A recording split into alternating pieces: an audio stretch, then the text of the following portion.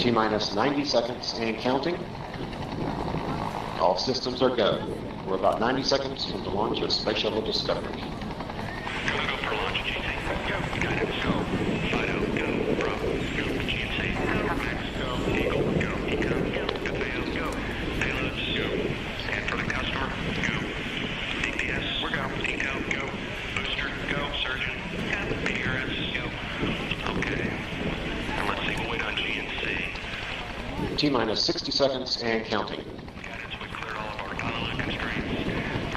We are transferring to orbiter internal power at this time. Discovery is now running off its 3 onboard fuel cells. Coming up on a go for auto sequence start. AMC, I hear you loud and clear. 5 bytes. Tell me. Have you loud and clear as well? Thanks, sir. Okay, let's go for auto sequence start. And we have a go for auto sequence start. Discovery's onboard computers have primary control of all the vehicle's critical functions. T-minus 17 seconds and counting. 15, 12, 11, 10, 9, 8, 7, 6, start, 2, 1, booster ignition, and liftoff of the Space Shuttle Discovery, returning to the space station, paving the way for future missions beyond.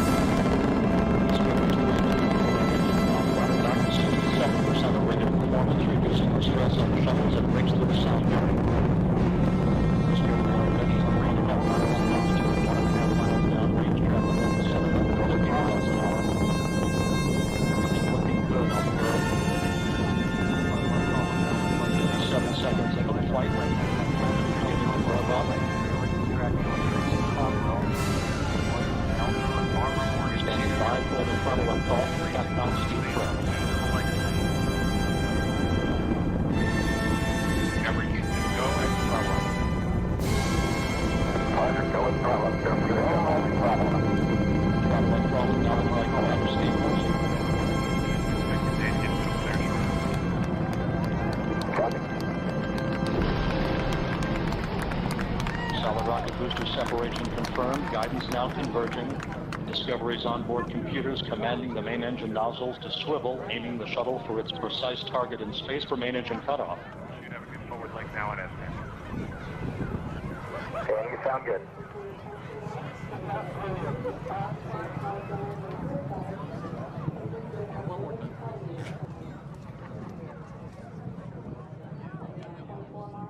Discovery, Houston, negative return. Copy, a negative return.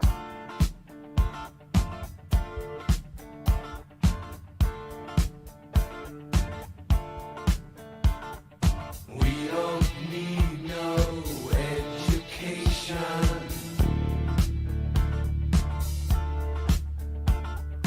We don't need no thought control.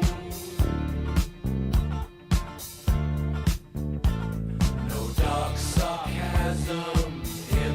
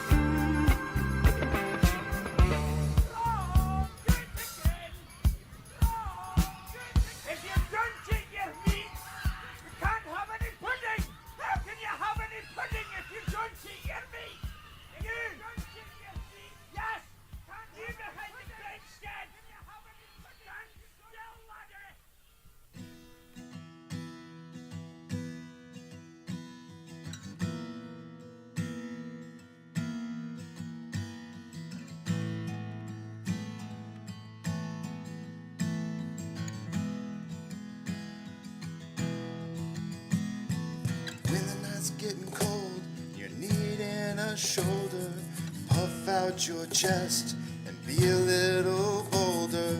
All we do is we buy and hold. There will be shills who wanna steal your thrills.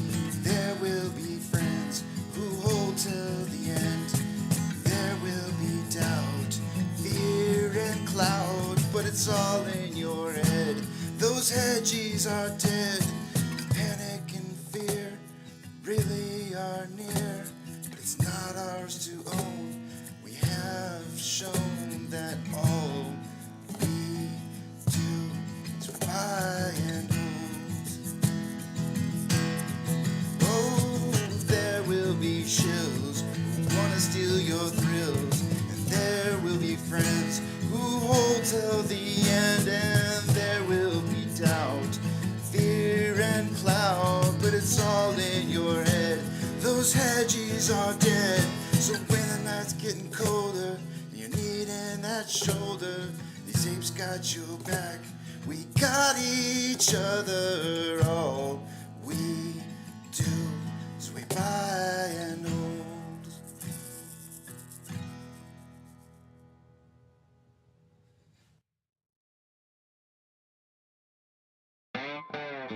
Good morning, you filthy apes. Welcome to AMC and APE, where we buy, we hold, and we screw those hedgies. Screw them!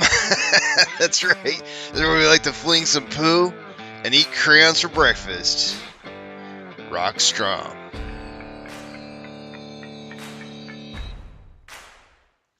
Good morning, guys. So PPI Data releases out this morning at 8:30. We will get those numbers. Last time, I'll go ahead and read off what the data was last time. Producer Price Index, PPI for final demand declines 0.1% in February. Goods fall 0.2%. Services decreased 0.1%. The Producer Price Index for final demand decreased 1% in February. Prices for final demand goods fell 0.2%, and the index for final demand services edged down 0.1%. Prices for final demand rose 4.6% for the 12 months ended in February. So let's see. I actually think those are going to fall again. I don't know about you guys, but I don't feel like prices have been going up too terribly much since last time we met on this, so they might be it might be even. I don't know. We'll see. We'll see when we get the numbers, but I'll go ahead and read off CME FedWatch tool, and let's see what they're forecasting right now for percentage on a 25 basis points for a hike here. Let's see here. 20 days, by the way. 20 days, 6 hours, 46 minutes, and 4 seconds until the next one. Next rate hike, 67.9% chance at a 25 basis point hike. So still leaning towards seeing those 25 basis points. And then back on the threshold list again. I think it would have been pretty easy to figure out that was probably going to be the case. Let me write these dates down. I hadn't actually written them down. I did look at it last night, but I didn't write the dates down. So let me show you something real quick here in regards to the security thresholds list. If you go back to the last time that we were on this list, I believe it was the 2nd of February was the first day that we went on that. So I'm going to write down 22. And we came off of the list by 310. So 22 to 310. And I'm going to show you how it is that you can kind of identify. I've always told you guys that CHX is kind of the method by which you can find the delivery of failure to delivers. And I'm going to show you guys how you can kind of see this happening. So we come over to the exchange volume that I get off of chartexchange.com. We're going to go back to, I've got it set up right here as a percentage right now. So we're going to go back to 22, which is going to be on the second page here. And notice CHX volume over here in this column. It might be kind of hard to read here, but it's going to be in this right where it's ending the highlighted portion. This is CHX from 124, and you can see that there are some elevated percentages in here. I'm going to switch this over to actual volume because I want you to see the volume. I think that's probably more important to see. And then I want you to see that that there was kind of a period of time in here between 119 and let's call it 130 where there was elevated amounts of volume. So remember, anything over 500,000 shares is pretty significant. It signifies large amounts of shares moving through that exchange. And then you can see that minus about 3 days, there was definitely like three days in here where that was under 500,000, except for this one. This was really close at 495. But you've got 1.1 million here, another 1.1 million here, and then you had like 2 days where it went really, really low, 131 and 2.1. And then look at this right here. On 2.2, it went to 1 million shares. The day that it went onto the threshold list, 1 million shares. Then you've got 1.4, 1.1, 2.9, and then it starts to get a little bit low. It goes 515. That's actually okay. And then it goes 78, 30, and then back to 100. Now, to get off the threshold list, they have to deliver enough shares to stay off the threshold list for 5 consecutive days. And so you have a little bit of a lull here of about 2 days where they weren't returning very many shares. My suggestion is that they weren't done yet. They weren't completing the deliveries that they needed to complete in time to get off the list. And so we remained on the list. But you can see there was a very definite, obvious, elevated amount of returning of shares going on the CHX exchange during that period of time where we went onto the threshold list. Very, very, very obvious. You can't see that anywhere else on this list where you had these millions of shares showing up, going through that exchange day over day over day. You can see little spots where there's 1 million or 800,000 down here, but never like back-to-back days of 1 million shares having to be delivered. Then you go to a little bit more current in time, and you can see that it kind of dies off again down here. It goes from 1.9 down to 973, down to 63,000 shares. Then it goes back up again. 6, 800,000, 500,000, 488, 500, 1.3, 1 million, 2 million, 1.9, 1.4, 1.3. Then you've got 1 day, 2 days, almost a third day here. This is just a little over 500,000 shares. 4th day, and then 5th day on the 13th. I think that they would have counted this, the last day that they met the requirements to deliver would have been on the 6th, because if you count out the days, 1, 2, 3, 4, 5, low numbers compared to what it was from the past, that's when we fell off the threshold list was on 310. Now, what's happening right this second, you can see again, and then you've got some spotty days in here, right, where you got 1.4 here, 2.5. You've got a 600,000 up here. Now you got 1.185. Another spike again. It goes really, really low. And then you've got 1.3, 800, 2.6, 800, 800. I think those are the 5 days right there that put us on the threshold list for yesterday. You got 1.3. All these are over 500,000. You got 1.3, 810,000, 206, 2.6 million, 800,000, 800,000. These, they're not delivering on time. And this is very likely these 5 days right here are significant in showing the fact that they're not making their deliveries on time. Hence the reason why we're on the reg show list again. So shares are scarce. Shares are scarce, and they're not able to find, and they're not delivering on time that they're supposed to be. We want to see these numbers continue to stay high. If they dip down under 500K, which they did already on the 12th, then we'll probably 5 days in a row of that. And we could see us falling off the rig show again. But I think this is a really good way. This is again another example of why I'm trying to show you guys the delivery of failure delivers can be monitored or seen through that CHX exchange. So watch that. and just kind of note what's happening. We did have on GME some very interesting data coming through yesterday. I want to go over to GME and take a look at it real quick here. I'm going to put it on actual volume going through that exchange. They had a sudden spike yesterday, 42,000 shares going through that exchange on GME, which tells me that there's perhaps a major delivery or returning of shares that needed to occur to meet some kind of requirements, and or there was some closing of positions that occurred. We've seen spikes like that before. They are significant, I think, to seeing potential price movement in the stock. The last really major one you can see down here on 322. Let me see here. I think the price is the white line on this one. Nope, it's the yellow line. My bad. Yellow line is the price, and what did I say? 322.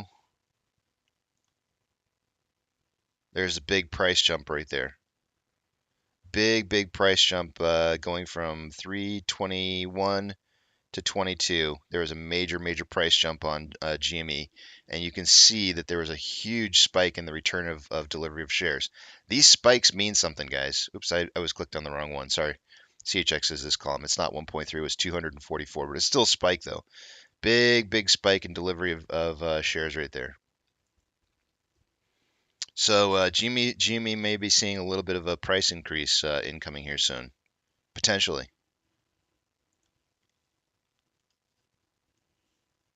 Oh, and Ape. I almost forgot.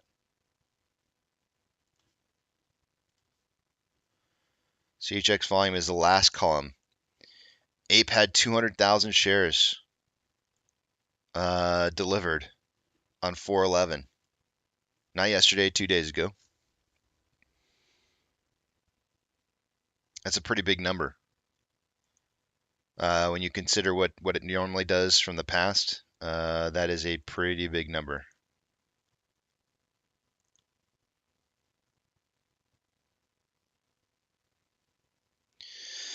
The only problem with this one that I have with Ape is that there's so many shares in existence on Ape that I feel like, and there's plenty of shares to be borrowed, that whenever you see these returning as shares, the price doesn't always go right up straight up on this.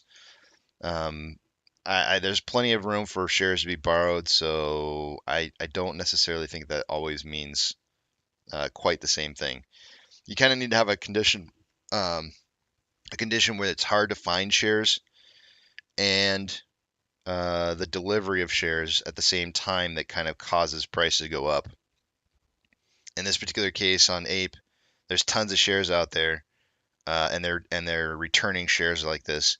They may be expecting a short-term price rise, but more than likely it was only temporary. But that was posted on 4/11. We did see a price move up a little bit over the last 24 hours, so. Anyways, just throwing that out there. You can see some of the relationships between why perhaps we're on the reg show list versus not knowing anything.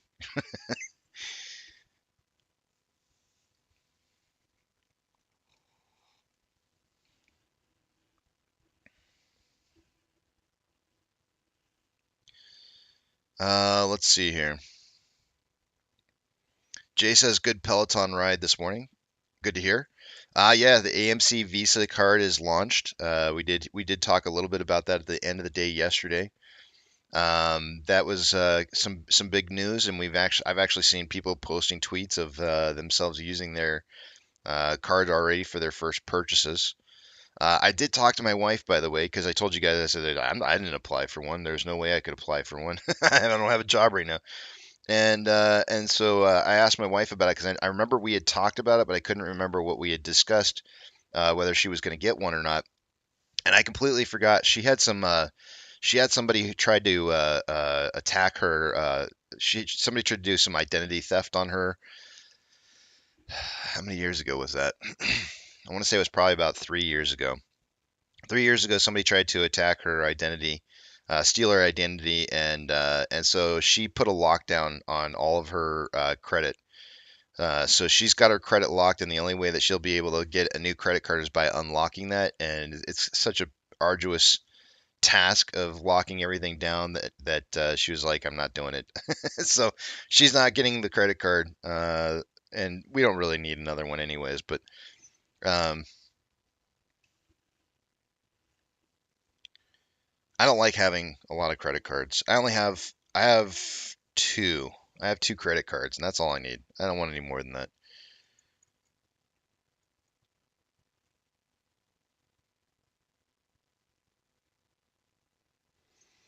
Casey, what separates their ability to just create more synthetics and not pay cost to borrow versus having to borrow shares at a high cost to borrow? So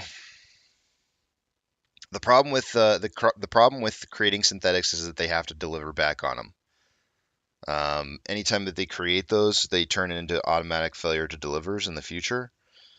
There is ways around that, potentially through loaning of shares, and then delivering with loaned shares, and then just kind of rehypothecating that process of creating new ones, loaning shares to deliver on, and then rinse and repeat again.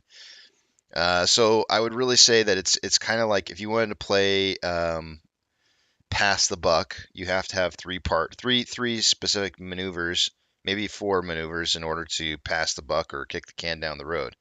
So first you create synthetics, then you loan to return on synthetics, and then on some of those loan shares or some of those positions that you may hold, you might create swaps.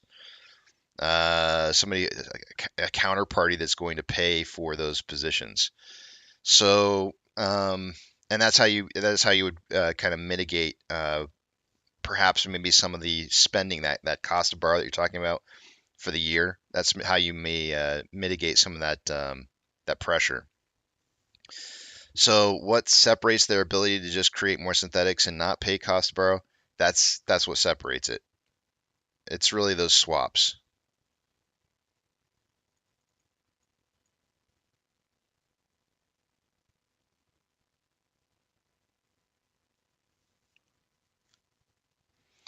Man, you got your tickets for Guardians of the Galaxy already? Holy crap. Hold on a second here. I gotta look and see.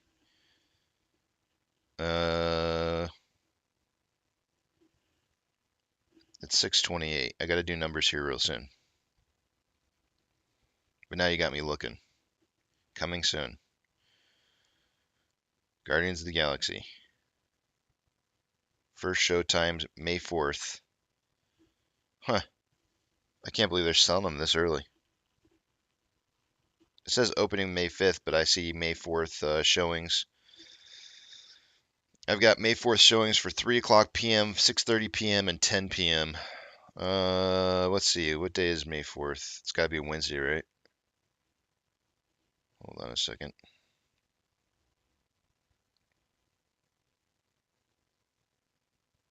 Oh, it's a Thursday. Let's see here.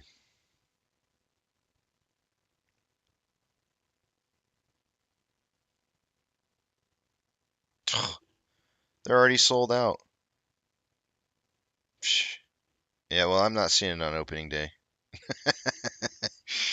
There's no way. I'm looking at it. I'm gonna be taking like 6 to 8 people to go see that on a Thursday, and there is out of the 3 showing times for. Oh wait, that was for the Dolby. Let me see what the 3. There's 5 movie showing times for. Oh, these are open. The 3D version's nice and open here. I can probably pick up one of these. I'm gonna have to ask the family and see if they want to go on opening day on Thursday. We got some seats here.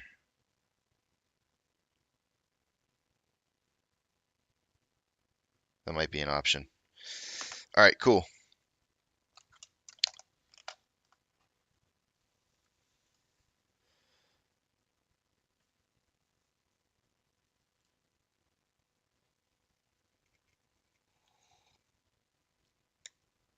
Let's take a look at these numbers. I gotta clean off my glasses first. The 27th was the last I heard. Billy? Not much longer. Billy, you always drop in and throw some nugget down, and I never realize until later what that nugget is. Are you making a link? Is it 2 weeks? Is that the link that you're making? I don't know what it is. Let's see here. Yep, it's 2 weeks. I always have to read between the lines with you, Billy, and I've started to learn that a little bit. I never, it takes me a little while. It takes me a little while, Billy, but I finally catch on. It does take me a little time sometimes to realize that you're like 2 steps ahead of me. so, so I apologize. I apologize. Bear with me, man. It's in the morning. You're hitting me. You always hit me in the mornings when I'm like super tired. I'm still trying to wake up and everything, and it's like I don't have my thinking cap on quite yet. It's just more or less I'm just operating. I knew anytime I see you put something in there from now on, I was like, from now on, whenever Billy puts something in there, I'm gonna start thinking like a little bit. I'm gonna have to start playing some chess thinking whenever Billy puts some comment in because it's like I know he's always thinking 2 steps ahead of me. 2 weeks. It's 2 weeks, sir.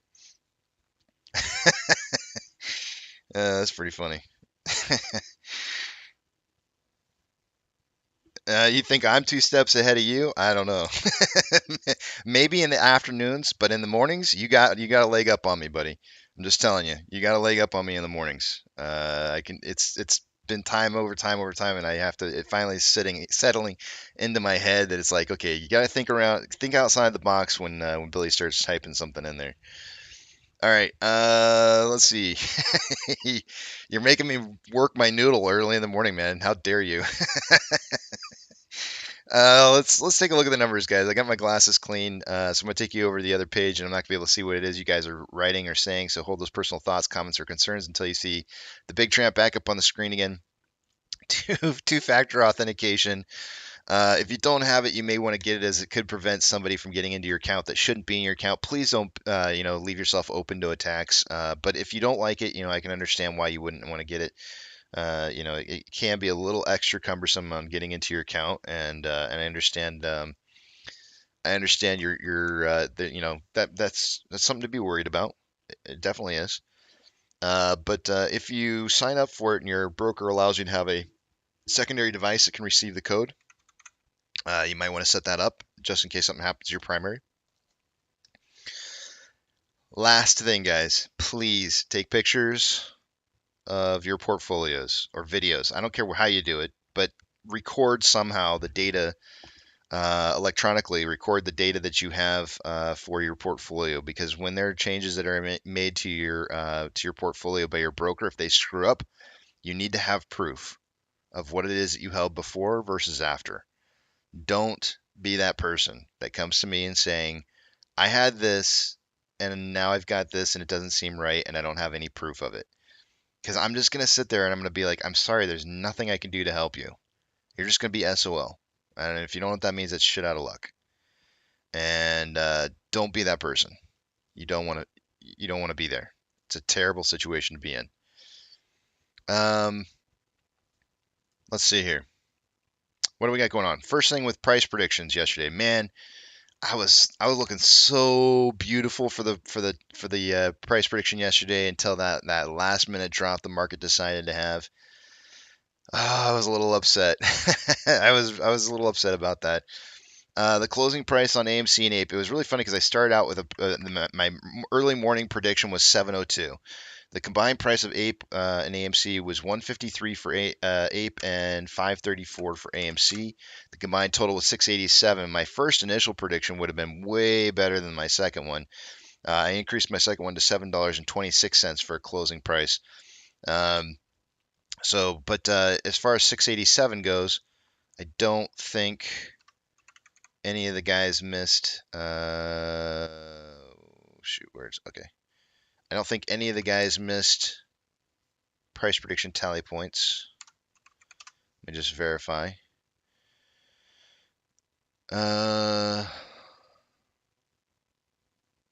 Actually, what I'm doing is I'm verifying if anybody hit right on the dot. Nobody hit on the dot either. Nobody missed, but nobody hit on the dot either. So points to everyone. We still have not had a person hit directly on target for price predictions since we put the new rule in place, which would give an extra point to anybody who got that, just to kind of give like a little extra bonus challenge. Man, I had some weird dreams last night. I gotta tell you guys this. I'll tell you a story after I get done. If you remind me, I'll tell you a story about something funny I did in my sleep last night. It's funny, but sometimes it's scary too. Short exempt volume for the day last night. Let's see here.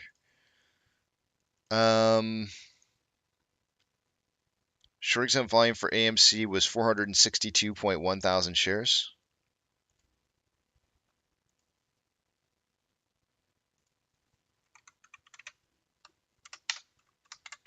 And Ape was...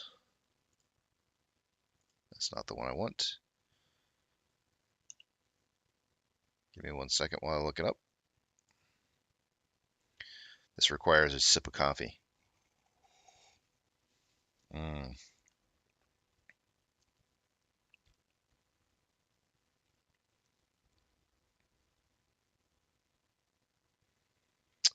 LMNOP.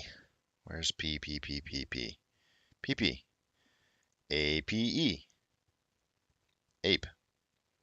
178.5.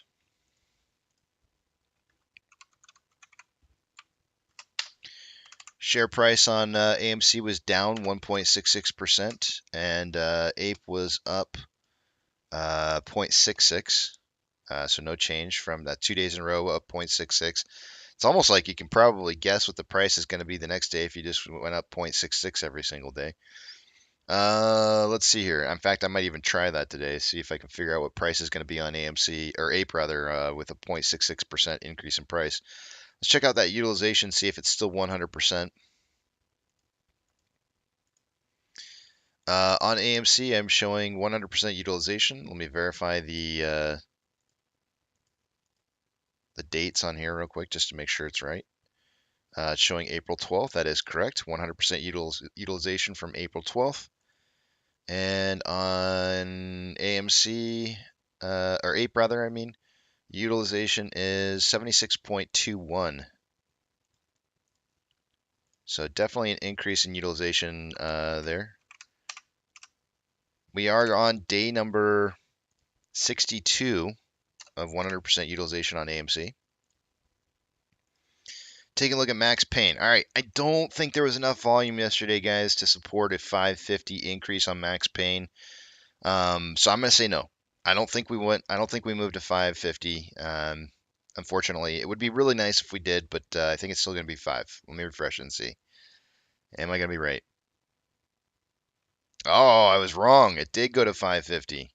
Apparently, there was enough positions closed out in volume on the put side to move that strike or that the Max Payne up to 550. So that could potentially maybe be the reason why, part of the reason. I mean, we saw the whole market moving down yesterday towards the end of the day, but part of the reason why they probably want to see AMC specifically under 550 would be to allow any kind of price movement up today to hit right on that Max Payne. Yeah, let's take a look at off exchange. Final numbers for the day yesterday. 55.94 going through off exchange. And EDGX was 11.08 for a combined total 67.02. That's about 3.02% higher than it should be. CHX volume yesterday on AMC was 1.38% of the total daily volume with a 30-day average of 2.25. The volume in total was 463,000 shares. It's pretty elevated. On Ape, the final numbers for the day was 49.78 through off exchanges. EDGX was 6.82. The grand total 56.6. Let's see, 0.43. 7.4% lower than what it should have been. CHX volume was 100 shares, so nothing interesting going on there. And then on GME, CHX volume was 2% of its total daily volume, with a 30-day average of 0.27, which ended up being just about 43,000 shares. Institutional ownership of AMC, 134.171 was the numbers from yesterday. Today it's at 134.082. A little bit of a drop there.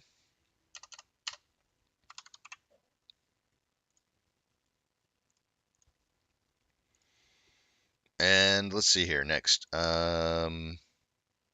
Options. Highest amount of open interest from yesterday is now at a $6 strike. That's what it was yesterday. Yesterday it was $6 with 36.3 thousand contracts. Today it's 42.9 thousand contracts. And on puts, highest amount of volume. Let me scroll up just a tad bit here. Just want to make sure I'm seeing all the data. On puts, the highest amount of volume was at a $4 strike. That's the same as yesterday. Yesterday there was 29.8 thousand contracts. There's now 27.3. I'm actually still kind of surprised that the max pain jumped up a little bit, but I think part of the reason might be is there's a lot of out of the money calls kind of stepping up from each incremental strike price on the calls. There's some large amounts of contracts that are there, you know, like 19,000 at 6.5, 12.3 at 7, 4,000 contracts at 7.5, almost 7,000 contracts at 8, so on and so forth. So there is some incremental stepping up there that perhaps maybe part of the reason why I may have missed the idea that we would move max pain up from 5 to 550.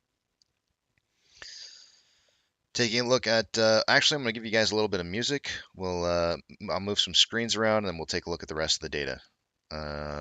Which one am I going to play today? Let's play this one.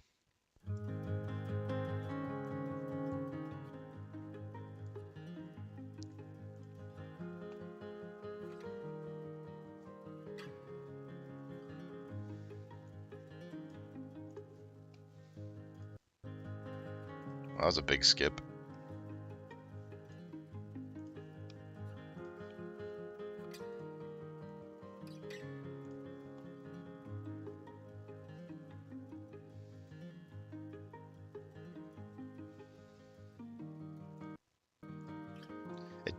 My computer doesn't like it when I go down to my tabs at the bottom of the page. Every time I do that, that's when it skips.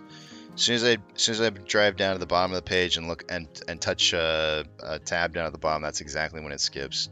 It's kind of interesting.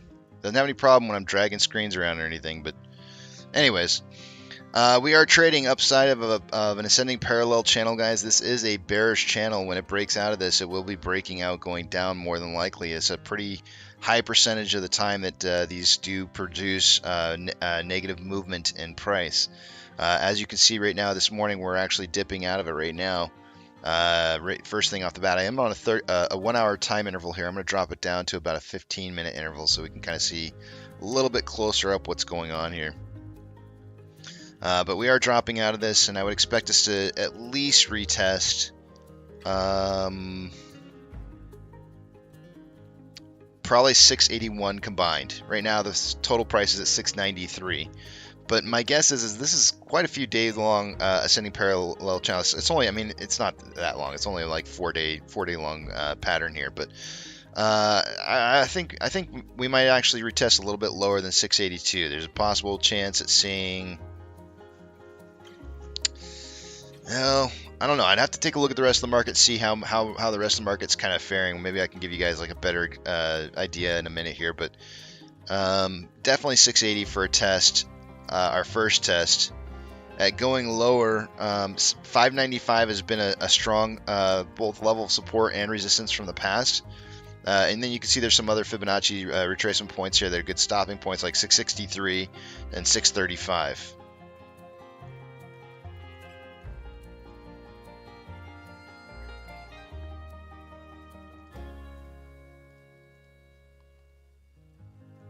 According to Ortex, you guys are going to see a jump and spike in short interest, and the reason for that is that Ortex has been underreporting the amount of short interest that's actually been occurring, as the reported amount of short interest actually came in much higher. And so if I put in exchange reported short interest and then I put in estimated short and Ortex's short interest, you can see that this is the deviation right here, and the reason for why it's suddenly jumping up. You can see that on the last time that they were predicting, the prediction back here on March 31st, at that time is that we had estimated short interest at 129 million shares, when in actuality it was really 138. So they were underestimating by about almost 10 million shares. So that's the reason why we're seeing short share interest of the free float suddenly jumping up to 26.69%. So when I read off some of the numbers to you this morning, they're not going to make a little bit of sense, only because Ortex is adjusting for that discrepancy, and it's always a lagging discrepancy by about 15 days. So let's go ahead and take a look at what we got going on here. Here's our utilization at 100% for the last 62 days. 62 days. 100% utilization. Here's our on loan amount, slightly decreasing day over day from 200.96, which was an all-time high yesterday, 200.96 million shares, to 197.5. So we're looking at 3.46 million shares difference. Return of 3.46 million shares. And that's going to, now obviously this is where it's going to get a little kind of weird, because I'm going to sit here and tell you that the short share interest of the free float actually rose, but it's only because of the estimation inaccuracies that they had for over the last 15 days. So, or estimated short share interest of the free float's rising with that on loan amount dipping. And it actually rose from 25.13% to 26.69%. On loan average age per day should, whenever these on loan amount dips like this, especially in the range of 3.46 million shares, if they're newer shares, then this is going to be absolutely rocketing upwards, the on loan average age per day. If they're middle to older aged loans that they closed out, then you may see it flatline to slightly dipping. And it's not, I wouldn't say it's rocketing upwards, but it is definitely trending upwards here. So there may have been a mixture of positions that were closed out yesterday on that 3.46 million share return. It's going from 104.7 days on loan to 106.34 days. I'm going to go ahead and figure out the Ortex estimated short share interest of the free float, see how much it increased. We know that they returned shares yesterday, 3.46 million shares, which means they're going to have a lot of new shares to borrow. But let's try and figure out. This is obviously going to account for the change in how much they were estimating in short interest that there was. So this number is not going to make much sense, but I'm going to do the calculation anyways. Let's see here, 2669 minus the 25.13, 1.56. I think that's right. Nope.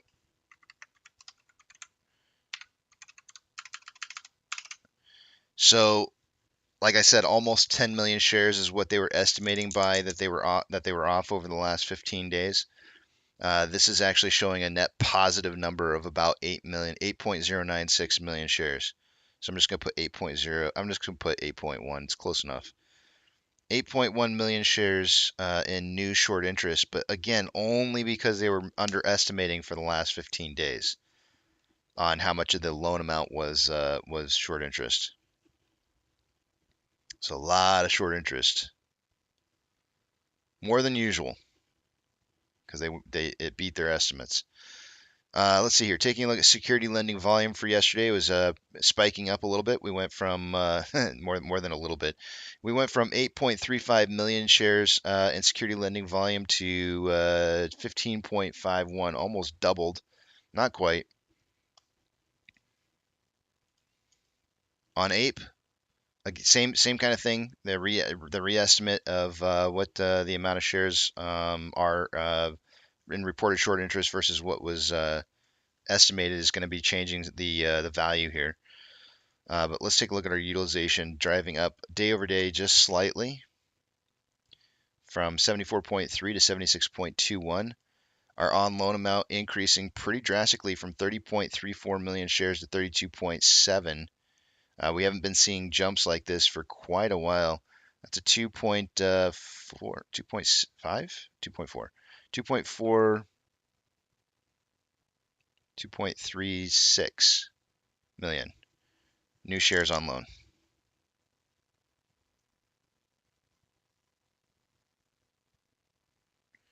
I think. If my math is good, it's not always good this time in the morning. Let me do my math real quick. I can't math. 32.7 minus 30.34. 2.36. That's what I had. Okay, good. I mathed. Yay! Let's see here. Taking a look at the short share interest of the free float. We did rise on that with those new loan shares from 5.74 to 5.83. On loan average age per day. Let's see here. Well, we had a lot of new loans there, so this should be dropping. Wow. That makes zero sense. This one I don't get, guys. I don't understand how they could loan out 2.36 million new shares and the on loan average age per day driving up still. That does just not compute.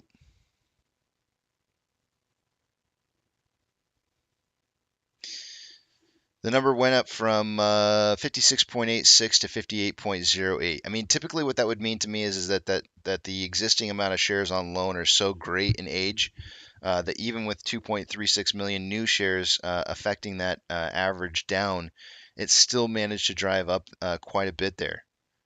And I just like that 2.36 million shares is quite a few shares. It should knock that down. So I'm really kind of surprised to be seeing that rising. Security lending volume day over day increasing from 2.32 million to 3.23 million shares. I don't know what to make of that. That's really interesting right there. We may see some additional lending start occurring heavily on Ape.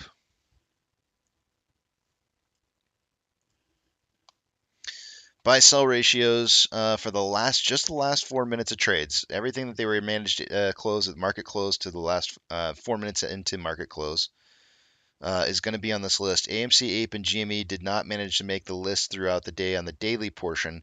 Yesterday, on just the last 4 minutes, we had a 43.11% buy to 56.89% sell ratio.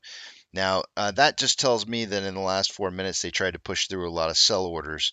That doesn't really indicate to me like how the daily amount went. So I wouldn't take that as like this is what the day looked like kind of indicator. But they did save a lot of orders as AMC made the list here of orders that were closed out at the end of the day.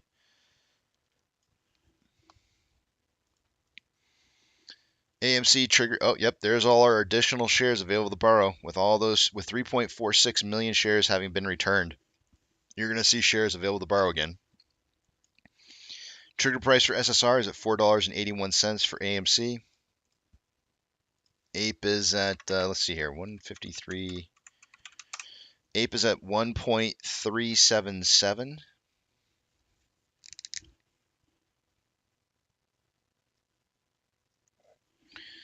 And let's see here. We've got 850,000 shares available to borrow. It looks like they did borrow that. There was 10,000 shares yesterday in the ETFs. It looks like they've already borrowed this morning. So they borrowed about 5,000 shares there. They had the 150,000 shares that they borrowed at around like 12:32 yesterday. And then now with all those positions that were closed out yesterday, that 3.46 million shares, it made 850,000 shares available to borrow. Fees did drop from 35.3% to 690.9%. Yesterday, in total, they borrowed about 300,000 shares. So I would expect to see these numbers probably dipping to at least 500,000 before the day is over, if I had to guess. There's currently 136.3 thousand contracts out of the money on the calls versus 18.9 thousand contracts that are in the money. 114.2 thousand contracts are out of the money on the puts versus 42.4 thousand contracts that are in the money.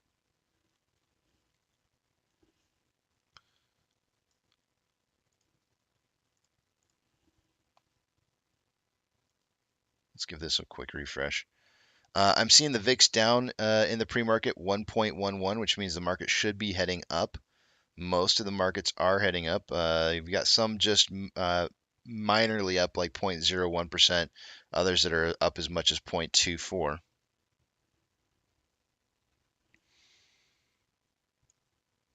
And let's see what we got going on over here with the banks. In the pre-market, I'm only looking for big movers, plus or minus 3% or thereabouts. I don't see any pre-market major moves going on at this time.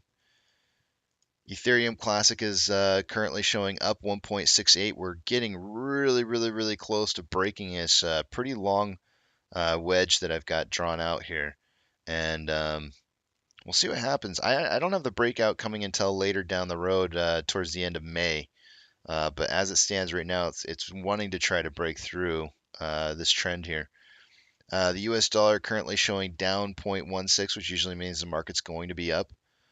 In the pre-market this morning, oil is running up 0.39%. Actually, it looks like in the after hours from yesterday, I don't see any pre-market data this morning. It does say pre on here, so I'm not sure. SPY is up this morning 0.04%.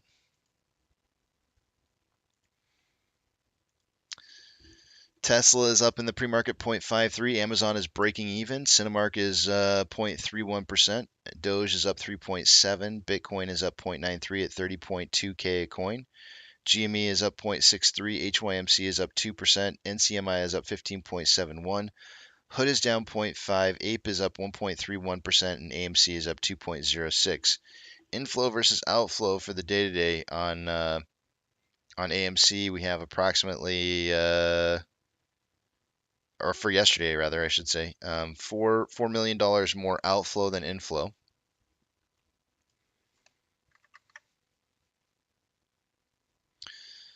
I don't know why I'm pulling up the calculator. Hold on one second. I got my phone closed out on me. I want to open it back up here real quick.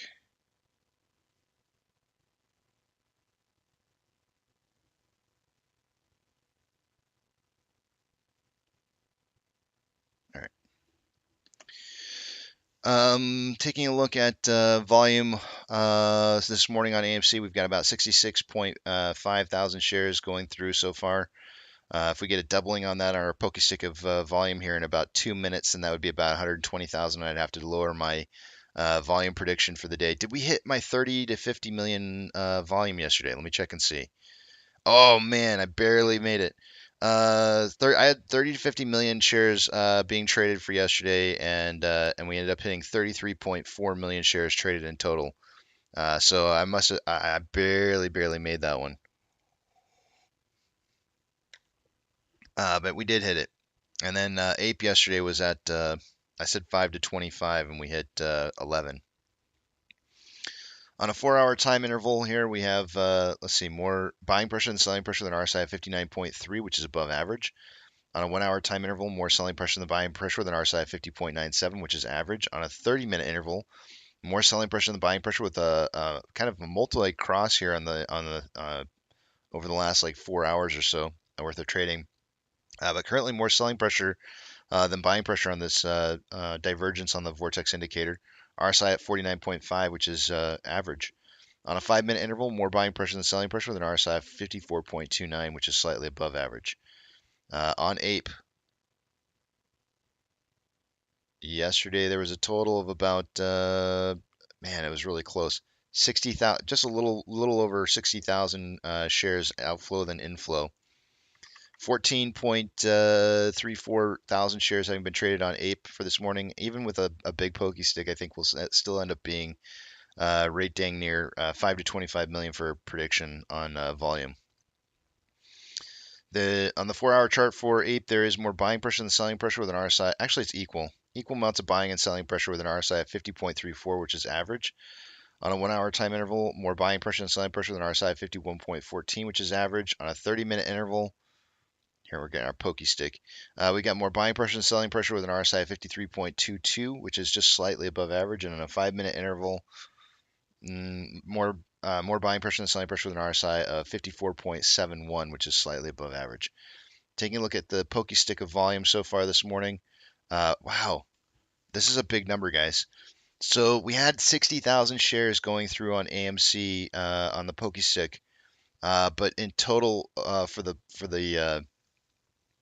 pokey stick, it was 229,000 shares, giving us 296 or almost 300.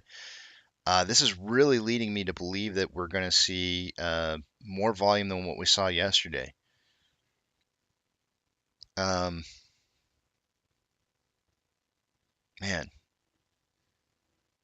I don't know.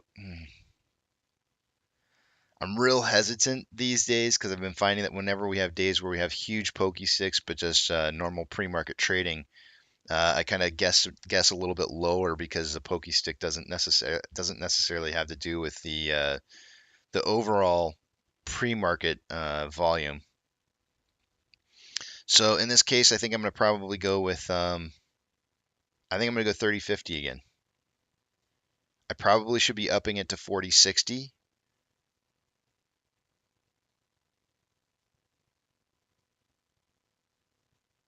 Let me think about it.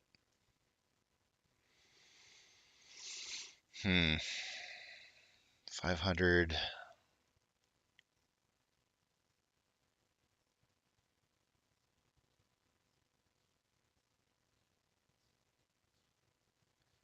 I feel like I got to go 40.60 on volume. And I feel like I'm going to end up being too high, but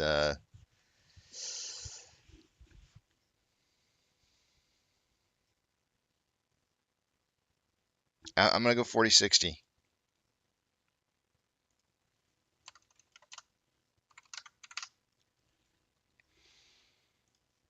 On Ape, the total volume for the pokey stick was 32,000 shares, giving us about 47,000 shares in total for the morning. That's 5 to 25. That's an easy one.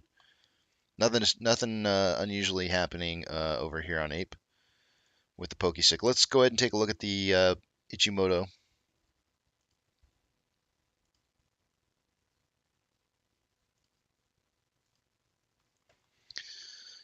All right, so with that little bit of downwards momentum that we had in the late afternoon market yesterday on both AMC and Ape, in Ape in particular, the lagging line's above price line, which is good. As long as we stay where we're at right now or higher, we'll be fine, which is at 154. But the conversion line crossed below the base, and we're kind of like in the cloud right now. So by the end of today, it does appear that we would be out of the cloud, but there is green cloud ahead, which means that we could potentially see downwards momentum on price movement. However, I'm going to price in a 0.66 increase on price day over day, and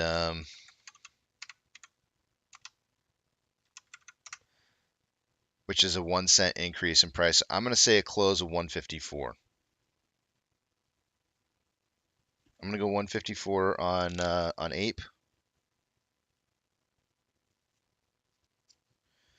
The numbers that we would need to hit to return to potentially a strong buy signal on Ape for the 1-hour chart would be over 159.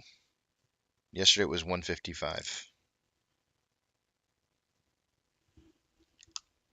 That's to get the lagging line above price line. On a 4-hour chart, we've got lagging line below price line, conversion below base, and we do have a red cloud forming, which means that there is some buying pressure coming ahead. So the 1-hour and the 4-hour chart are kind of contradicting each other. But in order to see some additional heavy buying pressure for the day today, we would have to see a price above 176. Yesterday it was 178. Pretty close numbers. I think 176 is fine. So 159, 176 are the big key target points that we'd want to see big volume movement. Taking a look at AMC on a 1-hour chart, we got we got lagging line on price line. Conversion has gone underneath base with that price movement downwards in the later portion of the day. We are heading towards a green cloud. We happen to be at a thicker portion of the green cloud right now than where it's been in the past. Usually, I find if price doesn't break down through the cloud in the beginning portion, then it usually does it in the end portion. And in this particular case, the end portion is not really kind of pinching down a little bit, providing a place to move down. So either we trade sideways today or we still continue to move up. Because I think we would probably continue. I mean, this looks really more like an upwards movement for me. Even though the conversion of base dropped down underneath, and it's not looking very good here. I'm still seeing signs of strength. We do have currently more on a 1-hour chart. We have more selling pressure than buying pressure, and RSI has cooled off to about 48.59. But that's simply, all those are indications of potential leaving room for price to run upwards. It's cooled off enough to continue to move up. To keep this a buying signal, price is going to have to be above 574 by the end of the day. That's higher than the 563 that I had yesterday.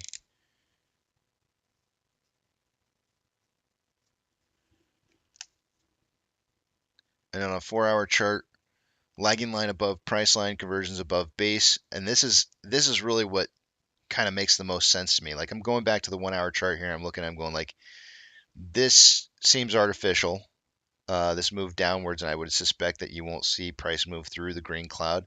By the way, the bottom of the green cloud for the day-to-day would be anywhere from in the first portion of the day to 475, and then the top of the cloud would be 497 by the end of the day. So, or the bottom of the cloud would be 497. So I don't think we're moving there. I really don't, because if you take a look at the 4-hour chart here, you see a very classic move, very strength move, because it moved upwards through a green cloud. And then you see price starting to come back down a little bit. We do have green cloud forming in the futures. We'll probably see price rising back up again and retesting the conversion line either today or tomorrow. I would imagine probably tomorrow. So we probably see price moving back up and retesting 574 at some point or thereabouts. And lagging line again has plenty of room to move sideways and not even come close to touching the price line. RSI has cooled off now to 58.28, which means it has room to move up again.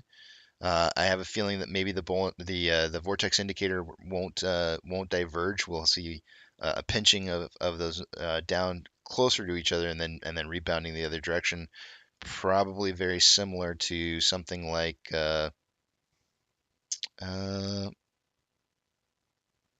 probably something a little bit like this right here, where you see them kind of coming together and looking like it's going to move the other direction and then not. Not quite yet.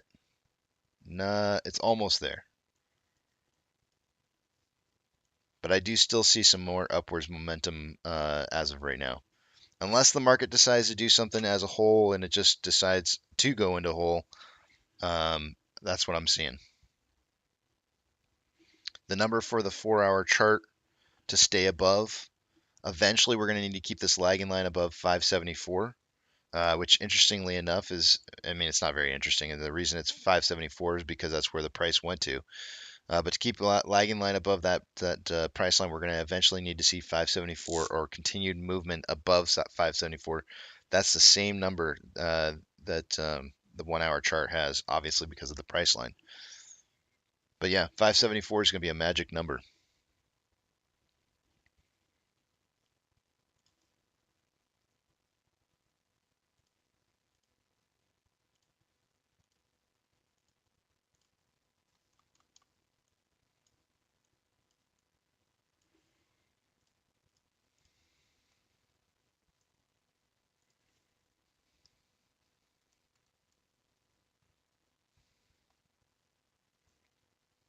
Let me zoom in here a little bit on Ape.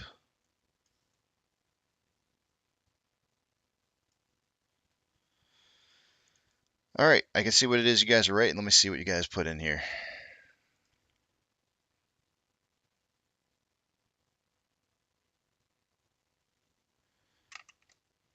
cost to borrow this morning.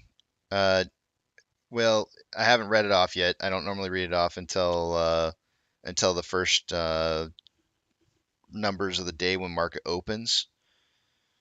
Because you can't possibly have cost to borrow. There's no way to get cost to borrow for the day until you have loaning of shares. So there is no cost to borrow yet. If you're looking for the cost to borrow for the year, I can give you that number. The yearly cost to borrow dipped. It went from 264.81 to 261.25, and part of the reason for that dip is because there was 3.46 million shares in short interest that were returned yesterday.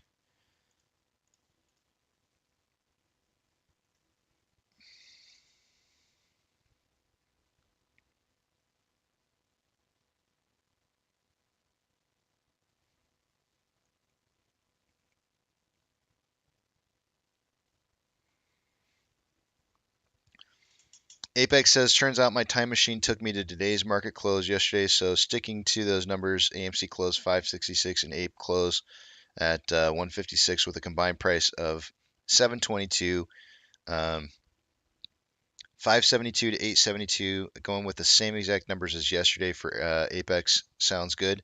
I'm going 154 on Ape. I don't know that I've really decided yet on AMC where I think price is going to close. I might go back to 550, 560.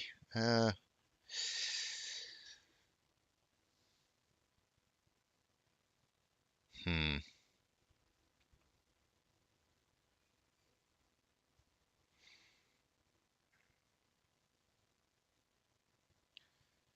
What is SSR for the day today? 481. I'm going to go with 528, I think, for a closing price on AMC. I have a feeling they're going to do the same damn shit they did yesterday.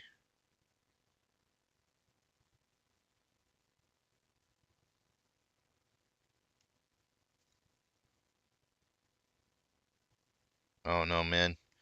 My pen is out. It's time for another pen. Let's see if this one works. 528. No, that's dead too. Alright. New dry eraser. I got a lot of them here. I'm good. 528. Oh, it's so much better when you write with a new dry erase marker. 2, 1, 5, 6, 7, 8.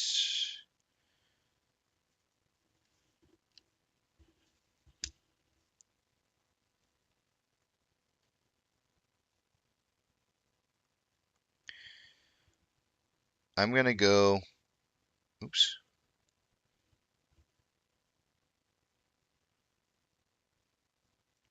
$532 to $832.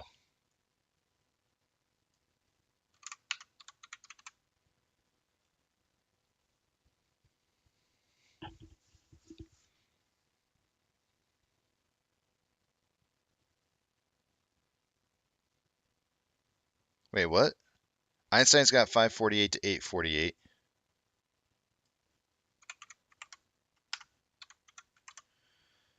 I'm so confused. Apex says 566. Hold on a second here. Wait, what? What did I say the wrong number or something? 566 for AMC.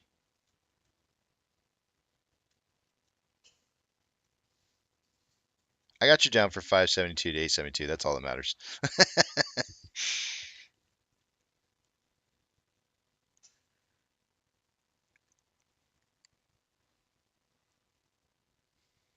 All right. Let me tell you guys about my dream. I don't do this very often, and I'm not sure why I do what it is. Oh, you were telling me to go with 566? I want to. I mean, actually, the first number I was going to say Apex was 561 or 562. But I think they're gonna do the same exact thing that they did to us yesterday. I think they're gonna raise the price throughout the beginning portion of the day, and then you're gonna see the off switch turn on, and you're gonna see this big drop again. I think they're gonna flirt with that 550 max pain. The reason being is that there's tons of FOMO that kicks in for all those gamblers out there. They start FOMOing to those $6 call options, and then they just tank it to the other side, and just rob people of their money. Sammy Boy says AMC Gorilla teams doing great things. I agree.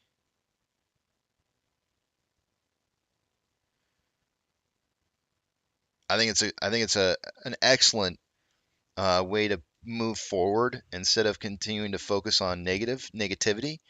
I think it's a great way to kind of be forward looking and trying to reach people outside of our community and to not necessarily become a shareholder, but just to be a consumer of AMC products.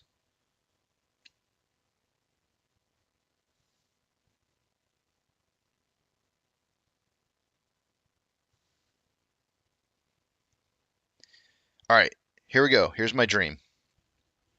I don't know. This is gonna sound really strange to you guys. I feel like there's parts of this I just want to keep out because it's like y'all are gonna like turn it into something stupid because it is stupid sounding. It's like the dumbest thing ever. But I'll just say this: I was in my dream, I was competing in a sport, and I was it was it was pole vaulting. It was pole vaulting. And because I know you guys are gonna just turn this into I was I was pole vaulting in my sleep, and it was really kind of an interesting pole vault. It wasn't like a normal pole vault where you see like like the two poles and then the pole that you have to get up and over. It was more of a you gotta like get to a ledge, and then when you get to the secondary ledge, it leads to another vault to an even higher ledge. So it's like a vault onto a vault. It was really weird, interesting. Yeah, Josh says that poor pole. I knew that stuff was coming. And so, anyways, in my dream, I was like, I got to run as fast as I possibly can, and so I started running, and I missed the first time. Now I know you're kidding, Josh. It's all right. I knew it was coming anyways. I'm okay with it. You can tease me. I got thick skin. I'm not. My name's not Joe. Let's see. That's a joke, by the way, about that news guy. Anyways, so I'm running as fast as I possibly can. And I missed the first time, and so I knew I had to run faster. I'm like, I gotta run faster. I gotta get those feet going quick, real quick. Run, run, run, run, run. And next thing I know, my wife's shaking me, and I wake up and I realize it's that moment where like you're waking up, but you're still doing what it is that you were doing when you're waking up. And so my feet were literally doing like flutter kicks for swimming in the bed. And I think she thought I was like having like some kind of like seizure or something like that. My feet were literally like just going as fast as they possibly could in my sleep. And which is not something that happens very often, but every once in a while I'll do something weird like that. But yeah, I was literally. So you were dreaming about the. Maybe that's what it was. I don't know. Maybe it was a dream about the Mario movie. I don't know. Uh, but uh, but yeah, man, my feet were just trying to move as fast as they possibly could, and it was really happening in real life. And it was funny because I laughed. I laughed as soon as she woke me up, and I said, "I bet you thought I was having a seizure." She's like, "I wasn't sure," and I was like, "No, I was just dreaming about pole vaulting." So yeah, that was my. Jay says I thought maybe it was Pelotoning. It probably would have worked out really well if I had been Peloton.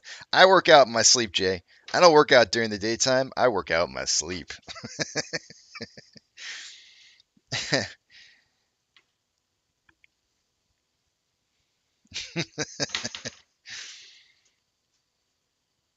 Jay says, Jesus Casey, coffee just went down the wrong pipe.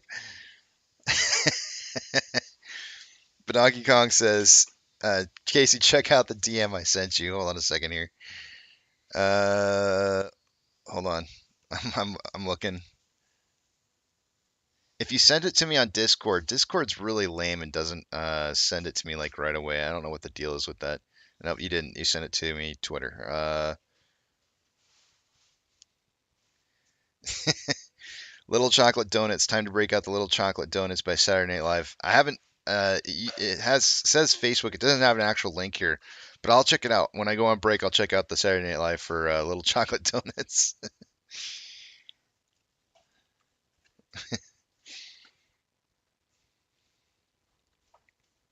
No, that's not what I'm saying, Mega Hulk. It has nothing to do with that at all.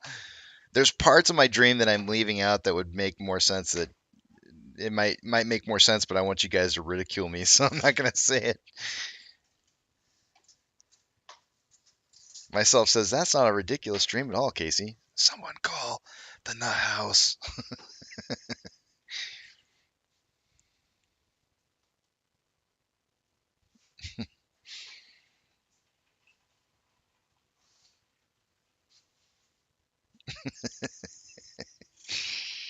It was a weird dream. I've had that every once in a while. Happen to me to where like I'm actually reenacting what it is I'm doing in my dream. The only time where it's ever really a bad thing is there has been a few instances where I've been in a fight in my dream, and if I'm facing the direction of my wife, that's not a good thing. I've thrown punches. I don't think I've ever really gotten her that bad, so that's that's a good thing. But if I'm really super angry at the person I'm throwing punches, it's not a good thing when it actually starts happening.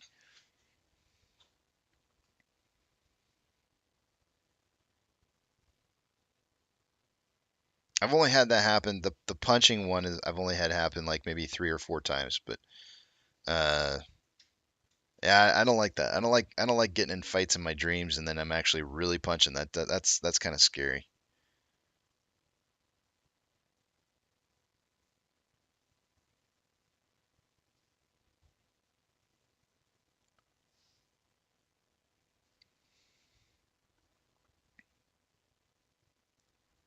Actually, Roadster Guy, in my dream, I wasn't third person. I was first person.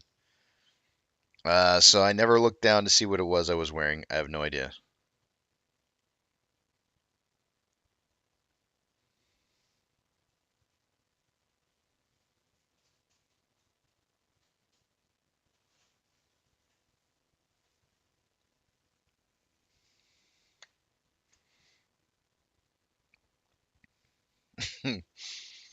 Doing the little flutter kick though in the bed. That's a first for me. I don't think I've ever been doing a little flutter kicks in the bed like that before.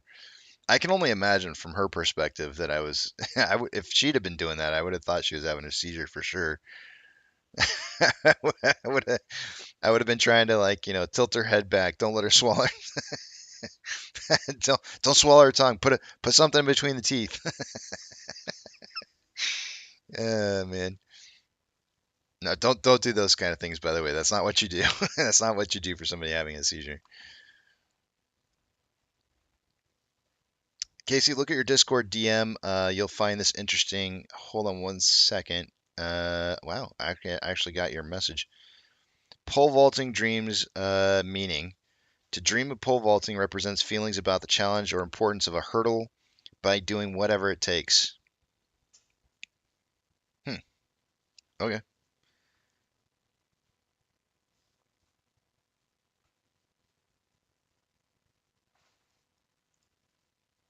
I don't know.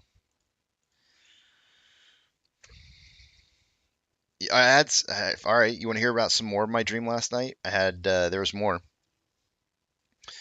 We were in our house and we got a tornado warning.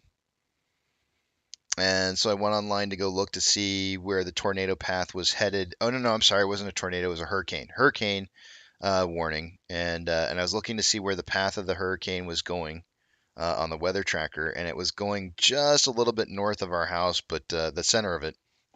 But for the most part, we were right in line. It was supposed to hit in like 18 minutes or something, which is so far from the truth on a hurricane.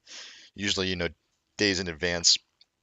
So I'm sitting there, uh, in the house going like, we gotta do something, we gotta get prepared, we gotta get ready to do this. This is the hurricane was coming, and I went outside to kind of gauge the weather, just kind of see what it was like as it was coming.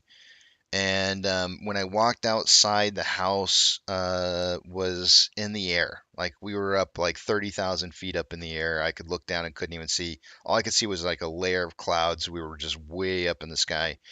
And then I suddenly had this like free fall sensation of the house not of the house starting to fall. So I quickly like kind of swam my way back into the house. When I got inside the house, for some strange reason, gravity was back to normal again for whatever reason. And then as I went to one of the windows to look outside, it was we were on the ground again.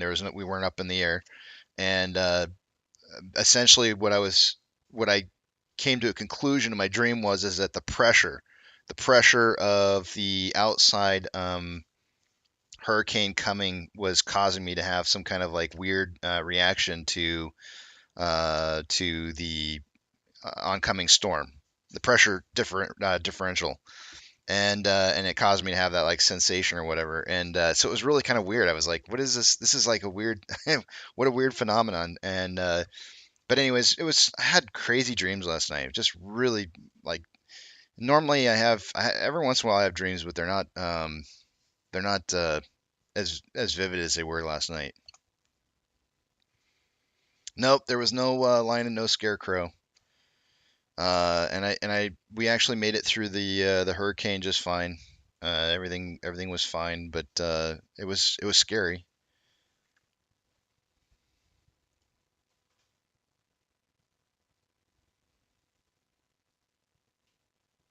Nosa says, Casey, knowing options is a key factor for AMC. Do you think that along with smaller float after reverse split, AMC can make new QSIP to avoid having options as they did with Ape?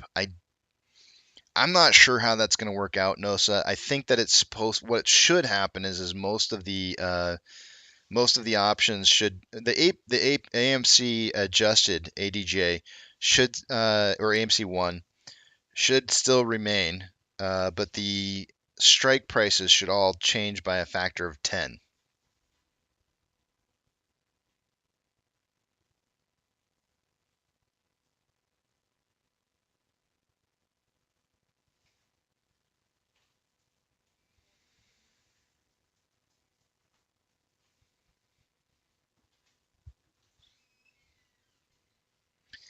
L. Yuli says, I think Casey got into Yucca's stash.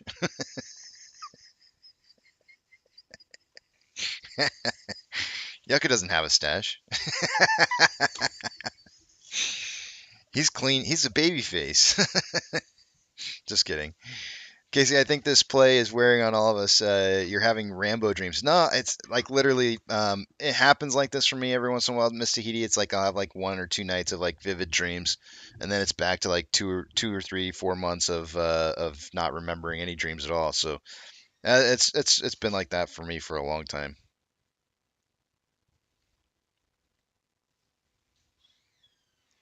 Joe says Casey saw Mario last night and you just lived it through your dreams. I mean, it could be. That whole double pole vault thing, I think, is one of the scenes. I think where Peach is kind of doing I think she's doing a little bit of like some kind of pole vaulting type stuff, and Mario tries to do it as well. That could be part. That could be where the dream's stemming from. It's possible. Nope, no new medications. Uh, everything's the same. Oh, I did have this. Weird thing happened to me last night, guys. Very, very weird thing. Um, my wife and I went grocery shopping at HEB and Costco last night. We made a quick run out, so I had coffee this morning. Yay! And so we went out and did some grocery shopping yesterday. And as soon as we got home, I had like it was just felt like a heat wave hit me or something. I was just like, whoa! I felt really like disoriented and sick all at the same time. And so I sat down on the couch and I was just like, I didn't want to move.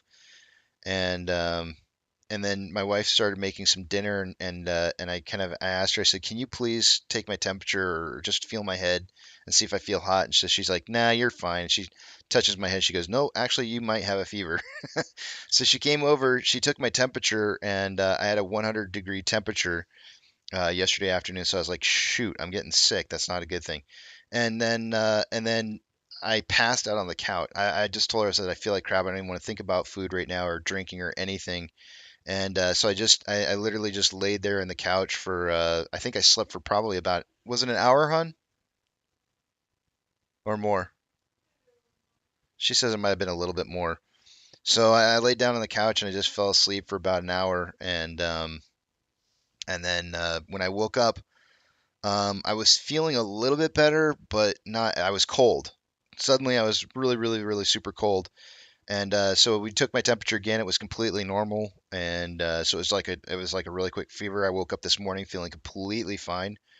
I started to feel a little bit better by the time we went to bed last night. So I don't know. It was really weird. It was like it just I didn't have any spam yesterday. No spam. So I don't know. It was like a weird quick. Um, I don't feel sick today at all. I feel completely fine. My wife was like looking it up online, and she was like, what were some of the things that you looked up? It said sexually transmitted disease and what? For quick fevers? Something else. I can't remember what the other. Oh yeah, some kind of infections. Some kind of infections or something. I don't know. One of them was arousal. All that grocery shopping. Woo!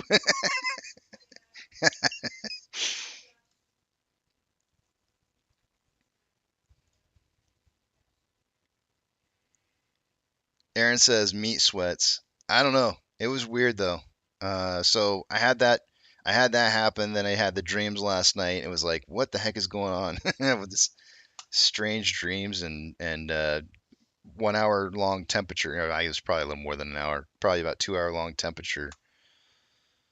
I don't know. Kind of weird.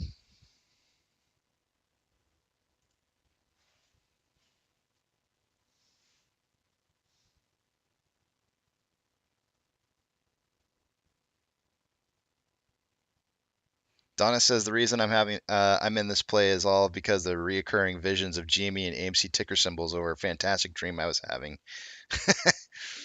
Can we do a vote on who's getting a new credit card? The bigger question is, Casey, are you getting it?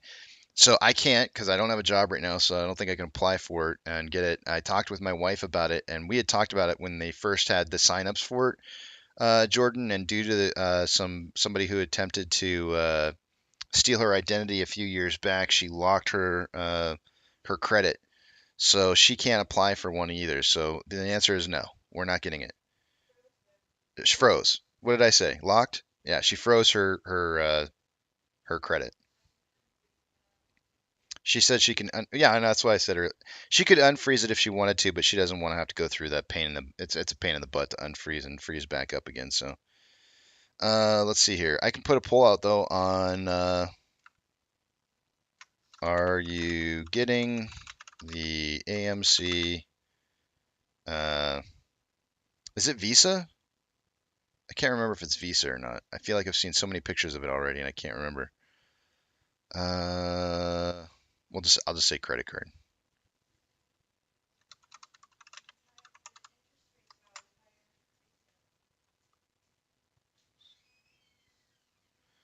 I'll put yes, no. Um, I'm not eligible for whatever reason. Like maybe you're out of the country, who knows what, right?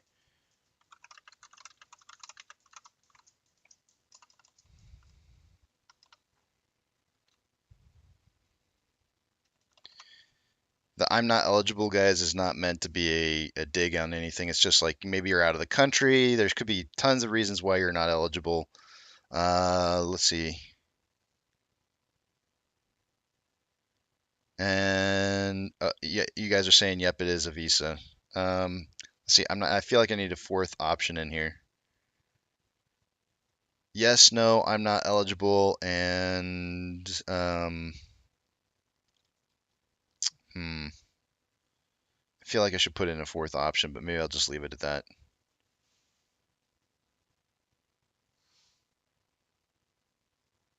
Yeah, let's just leave it at that, I guess. Get rid of that one.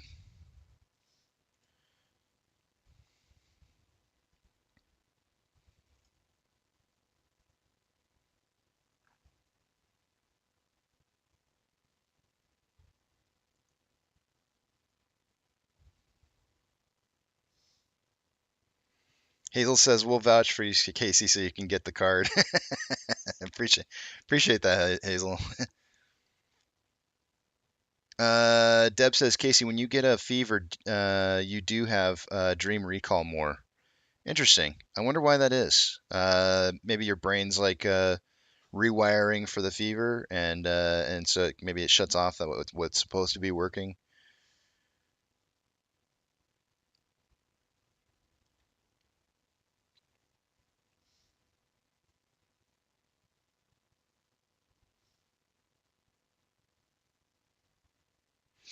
Yep. As of yesterday, Aaron, people started getting their cards yesterday. If you're gonna get it when you can, Richard, then hit yes. And it's okay. There is no wrong answers on this. There is no, if you just don't want it, that's fine. There's no problem with that. This is more or less just out of curiosity. What are people thinking? All right, it's 7:37, guys. It's time for break. Jay says, I'm with you, Casey. I was approved because I checked, but I don't need another credit card. And that's completely okay. I mean, I completely get it. My wife was in the background just saying, like, sometimes retail's interest rates are much higher. So, if you've already got low interest rates on some of the credit cards that you have and you don't want a higher interest rate, that there's nothing wrong with that. There is no wrong answers here. If you just don't want another credit card, that's fine. That's completely okay. I fully understand. My dad always used to say that everybody needs to have 3 credit cards. He used to always give me advice about how you're supposed to manage the credit cards the best. You never want to have like more than I can't 80%. Yeah, my wife was in the background saying 80. I think it was like no more than 80% or something like that of your total credit line being used. Nothing less. Nothing less than I think it was like 10% or 20% or something like that on one of them. But you should always be keeping some money being used on all 3 of them to help build that credit.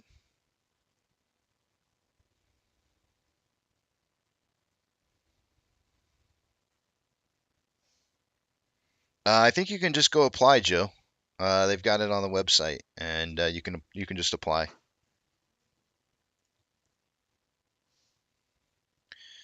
Alrighty, guys. PPI data should be out here. Let me go ahead and refresh and see what it is, so I can just update here. Remember, PPI declined 0.1% in February. Goods fell 0.2, and services fell 0.1. Let me give it a refresh and see what our PPI data is here. It says PPI for final demand declines 0.5%. In March, goods fell 1% and services decreased 0.3. I felt like that sounds about right. It just seemed like prices kind of dropped a little bit. So those are probably not very good indicators, though. And the reason that I say that is that's if think about it like this: if what it is that it costs is dropping, it's not going to stop people from buying. And if people are going to continue to purchase, then you're not going to be helping to control inflation at all. So that may be part of the reason. Final demand decline. Never mind. Sorry, I got it backwards. Is that right? Final demand declines. Let me make sure I'm saying this right. Producer final demand decline 0.5. Oh, the demand decreased by 1%. Actually, I said it backwards. That's a good thing. It's actually good to see demand decreasing. 1% on goods, 3% on services, 0.3%. That's actually a good thing. That's what we want to see have happening for inflation.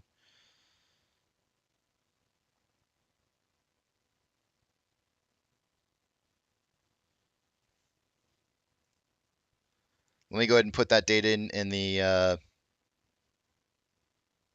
title, and then I'm gonna go take my break. Let's see here. Hold on one second. Let's see here. Oh yeah, and then CME, the target rate probability was 67.9% earlier this morning with the new results. We're now at a 65.2% chance at a 25 basis point hike. So it did drop just ever so slightly. 0.5 for goods. Actually, I'm just going to put 0.5 decline. PPI declines 0.5%.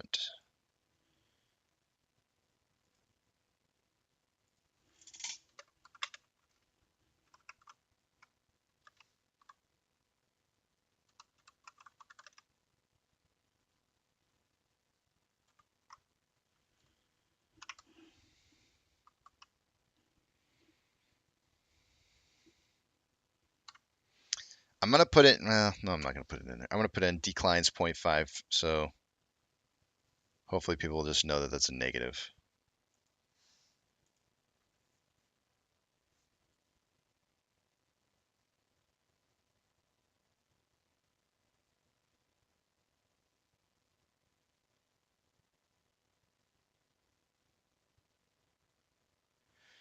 Derek says, Casey, so short percentage yearly is about what it was back all-time high, and to borrow shares are 600 plus, looking great. I think that's we're actually. I mean, you might be right about that. Let me just check back here real quick and see. Exchange reported short interest. I mean, we're at an all-time high on exchange reported short interest. I guess as a percentage, you're probably talking about it as a percentage. As a percentage, we're not at an all-time high. We're actually, but we are above the June numbers. So the June numbers, were kind of like in the range of like 22% to 20, yeah, about 22%. So we are above those numbers. However, the numbers prior to the January run up were as high as 66.91%. So way, way, way higher back then in January. Those numbers did fall to February 22nd. February 22nd was one of the higher times in between January and June, where it was as high as 32.71%. But it fell really, really low down to about 17.67% before rising up to 22.6% just before the run. So we are definitely at a higher rate currently than that June run up, and then cost to borrow is definitely well higher, in contrast to what it was back then. Much higher. So yeah, it is. Those kind of numbers are looking very, very good. All right, I gotta go to break. Good morning, Casey's Broken Mug. It's good to see you, man.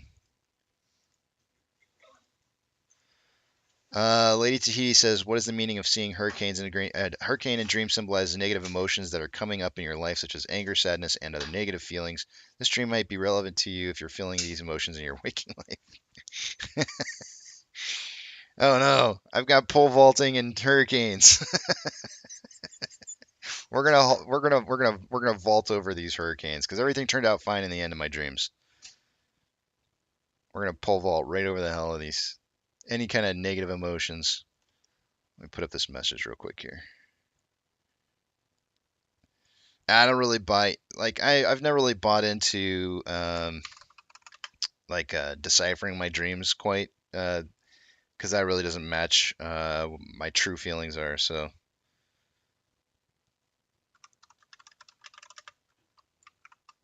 man, I always do that. Let's see here. Let me get some music on for you guys real quick, and then I'm gonna go take a break. Casey has been a little crusty lately. What the heck, man? Why is it gotta be crusty? Couldn't you just say salty? I would prefer you say I was salty than crusty.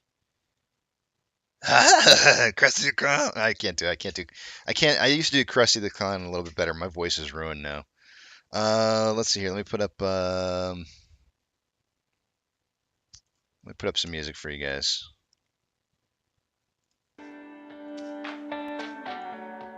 Yeah. That's not what I wanted. We're not doing that one. We're going to do this one.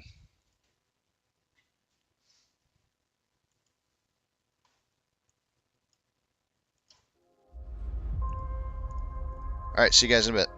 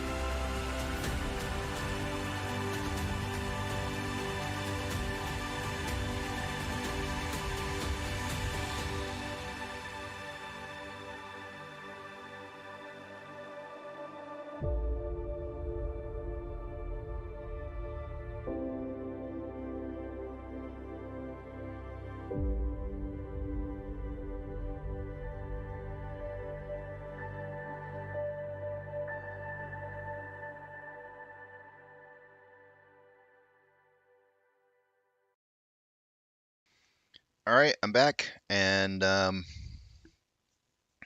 know I already typed it into the comment section there, Tricky Dick, but you had mentioned two different things there. You said where did all these fake where the f did all these fake shares come from to borrow? When they return 3.46 million in short interest, that inevitably will allow more shares to be able to be borrowed again. And so anytime you see those numbers increasing, it likely means that they closed out short interest to make that possible. So there was 3.46 million shares returned yesterday. So like I said, it's not magic. It's not chicanery. It's literally very possible to identify where the shares are coming from, and they're lendable shares that were returned. Especially over the last 3 days, we've had some paper hands that have been kind of impacting the overall return shares that are probably coming in as well. So whenever we see those paper hands initially, those usually do provide the ability to be able to free up some of that short interest, close it out, and then reopen up new loans again.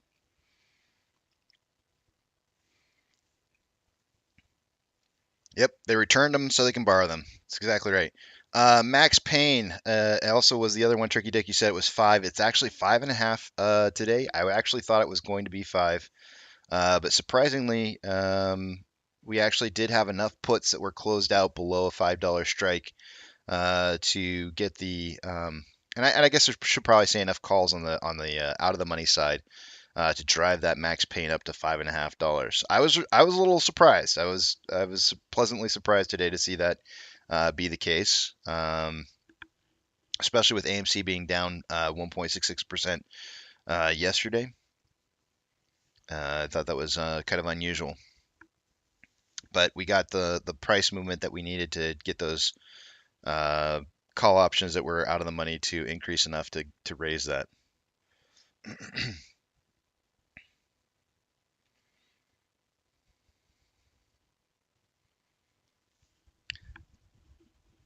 Got about 30 seconds here before we start off the day. I don't know how long I'm going to leave the credit card poll open here, but I do, the 16% of the individuals have said that they're not eligible, and 54% said no, and about 29% said that they would be getting it. So it's always interesting to see these kind of numbers. Let's get this day started. I'll see you guys on the other side of market open.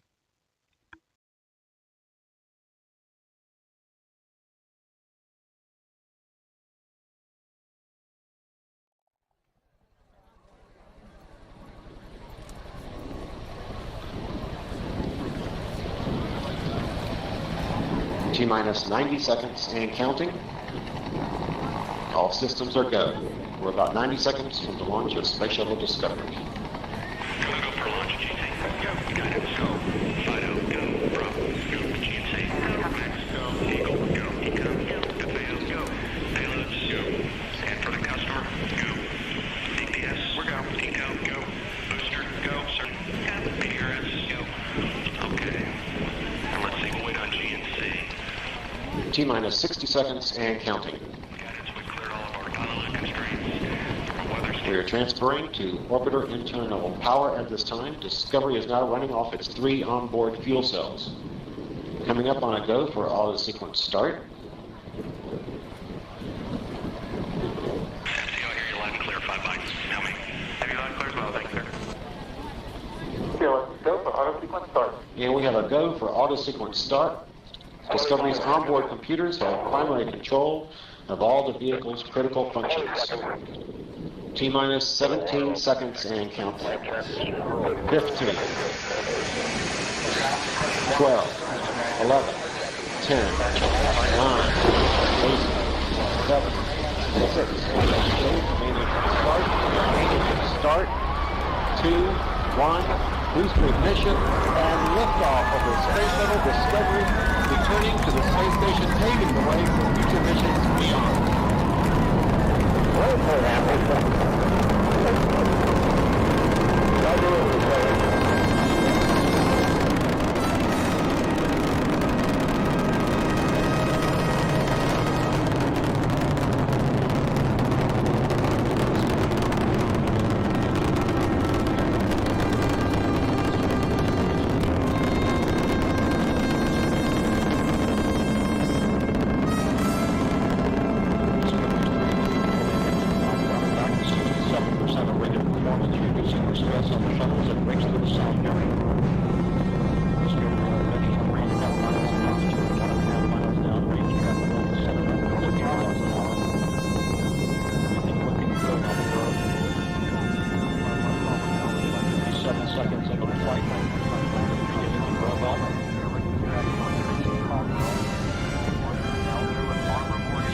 Blindfold and throttle on call. Capcom speed prep. Discovery Houston, go and throttle up.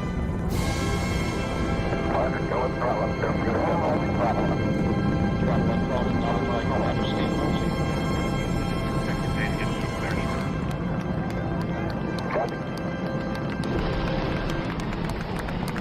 Solid rocket booster separation confirmed. Guidance now converging. Discovery's onboard computers commanding the main engine nozzles to swivel, aiming the shuttle for its precise target in space for main engine cutoff. Should have a good forward leg now in S10. Okay, you sound good.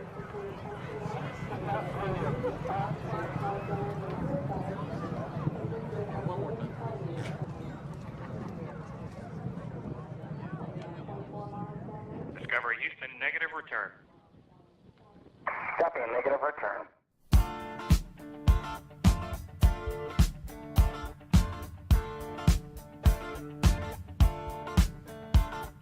We don't need no education.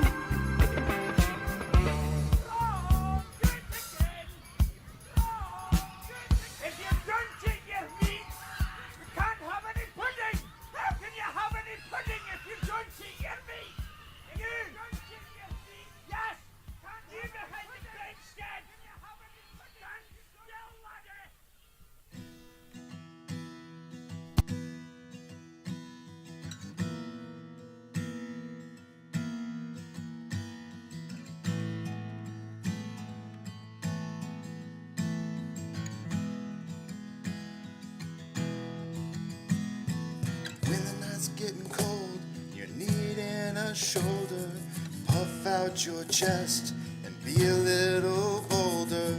All we do is we buy and hold. There will be shills who wanna steal your thrills. There will be friends who hold till the end. There will be doubt, fear and cloud, but it's all in your head. Those hedgies are dead. Panic and fear really are near, but it's not ours to own. We have shown that all we do is buy and hold. Oh, there will be shills who wanna steal your thrills, and there will be friends who hold till the end, and there will be doubt, fear and cloud, but it's all in your head. Those hedgies are dead. So when the night's getting colder, you're needing that shoulder, these apes got your back. We got each other. All we do is we buy and hold.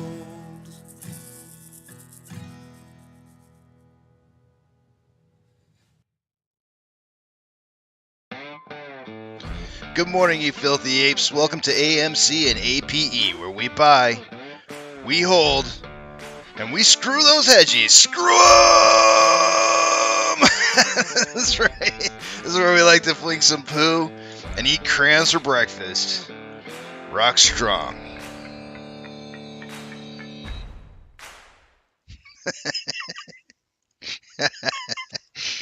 I don't. It's like a Ford Tough commercial. Every time I do that, all I can sit there and think of is like a Ford Tough commercial or something. I don't know.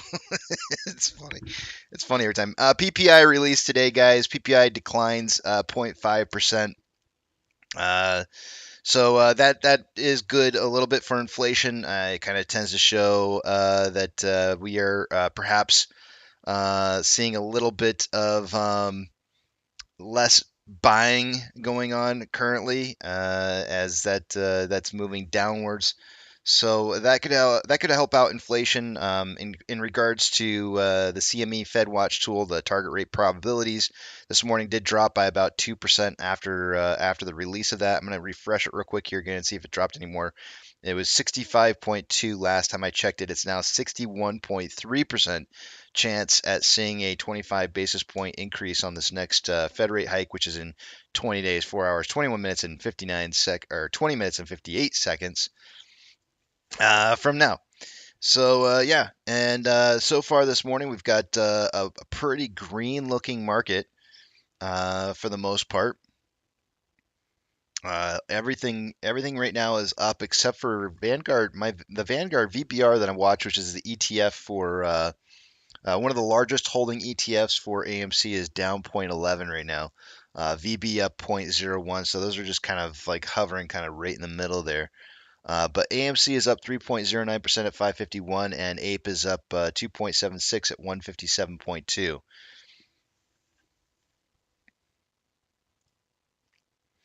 Yeah, they got to slow down consuming. Consumption has to slow down. Pro Jeweler, I agree completely. That's how you reduce inflation, and so that's the goal, I think. Aaron says, "I can't say this enough. Thank you, Casey. You make this play fun." You're welcome, man. It's good to be here with you guys and have fun with you. Have fun. I'm having fun playing with you too. No, it's all good. We're having good times here, so I appreciate it. I'm glad that it feels like a safe place for you to be. So that's a good thing.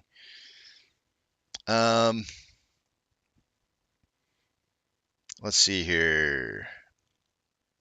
We talked about earlier this morning being back on the threshold list. I'm gonna bring this up again real quick here. Arthur's saying, Casey, did you catch Tony De Niro live last night? I caught a little bit of it. As I was going to sleep, I turned on the video, so I think I caught the last portion of it as I was kind of going to sleep.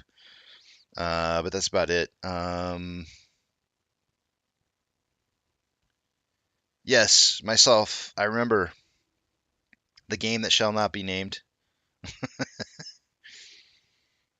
Let's see here. Let me take you guys over here real quick. I want to show you something kind of interesting.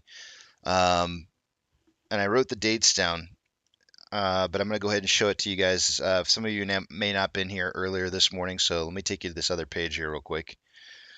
In regards to the threshold list, one of the last times that we saw the threshold list going on triggering would have been on February 2nd until I have written down March 10th. That was actually my wife's birthday. Was the last day it was on the threshold list.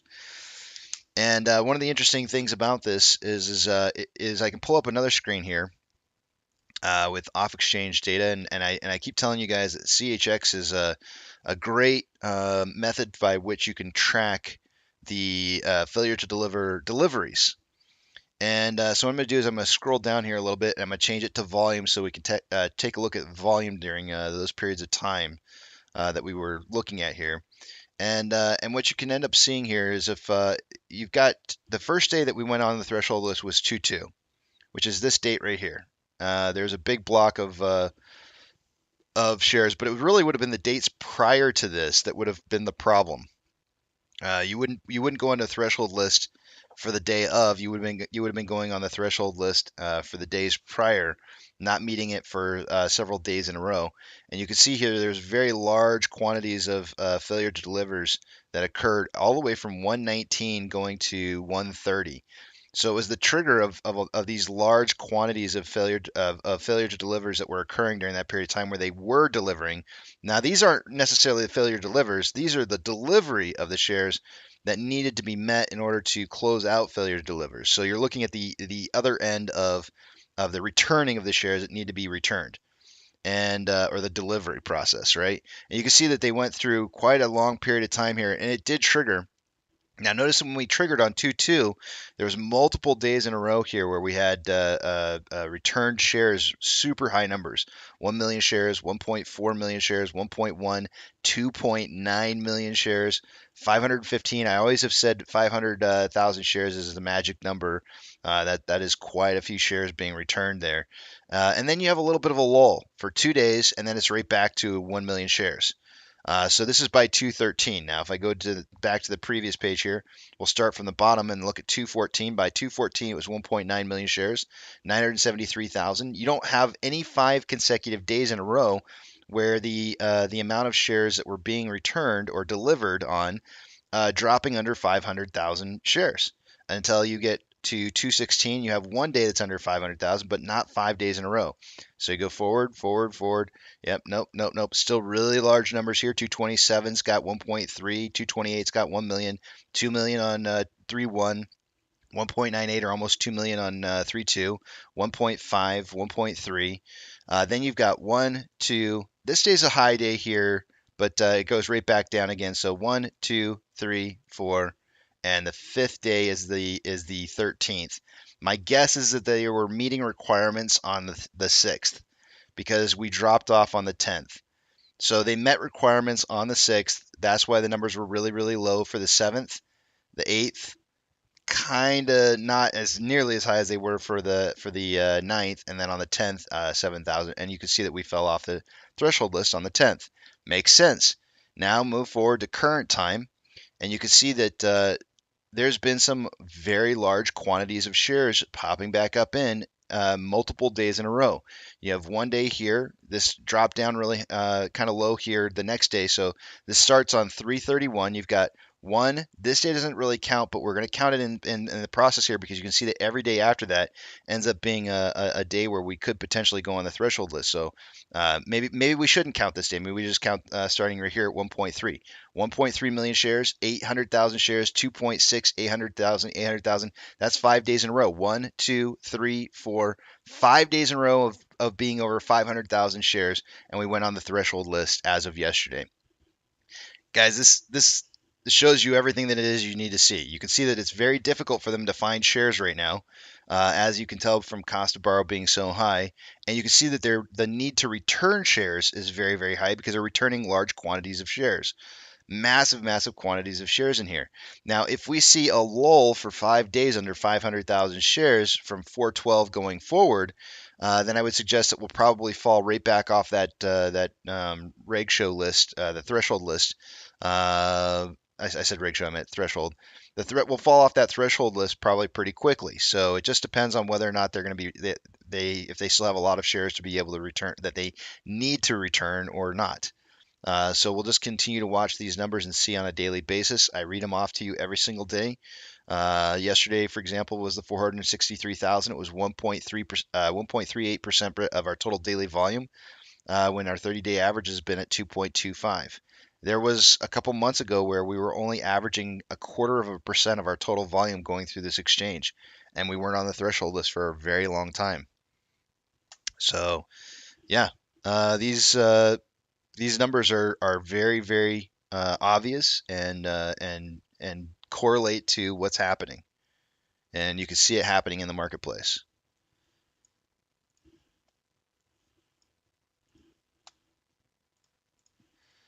Let's see here.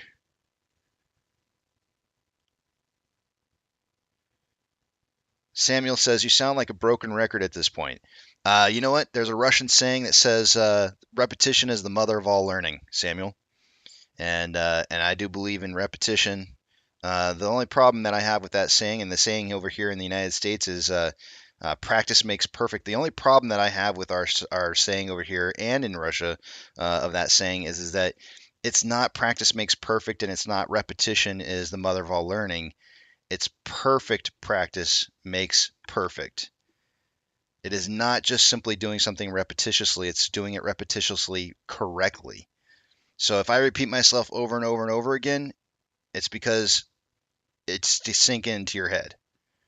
And some people just don't get it, and it takes 10 times, sometimes 20 times before it gets beat into your head, before you actually start to understand it.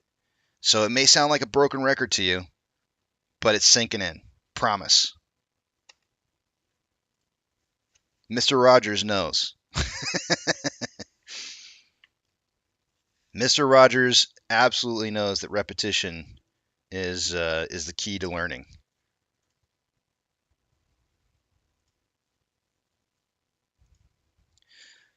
Let's see. Yukon says CHX volume will surpass 5 million one day. More than likely. Just depends on what our total volume for the day ends up being.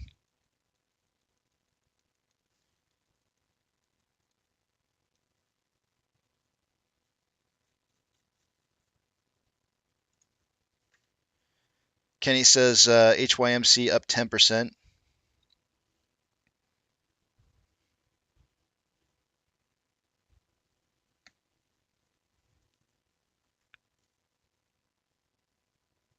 We got about 10 more minutes, guys, and I'll take a look at the numbers.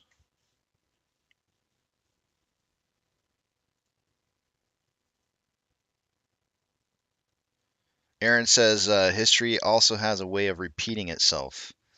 Boy, man. And do we ever seem to learn from it? That's the craziest part, Aaron, is that history is so repetitious, and yet we always seem to forget. For some reason or another, it's a matter of time, and we just seem to forget things. For example, like like when we get a story that pops up that says Amazon's going to buy out AMC, when that story's been repeated like 3 or 4 times since we've been in this play, and it's like everybody seems to have forgotten that's been like that was one of the ongoing theories before even 2021. It was an ongoing theory back in 2020, before anybody was probably even a part of this play. It's been a repetitious fake news story that's been out there, being passed around for such a long time, and yet nobody seems to remember these things. Time has a weird way of causing people to have amnesia.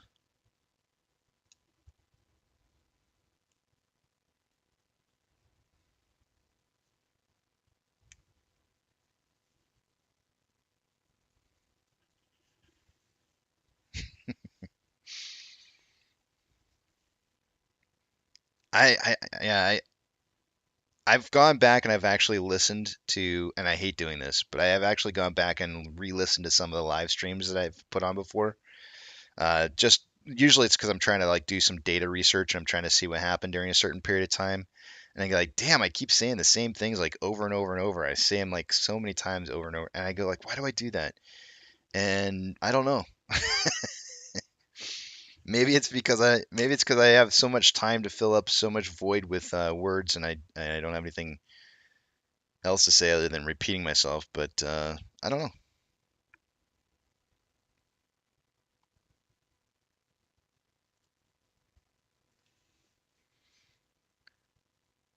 We also have the credit card. That's kind of some new news for anybody who hasn't heard about it yet. Repeating myself once again. Oh no!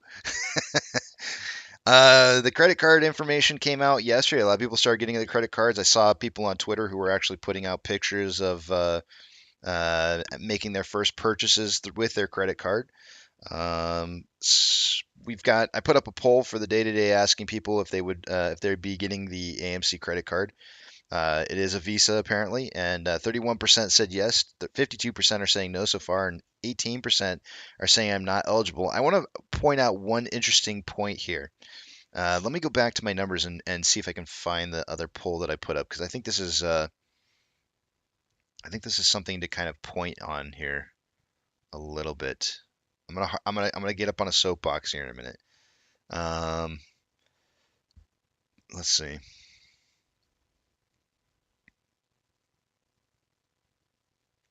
Do you guys remember when I put out the poll for A-list? And I asked everybody. I said, "How many of you know what the A-list is?" And then what was it? I think I'm going back on my list here to see what the numbers were, but I'm pretty sure it was about 25% said they didn't even know what it was, which I thought was incredibly interesting and a failure on my part, to be honest. If I'm not talking about the A-list enough, then I should be, because I feel like everybody should know what it at least is. It's not that you have to go get it or anything, but it more or less, you guys should at least know what it is. And you didn't. And I thought that was the most interesting thing. I have the numbers somewhere, and I don't know where I put them. I can't seem to find them right now, um, but I thought that was really interesting. I think it was like 25% said they didn't even know what it was. And so I just want to note here that when I say I'm not eligible, when it says I'm not eligible on this, it's less than the amount of people who even knew what the A-list was, which is only 18% right now. So one of the things I was kind of thinking about with the A-list was is there might have been a lot of people who were outside the U.S. Who were ineligible for A-list, and that's perhaps maybe why they didn't know about it. And seeing the fact that we only have an 18% I'm not eligible factor kind of going on right now on our voting kind of tells me that there's a little bit of a disconnect here, right? Like, I mean, it's not that even though that you know about an AMC credit card now, only 18% are the ones that are outside of the range of for one reason or another not being able to get it. So I would assume that the A-list thing should have been lower than 25%. It should have been closer to 18% maybe. So that's definitely a failure on my part. So yeah, so there is an AMC credit card out there, and there's A-list. If you don't know what that is, ask. I'd be more than happy to talk about it. We also have the AMC Gorillas, # AMC Gorillas, with a Z on the end, starting to actively target the credit cards so that others can know what's going on with it and see it so that it gets some uh, representation outside of the AMC bubble. So that's actually a really good thing. I'm glad to see that they're hitting that pretty hard.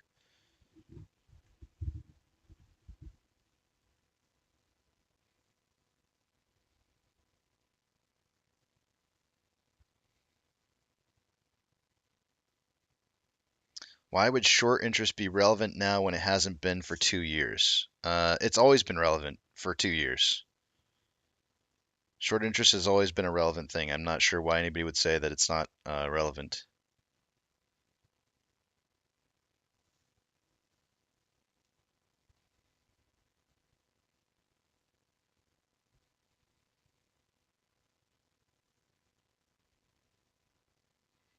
James of Arizona said, Casey, don't forget to mention AMC stubs.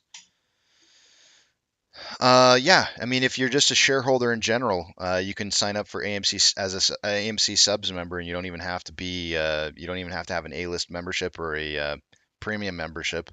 You can always just be a stubs member and get some benefits as well.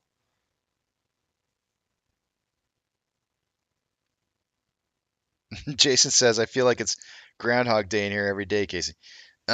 You know what? Sometimes it kind of is, actually. I don't blame you for feeling like that. You say you're kidding, but I don't even blame you for feeling like that's the case. I mean, we oftentimes do get rinse and repeat days where we've seen this same old thing happening with the price every single day, right? Like no difference whatsoever. It's just like, oh, hey, look, more barcoding. It's like when you're watching what was it? Europe Vacation. Was it Europe Vacation with Chevy Chase? He's going around. He's going around. Um, Shoot, what are they circling? They're in that roundabout in Europe, in London. He's like, look, kids, Big Ben, Parliament, Big Ben, Parliament.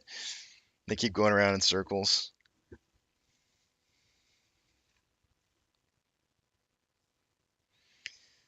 Casey, you still buying into your Bitcoin liquidation theory that miserably failed?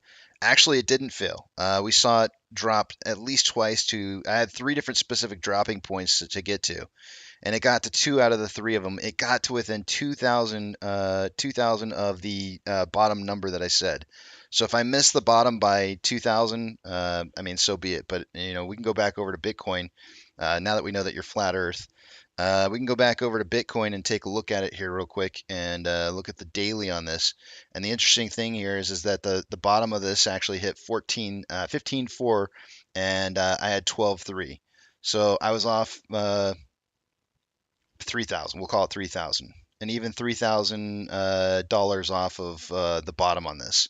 And the crazy part about this is that I was calling this back here on the drop prior to even 2022. So I called out these specific drop test points here. I called out the 28.7 and I called out the 19.4 and the 12.3. Those are the three numbers that I called out. We hit two out of the three, and I think that's pretty damn awesome. Calling it out that far in advance is amazing. Now, whether or not we're going to go back down further again here, I don't know. We are getting a little bit of a launch here, but it's not breaking out of this ascending parallel or ascending broadening wedge. But I still do think that we're going to see a dump on cryptocurrencies at some point if there is a need for massive amounts of liquidity. I think we'll see that happen. So I'm still not convinced that this isn't going to continue to move down. And it's not China. This has nothing to do with China whatsoever, which is, your theory, of course, but whatever. All these algorithms trade on exactly the same type of algorithms that the market's traded on just different percentages. It's actually very predictable.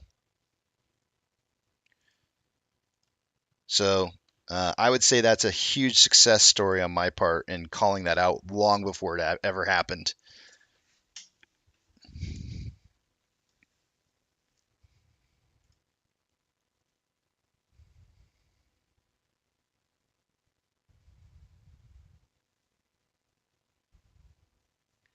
No, I wasn't wrong. I was absolutely right. Every single time we've seen them have a liquidity problem, we saw Bitcoin taking a dump. Every single time. So my theory was 100% accurate.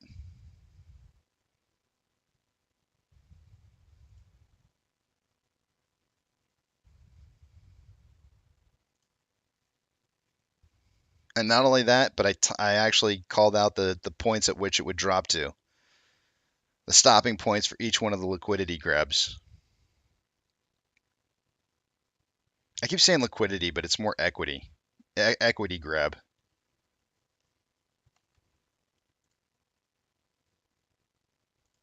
Nah, that's all right. It's okay, man. I know I don't need to defend myself, but I think I did need to show proof for what it is that I've said and back up what it is that I said that's happened, and it has. You're asking so they don't have a liquidity problem anymore. I think that they do have I do think that they have a major problem still. The problem is that I don't know if you saw this or not, but just recently there's been news that's been coming out, and this is kind of frustrating for me. I think it was I can't remember exactly what day it was on that I heard this. Let me pull it up real quickly here. I think it was 2 days ago. 2 days ago, it was announced that there was going to that they had recovered quite a bit of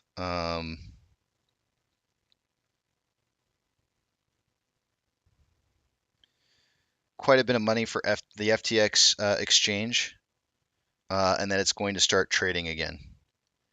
And now that they've kind of ironed that out, I think it's seven. I'm going back in my notes here. I think it's 7.3 billion. They recovered 7.3 billion, and then it looks like they will be beginning to start trading again. I'm not sure when the date is that they're going to start or resume operations through FTX, but it does sound like that exchange is going to start working again. And I think that's kind of been one of the things that's been majorly holding up what's been happening. If that starts trading again, then they're probably not going to need that grab for more equity. If they don't have a place to be able to store positions, then it kind of alleviates the pressure. If we see some of those getting taken away, or and there's some talks about some other is it Bittrex or something like that that's talking about leaving the U.S. markets. Then yeah, I would totally we could see some major happen if that's the case.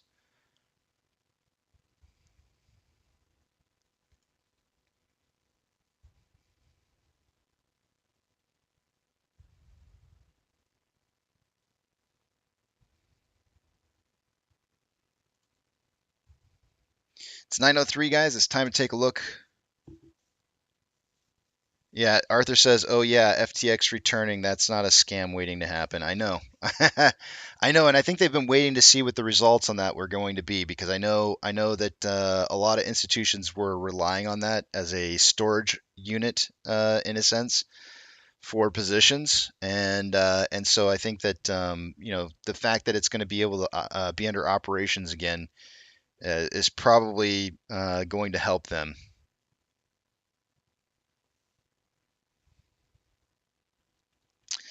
You know what? Somebody's gonna do it, Arthur.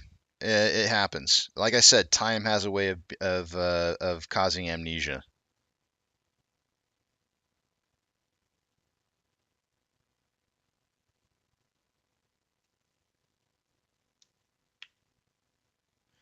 All right, I'm gonna take you guys to the other page here. I'm not gonna be able to see what it is you guys are saying, so hold those personal thoughts, comments, questions, or me until you see the big tramp back up on the screen again. Otherwise, I won't be able to see what it is you guys are saying. Let's take a look at what we got going on here. Two-factor authentication. If you don't have it, you may want to consider getting it, as it could prevent somebody from getting into your account that shouldn't be in your account.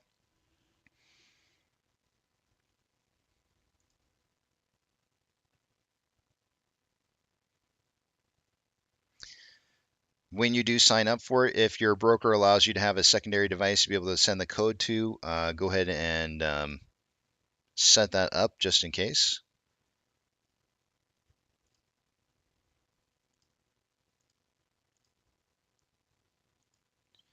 That way, in case something happens to your primary, you won't have any problems getting back into your account. I'm also asking that people start taking pictures of your portfolio so you know what it is that you hold in case something happens with your broker.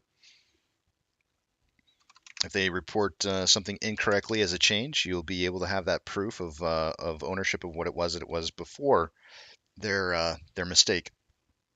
All right, let's take a look at these numbers. I'm logged in now. Starting on the top left-hand side for the day-to-day. Actually, I forgot to put down Eric's numbers here. He sent me a text a while ago. I got to put them in. Hold on one second. Let's see. Oh, okay. Increase. All right. I've got 532 to 832 for the day today on AMC. Eric has 580 to 880. Apex has 572 to 872, and Einstein has 548 to 848. So we're all pretty close there. It looks like we got about a 48% or 48 cents spread between us, so not very much. We're all kind of expecting to see some. I would say I think for the most part we're expecting, most of us are expecting to see a little bit higher price for the day today. I was probably on the lower side of this. I am kind of expecting to see something very similar to what we had yesterday, where we see upwards momentum, and then perhaps towards the later portion of the day, seeing that off switch turn on again, and seeing that big dump. It's becoming pretty apparent that that's becoming a routine thing. So let's see here. Let's move on from that and see what we have going on. As far as short exempt volume, we're at 462.1 thousand shares going through short exempt volume on AMC. Ape was at 178.5 thousand shares.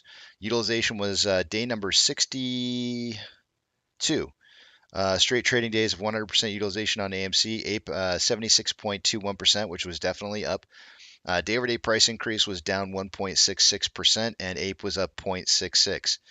Let's see here. Looking at max pain, it did increase from $5 to $5.50. I didn't think that there were going to be enough call options to raise that max pain to $5.50, but apparently we had enough put positions underneath $5 that closed out to be able to raise, or at $5 to raise that max pain to $5.50. So it did move up on us.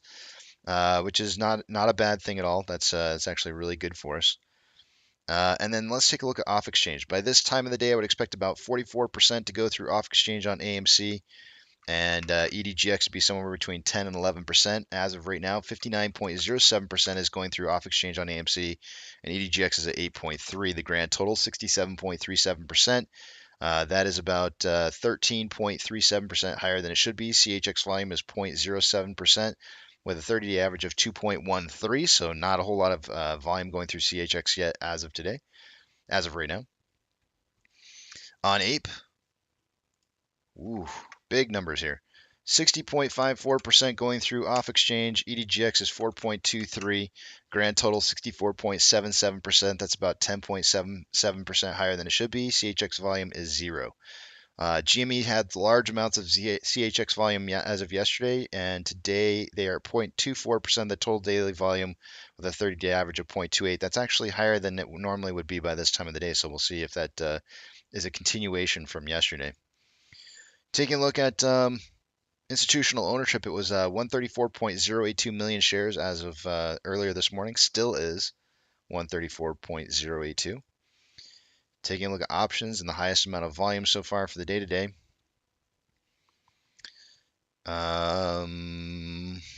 Options yesterday, the highest strike price was volume was coming in at a $6 strike. That's the same case for today. So far, 8.4 thousand contracts. And on puts, highest amount of volume is at a $5 strike. That's where it ended at yesterday as well. There's 4,000 contracts so far this morning on that. So market's kind of suggesting a closing price somewhere between $5 and $6 by the end of the day today. I'm going to give you guys a little bit of music here, and we'll take a look at the rest of the data. Let's see this one.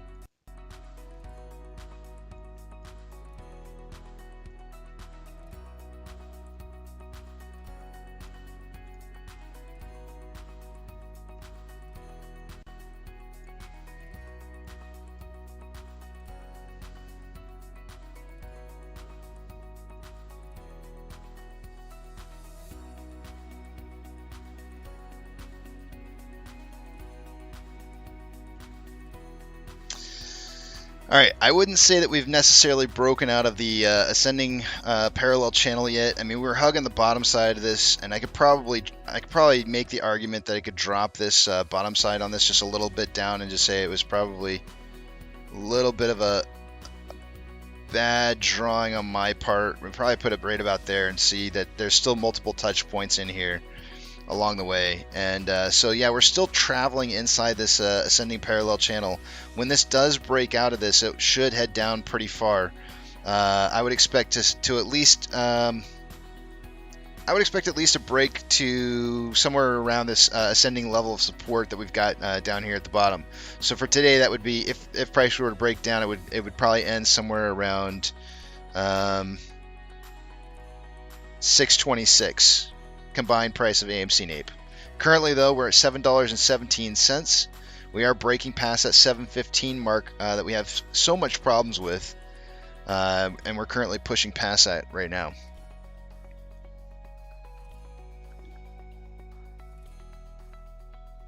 Let me get rid of all this.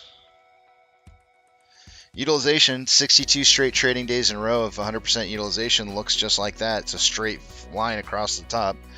On loan amount did slightly decrease day over day. Not slightly, it actually decreased quite a bit. It went from an all-time high of 200.96 million shares down to 197.5. That was a 3.46 million share return on the loaned out shares.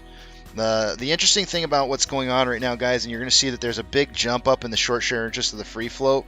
And I'm going to pull up two different specific numbers right now to kind of show you what happened here. But the exchange reported short interest versus the estimated short interest that Ortex was pointing out is always a lagging indicator, right? So they're always estimating ahead, and then based off the past numbers, they were actually estimating low, so they had to correct for that, which is the reason why you see on loan or estimated short share interest of the free float rising while the on loan amount is dipping. So you've got the estimated amount back on March 31st was showing an estimated short interest amount of 129.47 million shares, when the actual reported amount was 138.84. So almost 10 million shares less reported or estimated than what ended up being reported. That's the reason why you're seeing this big jump up here on the live short share interest of the free float to make up for that difference. So just kind of throwing that out there as to why you're seeing a little bit of a difference in exchange reported short interest this morning. You see this big jump where it goes from 25.13 all the way up to 26.69%. Massive jump. That's an 8.1 million difference. So I did the math this morning. 3.46 million shares returned, but an 8.1 million share offset in more short interest over the last 15 days. So that's the whole reason for that big shift there. That's the interesting thing about this with 3.46 million. Actually, I don't think this was on Ape that it did this, but with 3.46 million shares having been returned, if you have your on loan average age per day increasing, then that would likely mean that middle to older age positions were not what was returned. There may have been a little bit of a mixture across the board of young, medium, and old positions that were closed out, as the number did increase from 104.7 to 106.34. It didn't skyrocket. If it had skyrocketed that number, I would have said they would have closed out just newer age positions, but that didn't happen. Security lending volume did increase day over day from 8.35 million to 15.51 million. And taking a look at Ape. Oh, actually, you know what? Let me go back over here real quick. On AMC, 2.4 million shares having been returned so far for the day-to-day.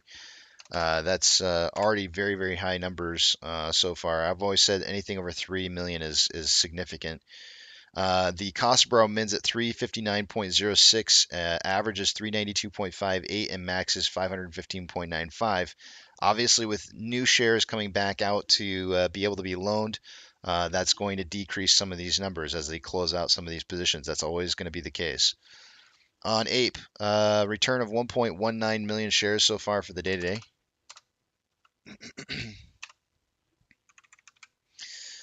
That's going to have the effect of lowering that short share interest of the free float to 5.76%. Cost to borrow, max, min, and average have not reported anything yet because there have been no borrowed shares on Ape, only returns. Shares on loan day over day increased by 2.36 million shares. Let me zoom in on this just a tad bit here. Went from 30.34 to 32.7 million shares. That utilization went up with it as well. from 74.3 to 76.21. The estimated short-term interest, the free float, obviously will be rising with that. And the adjustment, they'll be making adjustment for the exchange reported amount versus what was actually estimated. So it went up from 5.74 to 5.83. And here's the interesting thing here, guys. On loan average age per day did something completely weird. We had 2.36 million new shares taken in on loan. Normally, when you have 2.36 million shares taken in, when you've only got about 30 million shares on loan, that should typically cause the on loan average age per day to decrease. It didn't. It increased. I don't see that happen very often. The only time that ever really happens with that many new shares being taken in on loan, I mean, it went up from 56.86 to 58.08. It just tells me that there's really super old loans out there that even 2.36 million new loan shares didn't cause that value to drop. This is very unusual to see, but it does mean that some of the positions are really super old. Security lending volume day over day did increase. It went from 2.32 million shares to 3.23.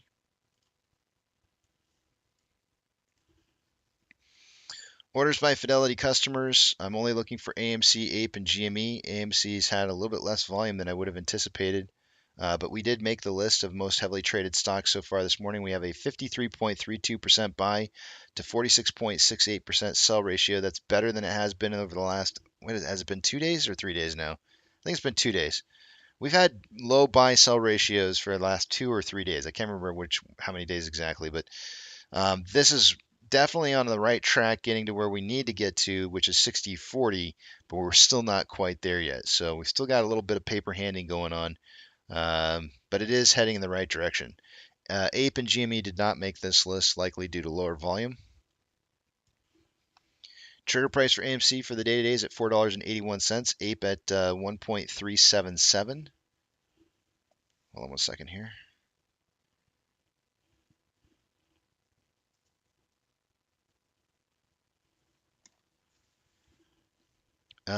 What's next?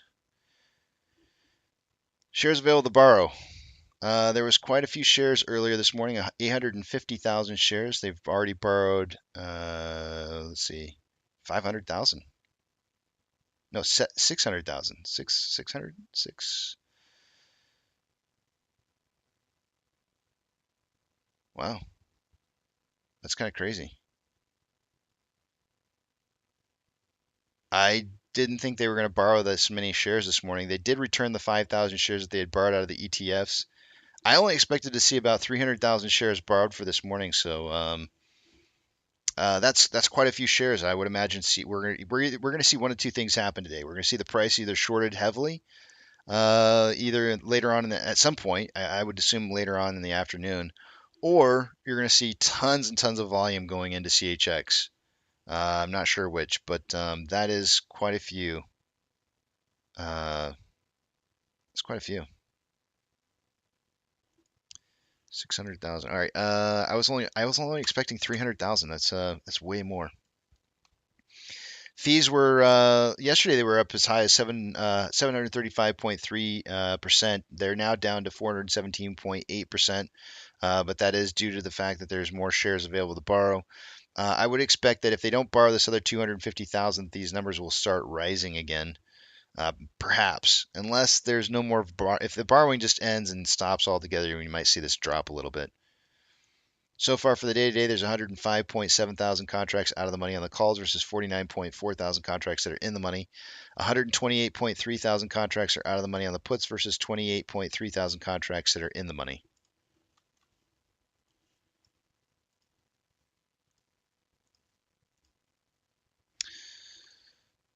Taking a look at the market, we've got, let's see here, NASDAQ is up 1.36, Dow Jones is up 0.37, S&P 500 is up 0.6. We have 4,023 advancers to 2,204 decliners. The market's definitely advancing over declining right now, looking pretty hot. Not quite cooking with bacon grease yet. Some of the banks, I'm only going to mention the ones that are plus or minus 3% or thereabouts. Silvergate is up 3.47. Coinbase is up 5.42. Let's see here. And that's about it. Ethereum Classic is up 1.84%, getting really close to wanting to break out of this wedge that I've got going on here. Breaking this wedge, which is a pretty long supported pattern here, would suggest to me that we may see some moves very quickly up to about 27 or so, or maybe even higher. US dollar is currently showing down 0.5. WTI is up 2.53. That's oil. Mortgage-backed securities are up anywhere from 0.17 to 0.32, and SPY is up 0.64 for the day today. VIX down 3.61. VBR is up 0.07. VB is up 0.43. Tesla's up 2.55. Amazon is up 2.94. Cinemark is up 0.7. Doge is up 4.42. Bitcoin is up 1.2 at 30.2K a coin. GME is up 1.84. HYMC is up 8.75. NCMI is up 16%. It's right around there. It's kind of fluctuating. HUD is up 0.45%. Ape is up 1.98%. And AMC is up 5.24. Inflow versus outflow on AMC. There's approximately $1.7 million more inflow than outflow. 7.44 million shares traded so far. This volume is not nearly as much as I thought it was going to be this morning. We are on pace for 55.8 million shares traded by the end of the day today. I suggested 40 to 60 million. I was real hesitant to increase from 30 to 50, but I went ahead and did it and said 40 to 60 million shares traded by the end of the day today. We had some unusual pre-market pokey stick volume that kind of made me want to increase that number. I'll probably end up regretting it later. I wish I probably stuck with that 30-50 number, but yeah, I make some of these calls and I get them wrong sometimes. On a 4-hour time interval, we have more selling pressure than buying pressure with an RSI of 62.82, which is above average. On a 1-hour time interval, more buying pressure than selling pressure with an RSI of 60.72, which is above average. On a 30-minute interval, there's more buying pressure than selling pressure than RSI of 63.72, which is above average. And on a 5-minute interval, there's more buying pressure than actually, hold on a second. Nope, that just changed. More selling pressure than buying pressure than RSI of 60.09, which is above average.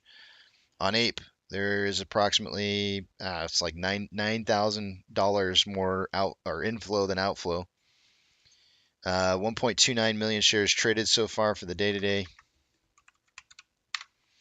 Let's see here, 1.29 after 53 minutes of trading. Puts us on a pace for 9.49 million shares traded by the end of the day today. I suggested somewhere between 5 and 25 million. Very rare for us to drop underneath that 5 to 25. That's usually the lowest I have to go. I'm hoping there's going to be some volume spike at some point in the day today because that's already starting out pretty low. On a 4-hour chart here, we've got more buying pressure than selling pressure than RSI 54.72, which is slightly above average. On a 1-hour time interval, there's more selling pressure than buying pressure than RSI 58.59, which is above average. On a 30-minute interval, there's more buying pressure than selling pressure than RSI 60.8, which is above average. And on a 5-minute interval, what do we have? More selling pressure than buying pressure than RSI 56.89, which is slightly above average. Taking a look at Ichimoku Cloud. On the 1 hour, right now we have lagging line is above price line. Conversion is above base. It shot back up again here. Price is above the conversion. If we can hold the price above the conversion, which is $1.56, there will be what am I trying to say? There will be more indication of support for more buying pressure here. And but the one thing that we really need to get above is this lagging line needs to stay above 159 before the end of the day, or it may turn into a little bit of a selling signal. So we may need to see that drive up to 159. I'm only guesstimating a close at 154 for the day. So we may not see that happen, and we may see a little bit of downwards momentum pressure coming in tomorrow, based off of what I'm seeing here on a 1-hour chart. Now, I think the 4-hour chart, if I'm not mistaken, disagrees with the 1-hour chart, as it's showing potential price movement upwards incoming. We do have the lagging line below price line and the conversion below base, but we've got the red cloud forming, especially on the front side of a small red cloud, and that's suggesting that going into next week, we could see a price as high as 169. Now, remember, price doesn't always have to move through on the front side of a red cloud. It can move up through the back side of a red cloud. If that were the case, then we would see sustained price movement about where we're at, and just kind of not really um, not really moving up or down too much, but just staying underneath the cloud and then maybe seeing that drive up through the backside. On AMC, the number that I've got written down is $1.76 is what we need to kind of break through today to see some additional buying pressure. On AMC, on a 1-hour chart, we have lagging line above price line. Conversion is getting back to base, but not quite crossing over yet. I mentioned earlier this morning that I don't quite see. I mean, usually price likes to break through the thin portions of green clouds going down, not the thicker portions. And now you can see the thinner portion of the green cloud forming for the future. So I would expect to see price maybe bounce a little bit here upwards, perhaps maybe getting to around that 574 range again, before maybe settling sideways going into tomorrow, and then maybe coming back down into next week, starting Monday, possibly. So yeah, that's what I'm kind of seeing right here. The target price for this one, for both the 1-hour and the 4-hour chart, is going to be getting that lagging line above the price line, which is 574. Otherwise, it becomes a strong sell signal. So that would need to happen before the end of the day is over at that 574, which is why I think the first portion of today is going to be that drive upwards, and then I think you're going to see that drive back down towards the end of the day. I think today is going to look somewhat similar to what we happened yesterday, perhaps. Early morning push, late day push down. On a 4-hour chart, again, lagging line is above price line, conversion's above base. Price is touching on the conversion, but in order for this to continue to stay a buy signal over the next couple days, lagging line has to stay above price line, so 574 is the target. Literally everything's going to be hedging on that 574, whether or not price can get it and stick it, or if it's going to crash down below that or not.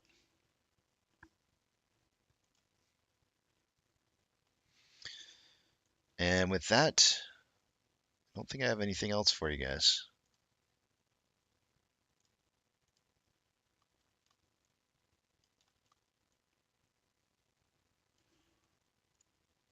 Let me make sure I've got them both set up on the page correctly. And I can see what it is you guys are talking about now. Short squeeze score Matt's asking for, and I'll give that to you. The short squeeze score for AMC is 88.66. Ape does not have one, and in case you wanted it for GME, give me just 1 second while I pull it up here real fast. Oops, that's not it. Hold on a second.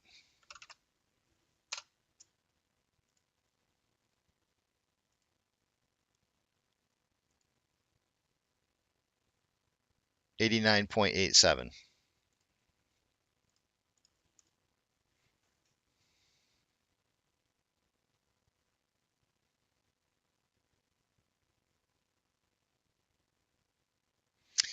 Batter says on the weekly AMC chart looking like a cup formation. So when you remember how I mentioned that the other day, Batter, I don't know if you were here or not. I don't ever try to assume that you guys are here all day long, so I just kind of assume that you probably didn't see me talking about it. But I went out to a chart and I said, let me pull over something and just kind of show you real quickly here.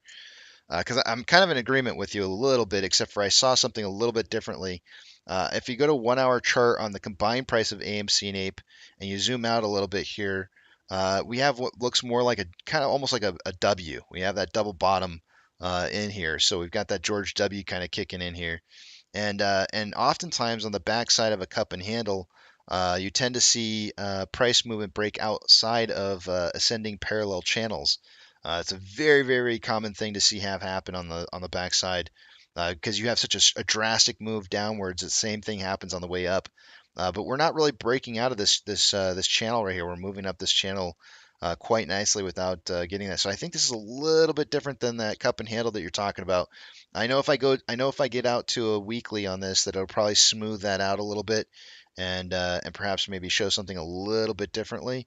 But I kind of tend to think that that's it's a little bit more of a George W. kind of looking pattern going on there, especially to me that on the weekly when you look at that, that's I mean we're heading towards that nice George W. formation on the weekly. Of course, this is on the combined price of AMC and Ape together, but we are definitely getting this like nice George W. pattern forming. So I would lean more towards that than I would the cup and handle. I know where you're coming from. I get it. It does kind of look like that. The only problem that I've got with that is that we're not hitting those ascending parallel channels on a backside. Always look for that. If you're seeing ascending parallel channels that are breaking upwards, then you're more than likely on the backside of a cup and handle.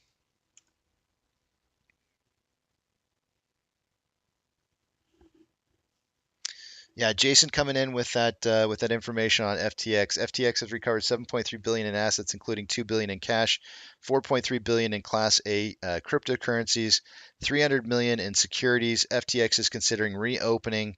What was the date? In July. Yep.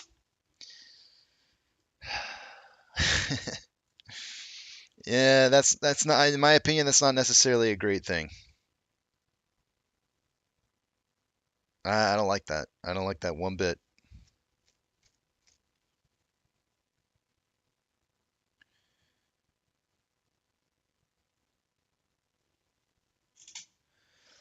Um,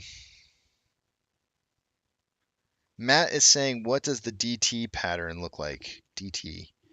Can you not do acronyms? Because I struggle with acronyms, man. I've worked in an industry that has a lot of military people in it, and there's so many acronyms that I have to try and remember in my lifetime that I oftentimes don't do very well with acronyms.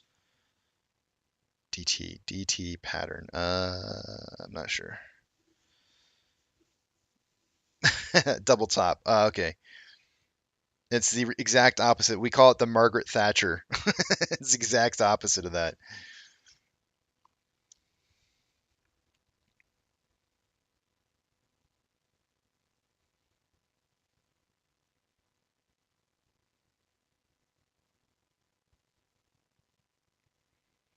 I think I got to give credit to Duncan for that, for coming up with that one, by the way. He came up with the Margaret Thatcher pattern instead of the George W. It's the inverse, the Margaret Thatcher.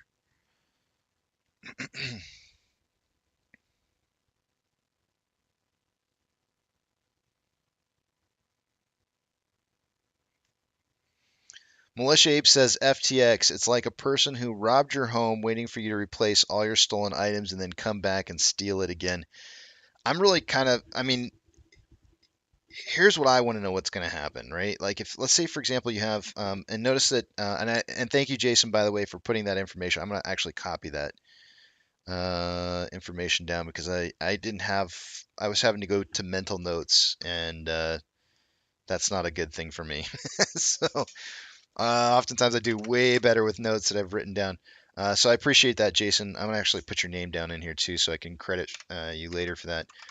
Um, so in regards to the 300 million in securities, what do you think's going to happen to that when somebody has or gains the access to be able to trade those securities? What do you think they're going to do with them? I don't know. I don't. I mean, I have a feeling. I think I know what they would do. But what I think they would do and what they might actually do might be entirely different.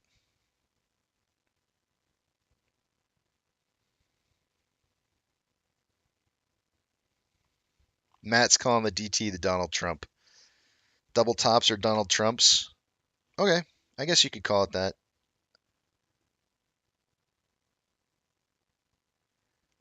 Yeah, I saw it the other day, Jason. I didn't really want to talk about it, but it was brought up today a couple different times, so I was like, you know what, let's just talk about it. We'll talk. It's actually really big news. It's really big news, but I've tried to stay as far away as I possibly can from talking about any of that cryptocurrency uh, BS whatsoever. I just don't. I don't want to talk about it.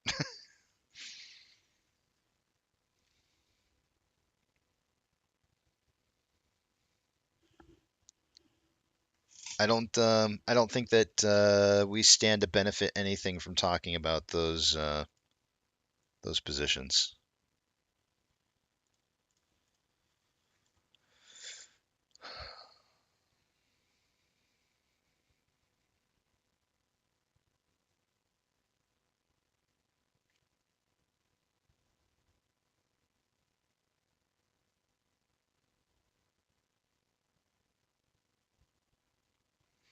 Long Jericho says, "How do you just recover 7.6 billion?" It's a good question, man. Maybe through Alameda. Maybe they were able to recover some of it through Alameda. I'm not sure. The other thing that I would challenge you is, or to think about it in terms of recovering. Notice that the actual quantity of money that they actually recovered was different, right? So it was 2 billion in cash, and I believe they recovered the cash like early on. If I remember correctly, they had already recovered that 2 billion in cash right off the bat. But you got to remember that the 4.3 billion in Class A cryptocurrencies, 300 million securities, those are all based off of current market value. So how they recovered those, or what somebody might actually get for the value for those versus what is the current market value, is completely different. So if hopefully what you're hearing in between the lines here is that they might not actually get what the claimed returned value is, if you read between the lines.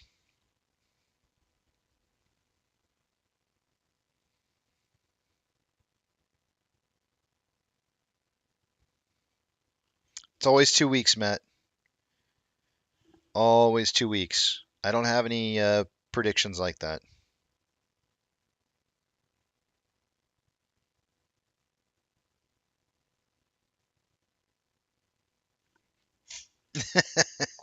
NC Proud Dad says, when the Hulk gets excited.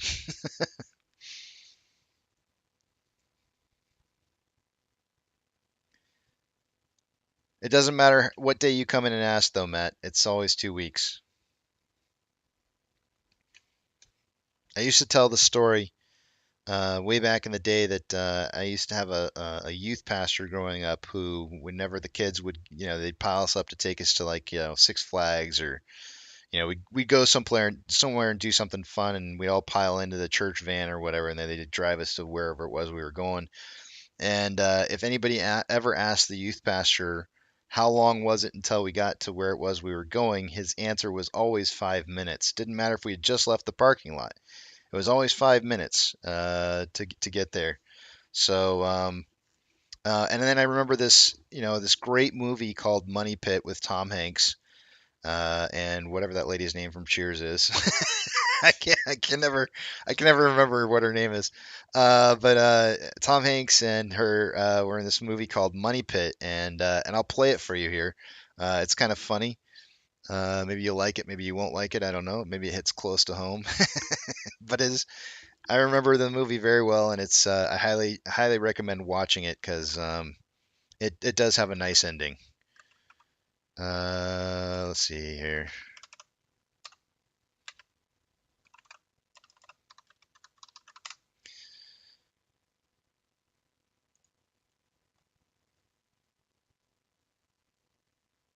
How long do you think all that'll take? Let's see. That should probably be good. Unfortunately, that you're probably not going to get a clear image here, but just listen to the words more. How long do you think all that'll take? 2 weeks. Really? Yeah, that's all. Any idea when you're going to be finished here? 2 weeks. How long will it take to put this place together? 2 weeks. I do get the permits, how long will the job take? 2 weeks. 2 weeks? 2 weeks? You sound like a parakeet there. 2 weeks, 2 weeks. Well, 2 weeks, it's amazing. Amazing nothing. It'll be a regular miracle. So yeah, I always say 2 weeks. Shelley Long, thank you, Robert. I appreciate that. And Trevor. Trevor actually put it out there first. Point for Trevor for Shelley Long. Trevor, you got yourself a point for movie trivia questions. I wrote down trivia. Why did I write? I wrote down trivia instead of Trevor. Trivia. Trevor.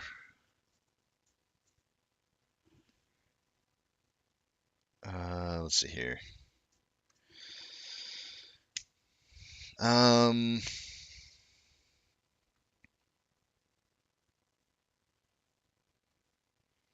Danny says Casey CSI kept asking the same question yesterday in Tony Maslorian's live, and I said he sounded like a parakeet.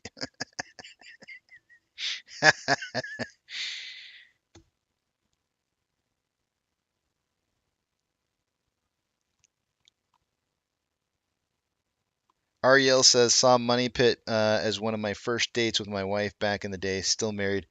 One of my favorite scenes in that entire movie. And actually, there's so many. There's so many. I have a lot of favorite scenes from that entire movie, but one of the ones that kind of sticks in my head is when he's walking across the carpet rug and then he sinks into that sinkhole, and his arms are like all pinned up against there, and then like he's trapped in this sinkhole of carpet in the floor, and then he's like making paper airplanes out of like the dollar bills that he had in I don't know how he got a hold of the paper. I think it was dollar bills. He was making like paper airplanes and like just throwing them like a T-Rex. Just it was so funny. And then of course what was her name again? Kelly or Shelley Long. Yeah, Shelley Long comes walking into the house, asks, she's like, "Honey, where are you?" And then he's like, and he can barely breathe because his chest is getting compressed. He's like, I'm here, give me a hug. I sound like an old guy saying it, but it was it was one of the funniest scenes ever. I love that whole movie. The whole movie is just it's a crack up.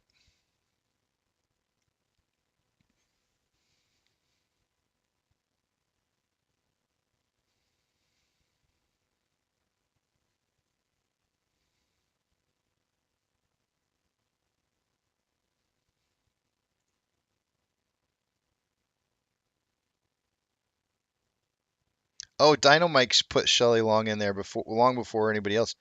Hold up, I'm giving Dino Mike the point. Sorry, Dino Mike. I'm scrolling back up here because I wanted to make sure that I got the first person that put it in there. It was actually Dino Mike that got it. So Dino Mike, you're getting a point.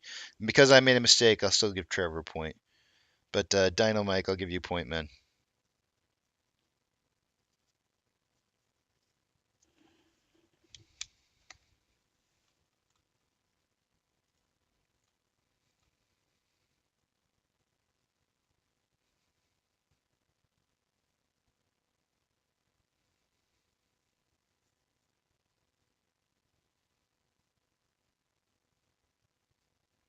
Jathan says, Casey, the tub scene always gets me.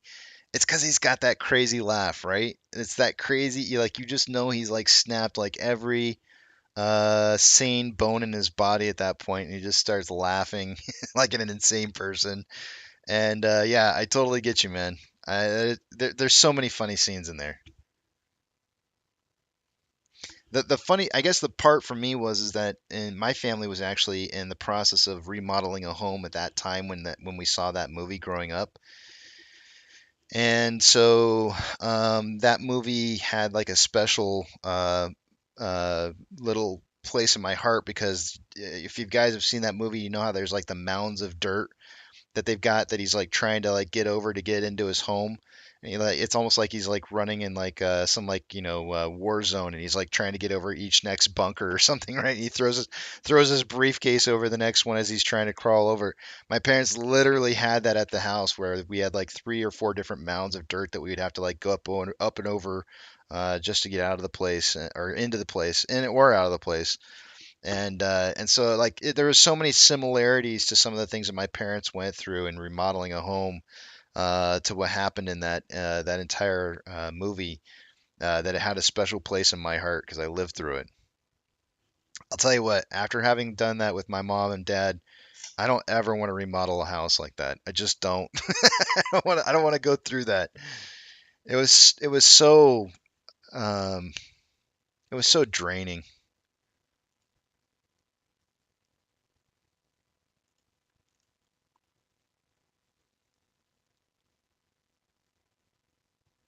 Ariel says the house being torn apart by the biker gang is a hoot. Yeah, there's so many things, right? NC Proud Dad says, I asked earlier, but you were doing the numbers. Why is it that you can see the moon and not black space behind the moon? Does that mean the moon is in our atmosphere? Wait, what? Hold on a second here.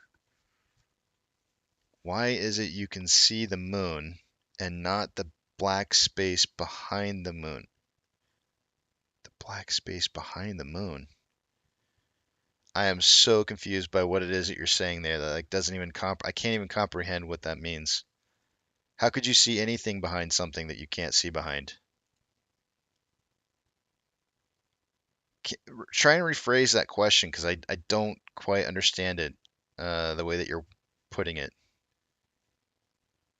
How come you can't see the space behind it? Because it's blocking the way. It's if I hold a big cardboard piece of cardboard in front of you, how come you can't see anything behind the cardboard? I don't understand. I guess I don't get the question.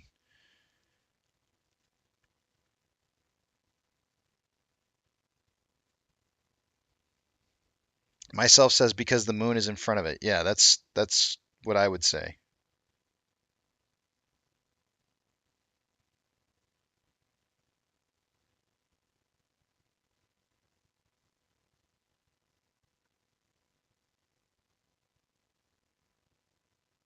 We can't. Space is black. Why can't we see the black? I am so lost. Like that. Like I feel like you guys are literally making me crazy. I don't. I'm like trying to understand. Like, is this like some kind of like weird like how come we can't see through the moon? Because if it's black and it's still a solid object, you can't see through it. It doesn't mean that you would see the space behind it. It's real. The moon is real. That's why.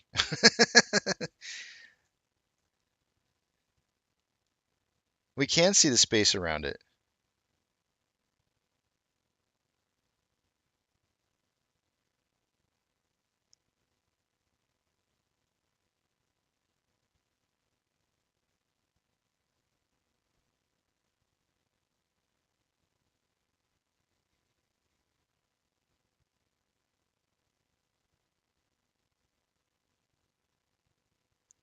Yeah, I'm really confused by that.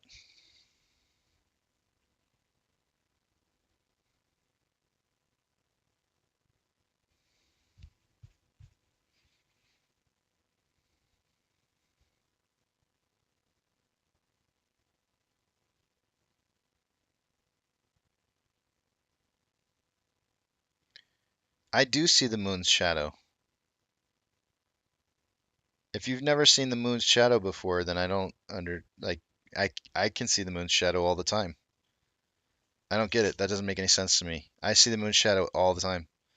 And I can even make out the what's inside the shadowed area. So I'm really not following.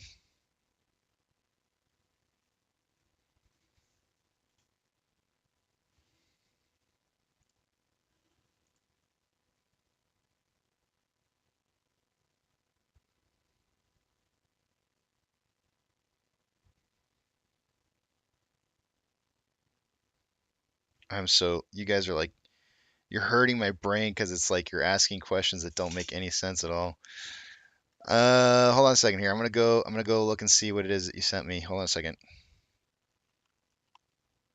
I think it's this one.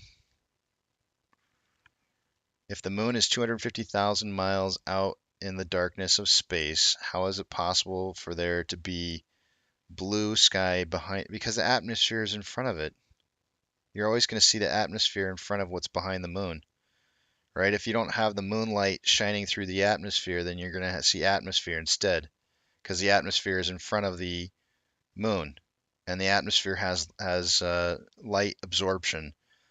So the reason that you don't, okay, so this is the question being asked here. That it makes total, like, I don't understand why it's difficult to hard to understand this one, because it makes perfect sense to me. If the moon is 250,000 miles out in front of darkness of space, how is it possible for there to be blue sky behind it? And it's simply because you have atmosphere. Everything that's not colored with light in here is all atmosphere. This is your atmosphere that we're seeing right here, right? And the reason that you're seeing the atmosphere is because you're seeing, well, there's a couple different reasons why you're seeing atmosphere, but it's because it's in front of it. If you have atmosphere in front of something that has less light penetration than what is currently in front of your eyes, you're going to see what comes first. It's like layering in Photoshop.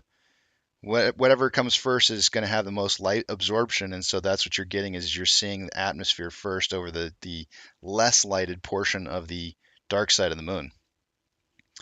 So that, like, anybody who's trying to say that it's, I don't know, that argument, whatever argument's trying to be made there, is absolutely ridiculous. I can't even with that kind of argument.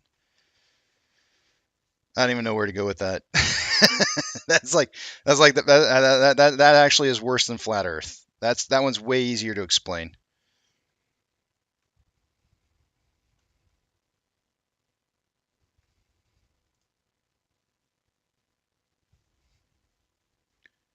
That was way easier to explain than how can you see with your own eyes that the Earth is not flat, or yeah, that it's not flat and it's round.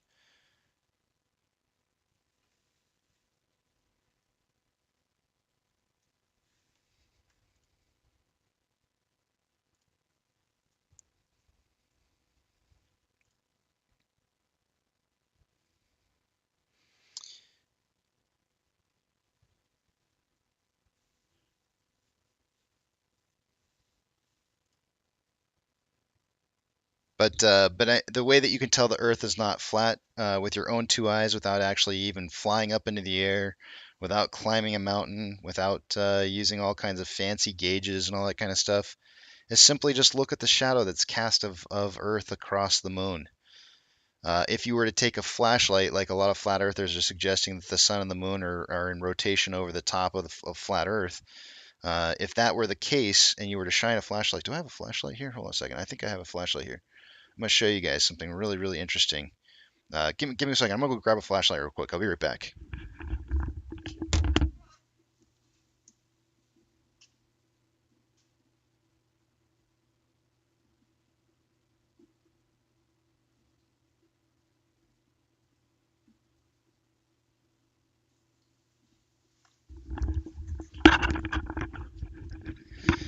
All right, so this is how you kind of explain to somebody, a flat earther. This is how you explain to them that it's not possible. So I'm going to find a round object here. What do I got for a round object? This will work. We can just call it a flat object. It doesn't really matter. That was easy. Oh, that was easy. So let's see. You have a flat object here. If you have this, we'll say that this is the moon, right? And this is the sun over here, right? So you've got the sun and the moon, and you see where the shadow. I actually need. I really feel like I need a ball. Give me 1 second. I'll be right back. I'm gonna grab a ball real quick.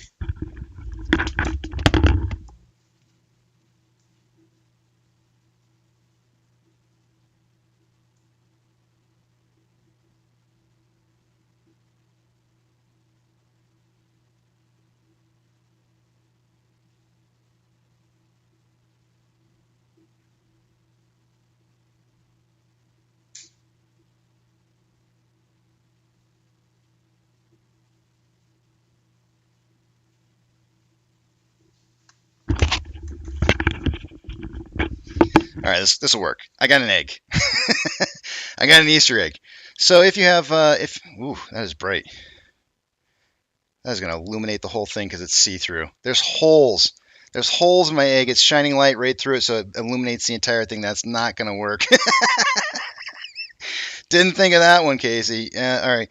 Let's go back to the. I'm not going to grab a ball. This will work because it is kind of round. The round button on this easy thing here is it will do in regards to what's happening here. So when you shine a light, if you had the sun and the moon kind of rotating around each other all the way around, always circling each other, you would always get, and you can't, I'm not really doing a great job of showing this right here, but you're always going to get a portion of the moon that's showing light, and that same exact shadow, if they're always following each other around the same direction, will always be cast no matter what. And from your vision from below, it'll end up looking like a gradient light where it starts out really bright from one edge, the side that's closer towards the sun, until it moves towards the middle and fades out and then just has no light behind it whatsoever. Very much like this button here, where you can see it's very, very light at the source that's closest to the sun, which is the light. And you can see that the gradient kind of dies off as it gets further and further back. If this was a round object, you would have full shadow on the backside. Now, from your vision from below, which was how you're looking at it from right now where you're seeing it, that's what your moon would look like. So, if you were to take a shadow of something else, that something else being Earth, and saying that the sun is on the other side, then essentially what you have now is you have a round object, you have a sun, and then you have an eclipse of something much, much larger. And I don't have anything really that much larger that I can probably, I need a third hand here. But you have a much larger object casting. Let's see if I can do this. I don't even know. I need a third hand. Hold on.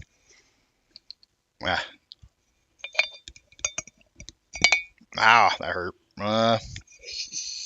Can't do that either. I need a third hand. I need help. I can't do it. But you have a third object in here, and the moon just on the other side of that third object, and you get partial shadows, right? That eclipse. You can kind of see it a little bit right now with the easy button. You can see how there's a little bit of a rounded edge there going around the easy. That was easy, and that gives you your eclipses of the Earth on top of the moon, right? So you know the Earth is round just based off of the shadows that the Earth is casting onto the moon. And you don't need to go up into space to see it. You can quite literally see that the Earth is round just by looking at the moon and seeing the shadows that are being cast upon it.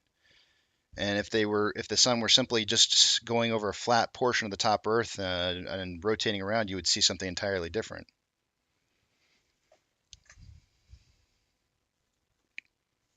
Myself says, "Don't break the mug, Casey."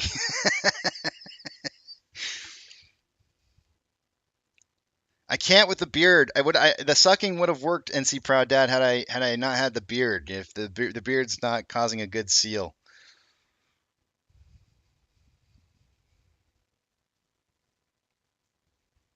Lois says somebody is going to need to stick around to explain to the EMTs.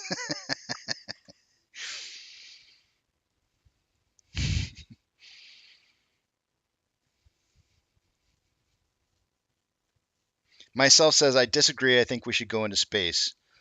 I'm not opposed. Let's go. Yeah, apparently we do, Christos. You know, there's a lot of people out there that seem to think that flat Earth is a thing. So I don't know. Apparently.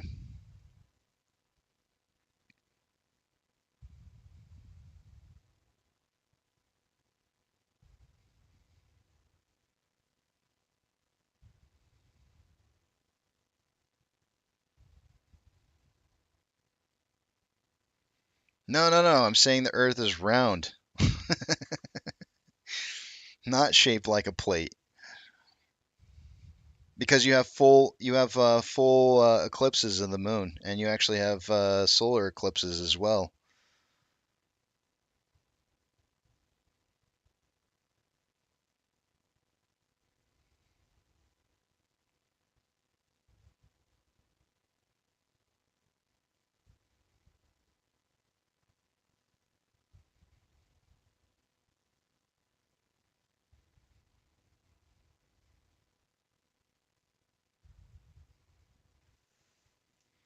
Salty Dog says, I think flat earthers don't really believe the earth is flat. They just enjoy the scam of watching people try to explain why earth is round.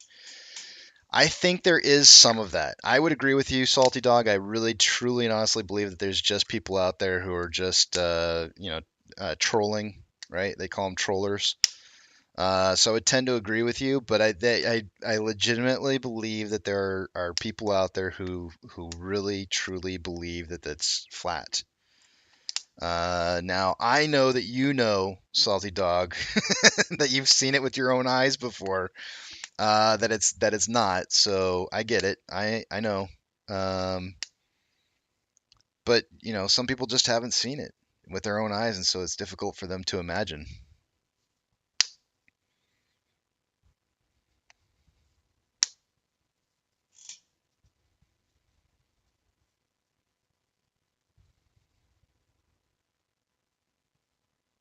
I thought it was really funny. I wonder if I throw tape on this egg, if it will not illuminate the entire egg. I'm just kind of curious. I'm curious how much of this egg is actually translucent versus how much of the light was actually making it through the holes. I'm gonna try and stuff one of the holes with a little cloth and see if that makes a difference on the illumination of the egg. This is just for my own curiosity, guys. I'll let you guys see it too. Why not, right? We'll have some fun. So now the holes are clogged.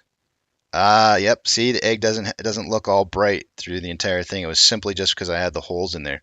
That's a really good representation of what the moon would look like to you if the sun and the moon were rotating around itself, where you would see the gradient of light fading across the moon. Of course, the moon would be round, not exactly egg shaped.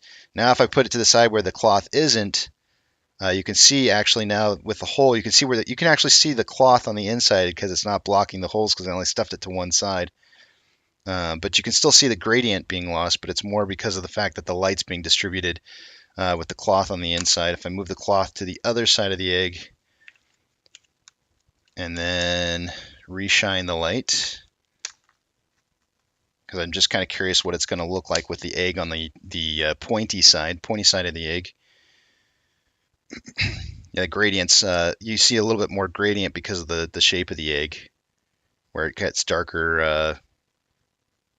Let's see if I got to line it up just perfect. There we go. The gradient's a little bit different. It's got a little bit of a curve to it.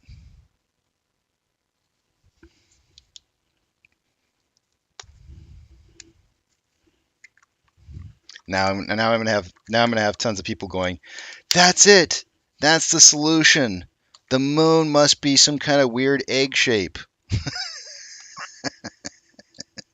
That solves the problem.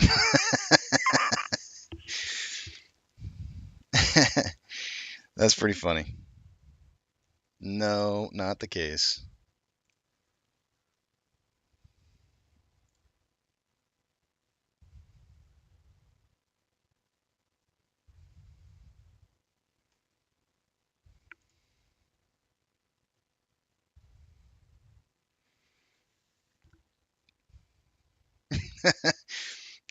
I'm not doing that myself. I'm not going there. No, no, sir. All right, it is time to take a look at the numbers, guys. Let's see what we got going on for the day today. Let me just check something really quick before I do, though. I made a paper trade earlier this morning that I may want to exit out of.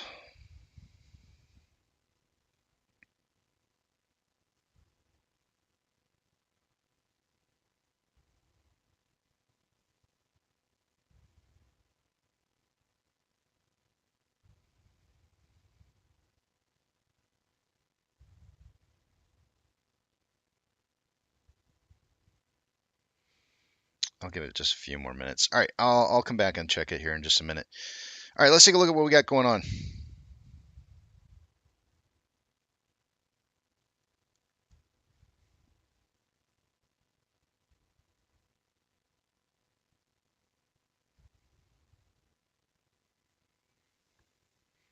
Grant says all you are proving to them is that the moon is spherical, Not that the Earth is spherical.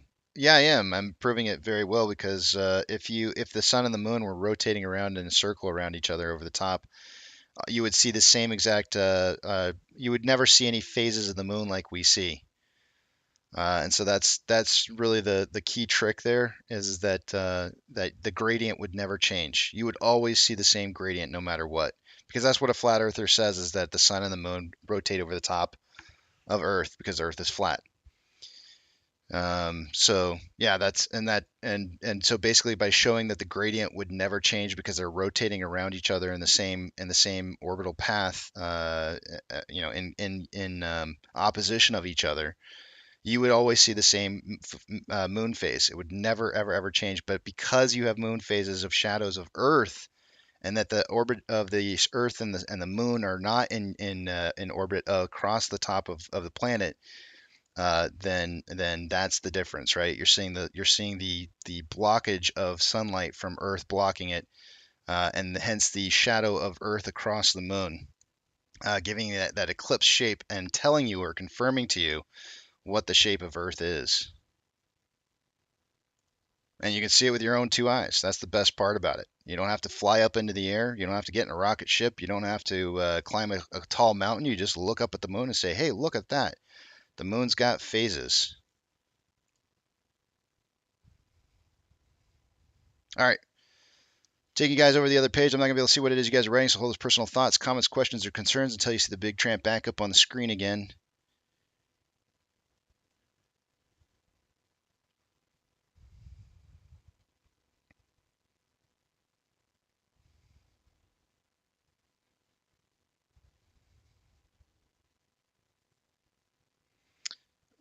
Give me 1 second here while I move a couple of screens around.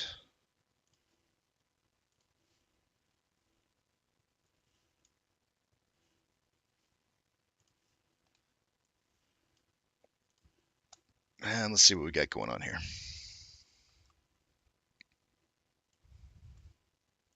Starting with off exchange. By this time of the day on off exchange, I would expect to see about 49%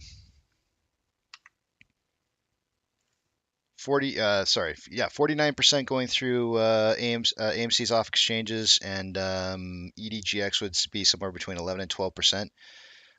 We have 61.26% going through off exchange, and EDGX is at 9.3%. The combined total on that 70.56%, or about 10.56% higher than it should be. Let's see here.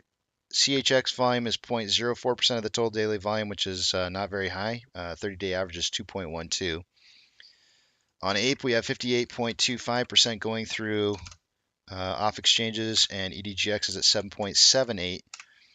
The grand total on that 66.03%, or about 6.03% higher than it should be. CHX volume 0.03 with a 30-day average of 0.12. Nothing unusual with CHX today on Ape. On GME, CHX volume is 0.15 with a 30-day average of 0.28. Taking a look at Vortex. As of an hour ago, there was approximately 2.4 million shares having been borrowed so far for the day-to-day, or returned. I said borrowed, I meant returned. In the last hour, we've had another additional 2 million shares having been returned. It's now 4.46 million shares. That's going to cause that estimated short share interest, the free float, to drop to 26.4%. Cost to borrow mins at 359.06, average is 392.58, max is 515.95. I always used to say anything. I think I used to say anything over 3% is pretty large, but 5% is amazing. So 5%, we're getting really close. Or not 5. I said 5%. I meant 5 million. 3 to 5 million shares. Once you get over 5 million shares returned or borrowed in either direction in one day, usually it results in some significant price movement. As it stands, day over day, we had a return yesterday of 3.46 million shares, which put our shares on loan from a new record high down to 197.5 million shares. Vortex is reporting 8.1 million new shares in short interest, but it's only reporting so high because it was misestimating from the last the newest most reported amount of short interest. So that number had to jump up, had to correct for that, and so it's reporting 8.1 million new shares on short interest. Taking a look at Ape. Estimated shares, let's see, not estimated, return shares for the day today. We had 1.19 million shares an hour ago. It's now 1.22 million shares. Still no borrowed shares on Ape for the day today. That's going to leave our short share interest, the free float, at 5.76 million. Shares on loan increased day over day by 2.36 million shares on Ape, bringing us to 32.7 million shares on loan. Taking a look at options. Highest amount of call options is at a $6 strike an hour ago, with approximately 8.4 thousand contracts. We now have 14.2. On puts, highest amount of volume is at a $5 strike. There was 4,000 contracts an hour ago. There's now 7.5. Market suggesting a closing price somewhere between $5 and $6 on AMC by the end of the day. As you can see right now, we are currently at $7.18. We are just barely above that $7.15 level of support and resistance that we've had from the past. Acting as a level of support currently, but didn't really hold as a level of support yesterday when the market decided to kind of tank and dropped us back down to around like I don't know, it was around a 687 level. So we're back above that again. Still traveling up an ascending parallel channel. Not sure when we'll break out going down out of this, but it does look like one to me. Orders by Fidelity customers. AMC, Ape, and GME are the only three I'm looking for on this list. AMC was on the list earlier, but is not now, likely due to lower amounts of volume. Very likely. Trigger price for SSR for AMC is at $4.81. Ape is at 1.377. It is showing 250,000 shares having been currently available to borrow. No change in that since market open. We are seeing the fees dropping a little bit here. They probably want to try and entice more borrowing of the rest of the shares there. So at 417.8% fee is very high though. So far borrowed for the day was 600,000 shares. It was a little more than that with the ETFs, but that's a lot of shares, guys. We haven't seen 600,000 shares having been borrowed in quite a while. Currently, we have 105.7 thousand contracts out of the money on the calls versus 49.4 thousand contracts that are in the money. 128.3 thousand contracts are out of the money on the puts versus 28.3 thousand contracts that are in the money.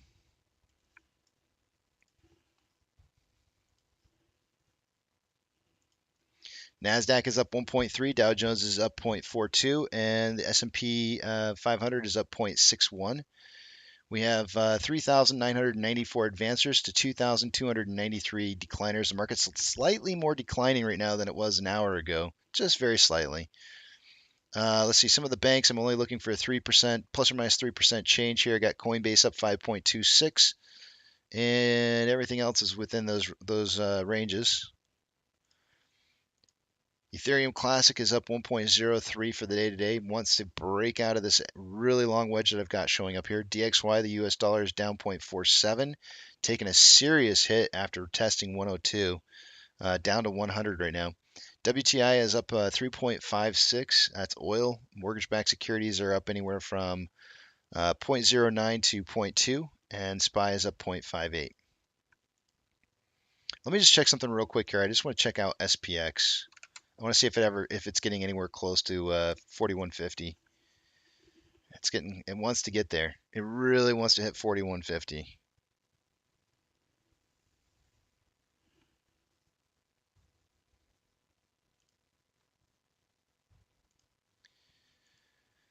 VIX is down 4.56%. VBR is up 0.01. VB is up 0.32. Tesla's up 2.6. Amazon up 2.98. Cinemark is up 1.35. Doge is up 3.92.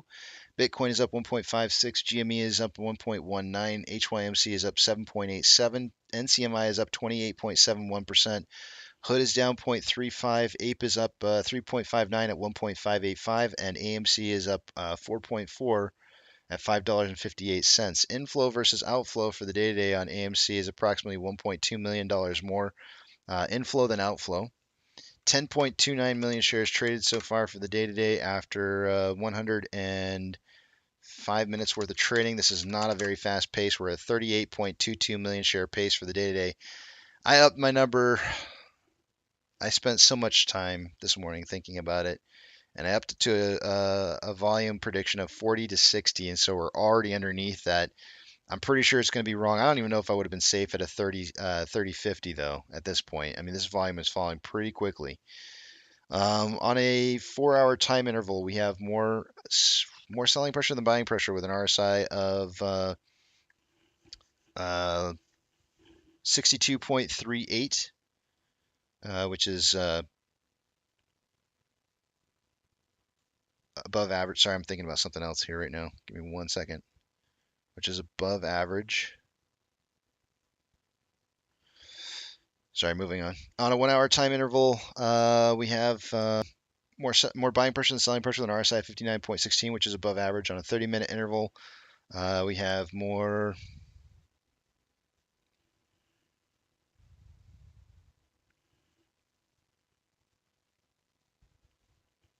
selling pressure than buying pressure than RSI 59.65, which is above average. On a 5-minute interval, we have more selling pressure than buying pressure with a divergence on the vortex indicator, and RSI at 52.87, which is average. On APE, there is approximately 200, well, not even quite.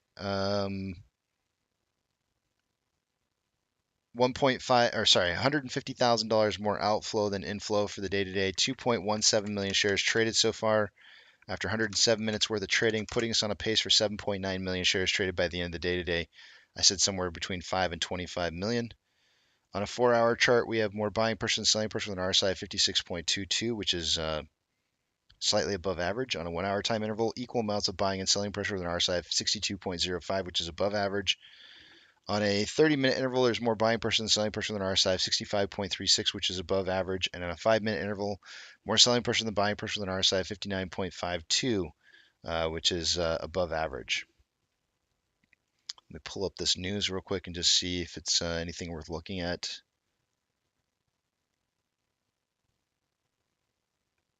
Crypto whales move over 65 million in 3 altcoin transactions as Bitcoin crosses 30K. How are they tying this to AMC? A whale moved 27.9 million worth of Ape coin, which has nothing to do with Ape whatsoever, making it the biggest altcoin move from exchange to exchange in the last 3 months. That Ape coin and Ape is not the same. They keep trying to pair us together, and we're not. There's nothing there. More incorrect reporting. Then we got AMC with some news in here, and it doesn't look like it has anything to do with AMC whatsoever. Yep, none of this has to do with AMC whatsoever. They're talking about AMCR and AMC from ASX, which is not that's not our exchanges.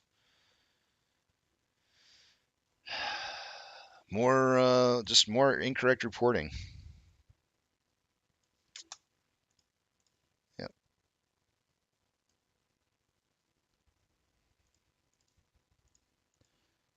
It's insane how bad these reporters are.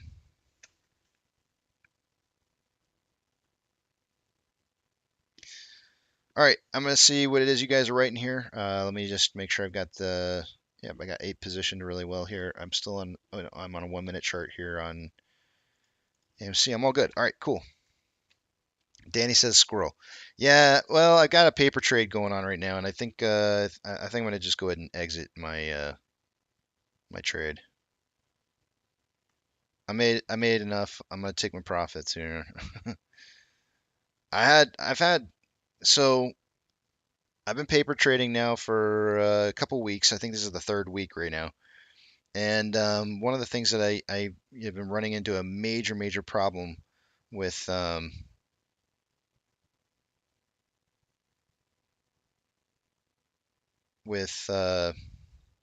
Webull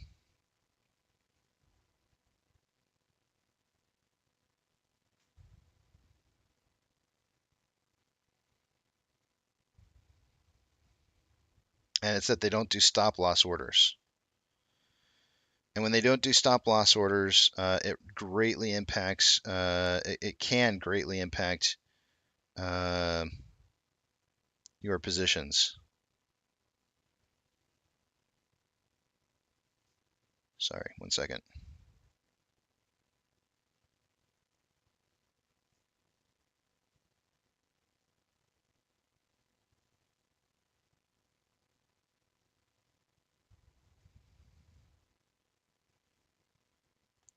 And I don't like it. So, anyways, I sent a message to Weeble asking about it, saying like, what the hell? Like, why don't you allow for stop loss orders on your paper trading? And they said we'll put that in and as a possible change, which basically is just them saying like, yeah, whatever, thanks, thanks for the helpful information, but yeah, thanks but no thanks is what it really means.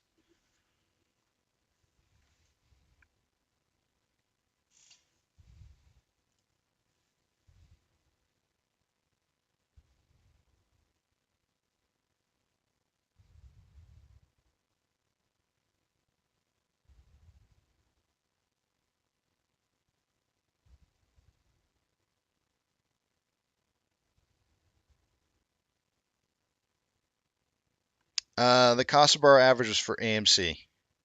The one that's showing on the page should be for AMC. Hold on a second here. Yeah, it's AMC.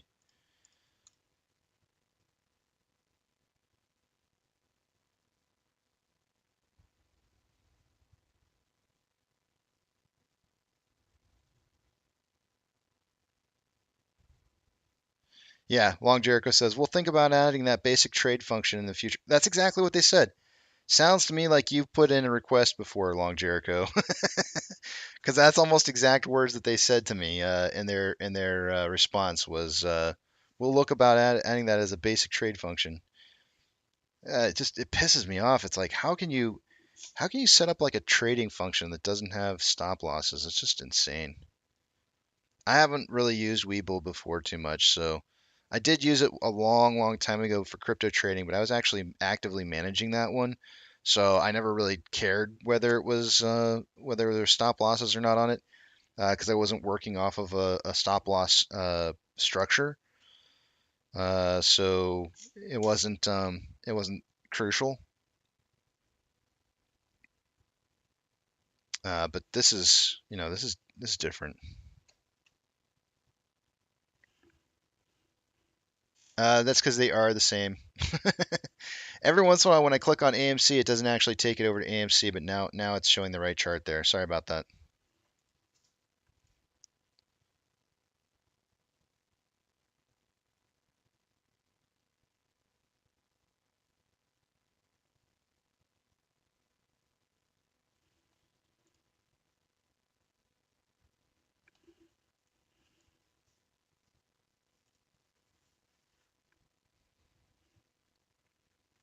I never did change the SSR tripping price for the day-to-day. Let me move that real quick. Let's see, what was closing price yesterday? Closing price yesterday was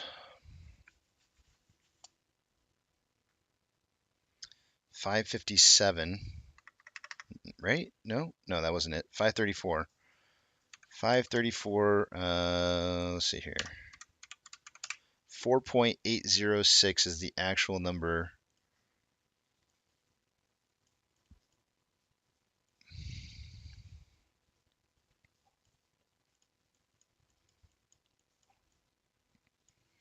And then for Ape, the value is going to be 1.377.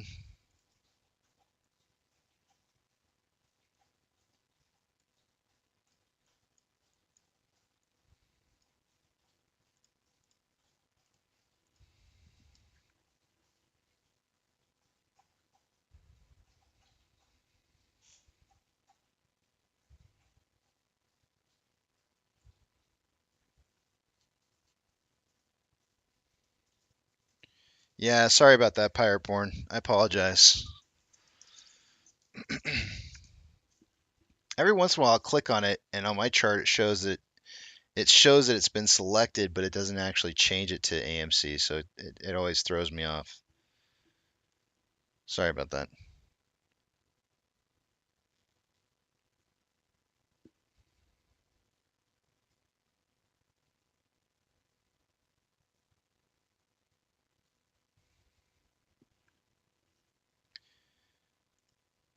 Let's see here.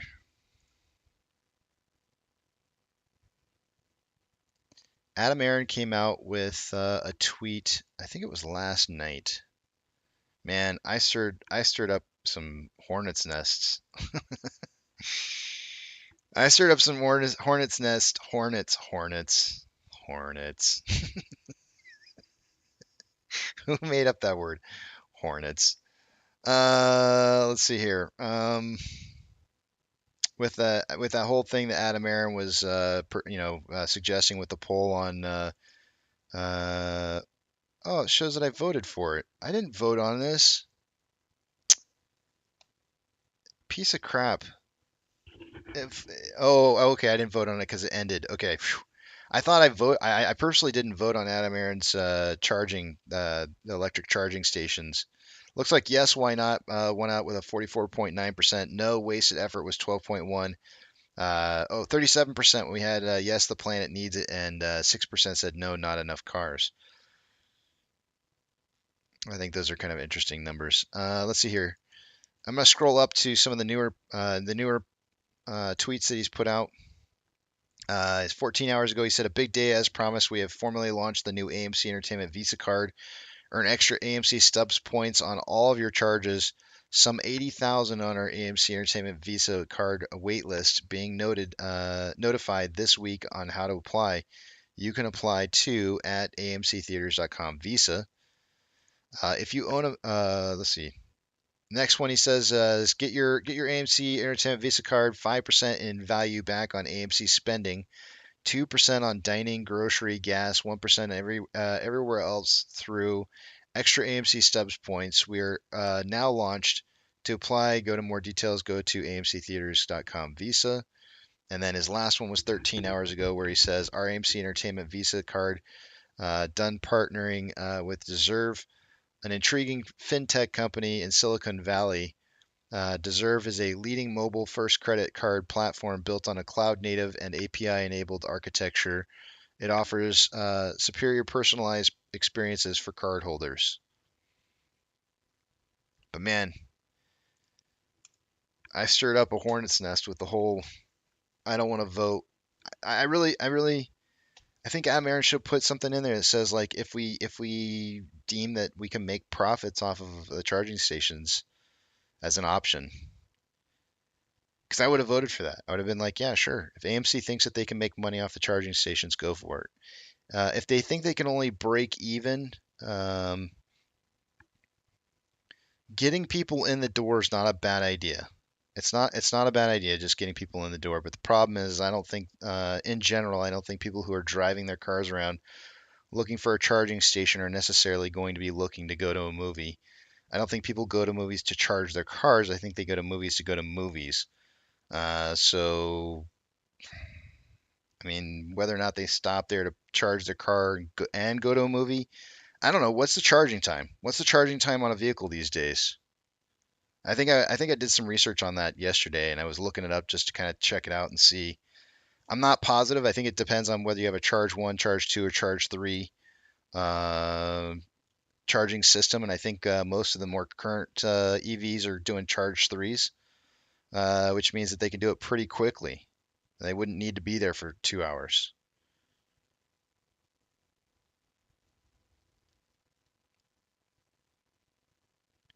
Danny says, Casey, why do you think that when you cancel the A-list, you can't sign back up for 6 months? Come on. The reason that Danny is that I think people would just sign up for it and then take it off anytime the movies are slow. And I think they're trying to avoid that because they know that you're getting a great deal on how many movies you can see during the slow times and the hot times in the movie theaters. So they're basically saying like because you're giving us your continued support of buying this, we're going to give you in return, we're going to give you tons and tons of tickets all the time. But if you're going to just simply use this as a way to try and just save money for you and not, try and be a continued supporter of what it is that we have to offer, then we're not gonna give you any kickbacks just for special. I mean, it's like that whole thing way back in the day when people used to like buy TVs from Costco just to watch the Super Bowl and then take the TV back. It's like, come on, man, come on. They're not making money when that happens. That's not how it's. This is not. Let's try and screw AMC. This is how do you help AMC become more profitable here?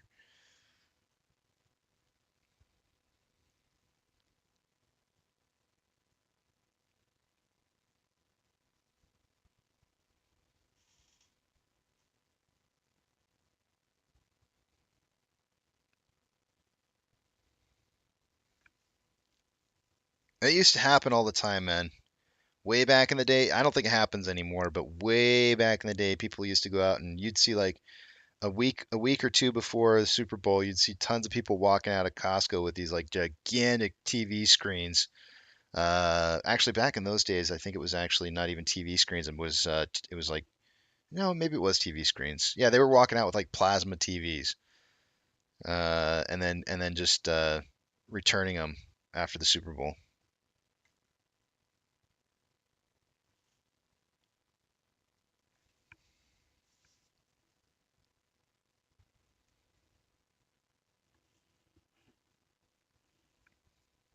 Myself says you get the deals for being loyal, not for being a scrub.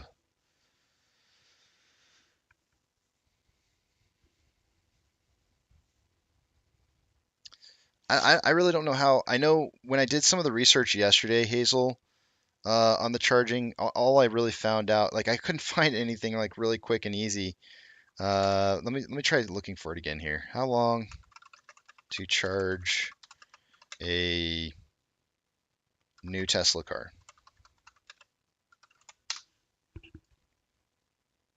I want to say new because I want it to be the charging 3. This says the Tesla supercharger is the fastest charging option when you're away from home, allowing you to charge your car up to 200 miles in 15 minutes. So my question to you is if they're going to put in these charging stations and they expect to get bodies in the door because of the charging stations, and they don't really make any money on the charging station, they're just simply trying to make money on getting bodies in the door, then is a 15-minute period of time going to be long enough for somebody to decide that they're going to, actually go walk into the movie theater? Why not just pull up to a convenience store and just grab like a much cheaper not popcorn or hot dogs or whatever it is that they want to buy at a convenience store?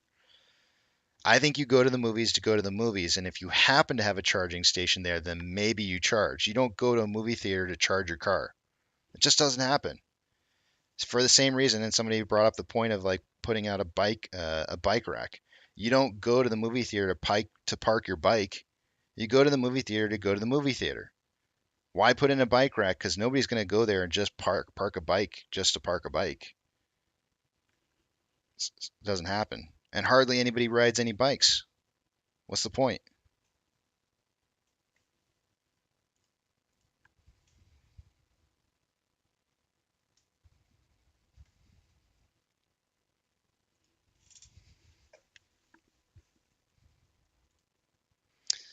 But I mean, I'm not saying it's a wasted effort though, myself. I'm really not trying to say that. I'm just saying I hope that they have good research that it's not a wasted effort before getting into it. If they don't have good research on it, then it might be a wasted effort and it might not be worth the time, the expense, or the money. I'll tell you what. One of the things that maybe I told this story yesterday. I think I told this story yesterday, but I'm gonna go ahead and tell it again. When I lived in Oregon, there was a huge push at the time for people to, and there still really is. You're probably gonna hear the story, you're gonna be like, what are you talking about back then? It's still happening.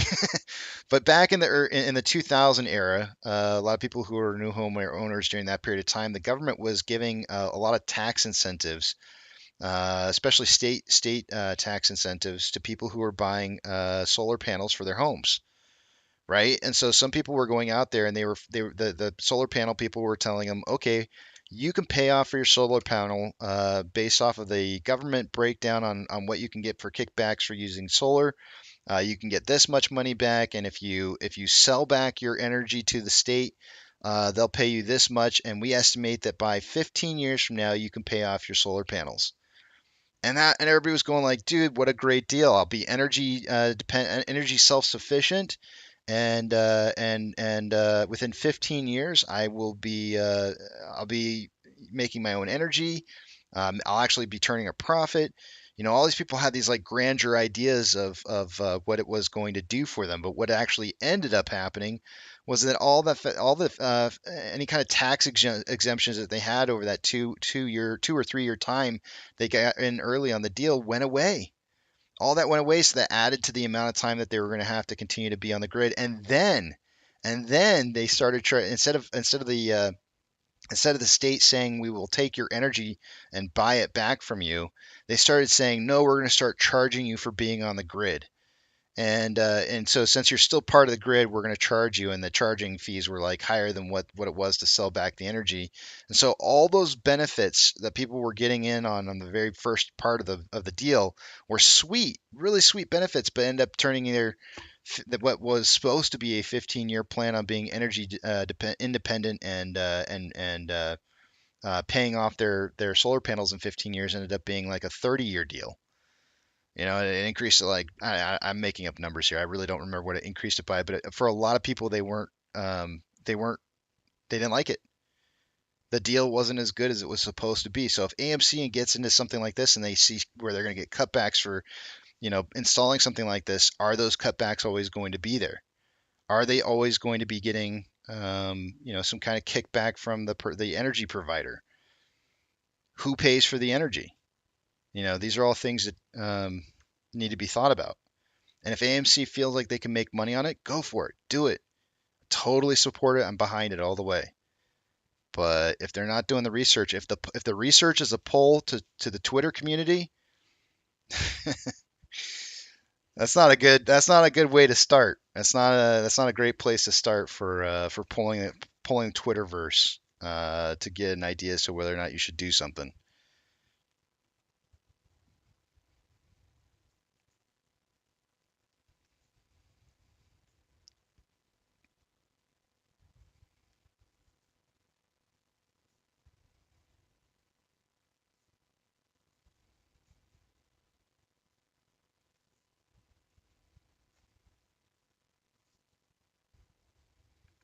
It's getting better. Papa Mac says my brother's looking to build in Colorado, and the payback is less than 10 years now. I'm talking from back in the 2000 era, Papa Mac. All the information I'm talking about is all from way like over 20 years ago. So I know it's getting better, and that's good, and I love it. I love the fact that solar panels are improving energy. They're more energy sufficient and energy creation. So I think that's great, but um, we're still not quite where we need to be. Not yet. It's getting there. It's getting there, and I like it, but I'm still not ready. I move homes because of the industry that I've worked in for most of my life. I change homes probably. This is might be one of the longest times I've ever stayed in a house, which is I think we're going on like. Let's see, when did we move in here?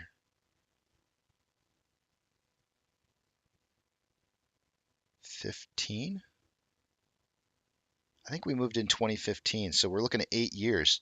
This might be really darn close to the longest I've ever stayed in a home before.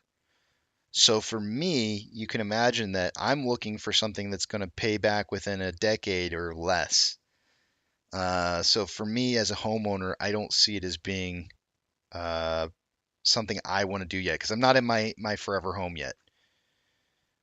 So I will be avoiding any kind of solar panel until I either get into a forever home or or I the time frame on which it's going to be profitable would be less than I don't know, 5 years.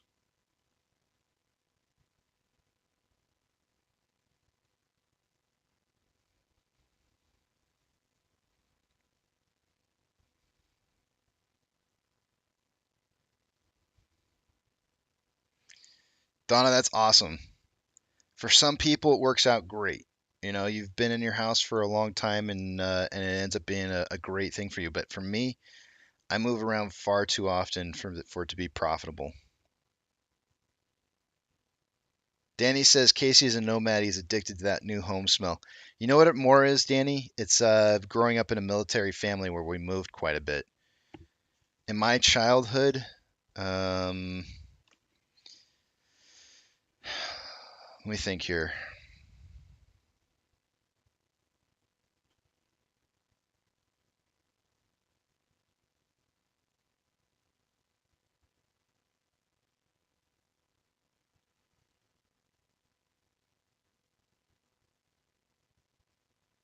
I'm gonna go with 6. I think it's 6. My mom will have to probably correct me if I'm wrong, but I think in my childhood years from 0 to 18, I lived in 6 different homes. So that's once every 3 years moving. And so when you get into on average, right? We didn't move every 3 years, but that was probably pretty close to some of the homes were longer than others. But when you live that kind of lifestyle, you get used to it, and you're not afraid to move. You're not afraid to just pick up everything and just go someplace else. I don't have a problem with it. A lot of people can't even fathom the idea of selling everything that it is that they have that's not um, something that they an heirloom or something that they really want to hold on to or whatever, and just moving. And for me, I don't have any problem with it. I could just go. I'll pick up and leave and go wherever I go. I find new people to hang out with. I find new friends. It's not hard to do.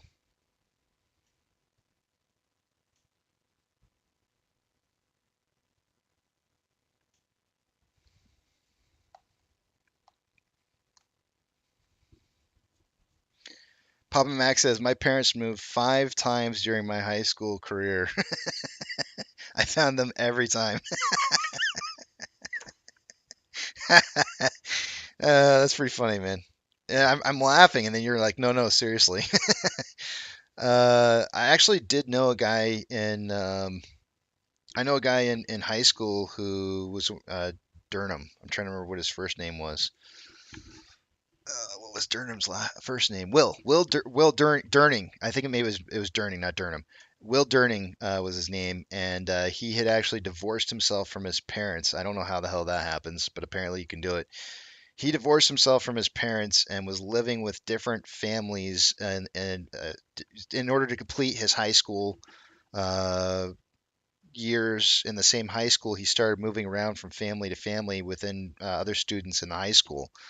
And Will had a job. He worked at In and Out, and uh, most fascinating guy I've ever met. I mean, because you want to talk about somebody who can just move around on the at their own will. It's funny his name was Will. He could just move around. He didn't have any problem. He just he made people happy where he would go.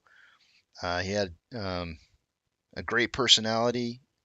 I have no idea what his problems were at his home that he had to leave, but he never, ever, ever took it out on anybody else. And the dude always he would go shopping for his own clothes, and he would go to Salvation Army, and he always wore, and this is in the 1990s when grunge was the thing, he always came to school in polyester plaid uh, pants, bell bottoms, every day. He always had clothes on from the 70s that came straight out of a Goodwill or something. And everybody knew who he was. Funny as hell, great guy, uh, shitty life. I don't know why I'm telling you this story. It's okay to move around. You can move around and still be an okay person.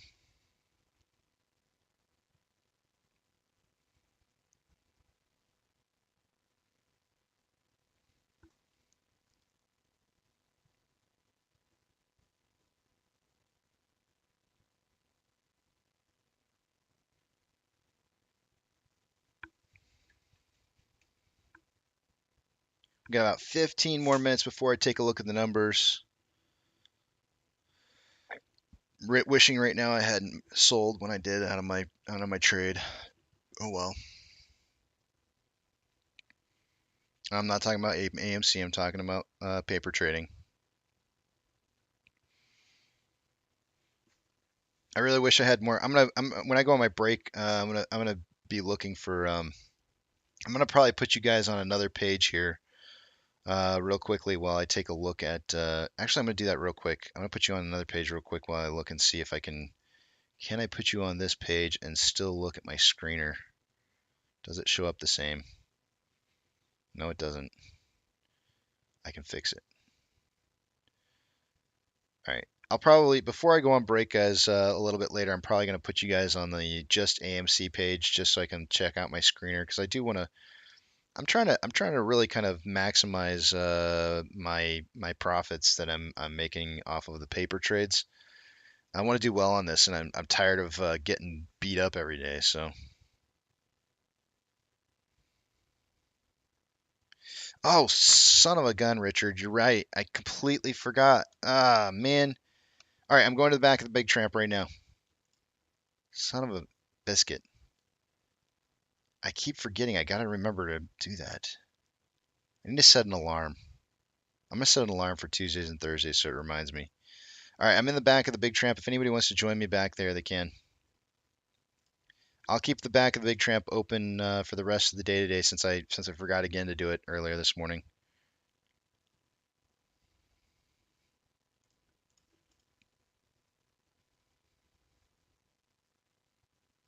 Yep, I'm not saying the ticker. Nope, it was not.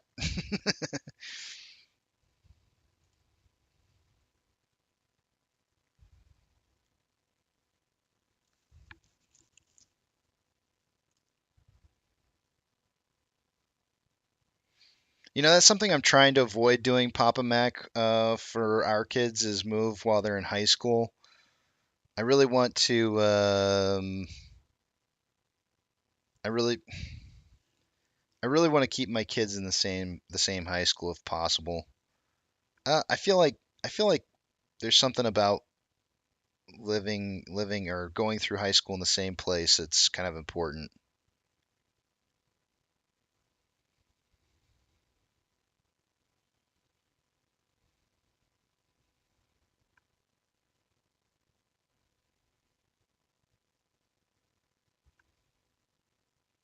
No, it's all on the Discord, Derek. I didn't put in the trade this morning because I actually did it right before I got on air. But everything's on Discord.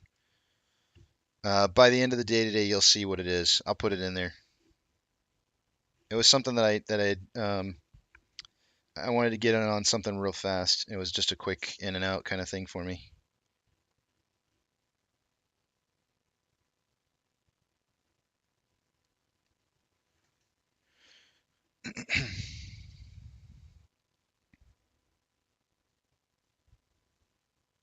Dynamo Bunch as a kid, it kind of sucked.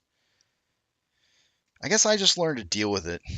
I know it's lived with it, and I kind of liked the different changing scenery.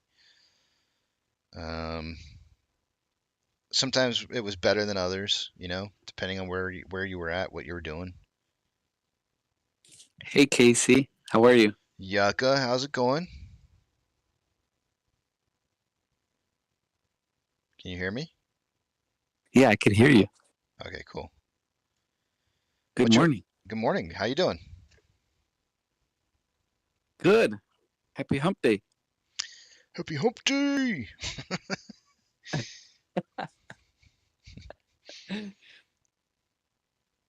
Yeah. Hello? Yeah. Hello? Hello. Are you there? Yeah, Yes, you are. I'm here. Yeah. So yes, they put us in a trunk, and then I remember everything crossing like this river that was like really strong. I was on top of a guy's shoulder. Obviously, I was like 4 years old, so I mean I still remember that. But when I got here, I was like amazed with everything, with like the food, like the fruits. Like we're talking about like apples. I would look at apples and I'd be like, wow, we don't have that over there.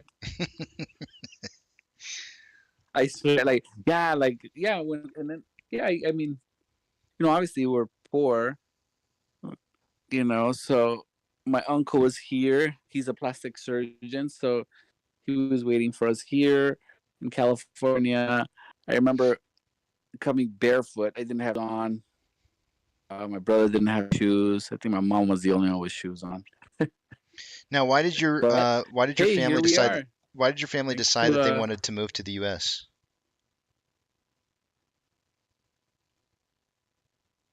Uh-oh. I think I'm cutting out. oh yeah, it was a family, like my mom and my brother. Yeah, it was my mom and my brother, and that was it. I, because there was going to be war in our country, Mm.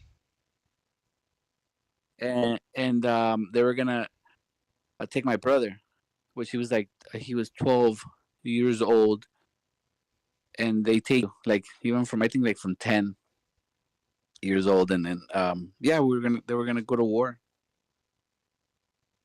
so we left. Yeah. Yeah, man. I did you ever hear my Las Vegas story?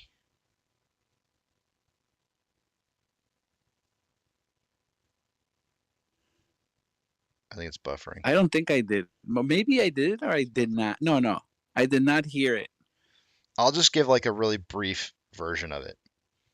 Way back in the day, it's cleaned up a lot more than what it used to be. I don't know when the last time you've been to Vegas or not, but it's not really like this anymore. But have you ever been to Vegas?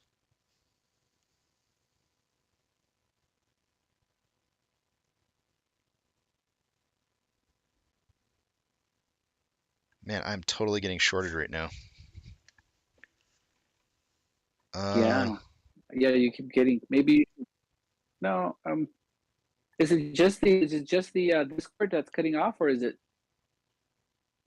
I'm pretty Oh sure that wait, let me it's see. me in general because I'm not getting enough data to support I think being in the back of the big tramp. I don't have you ever been to Vegas?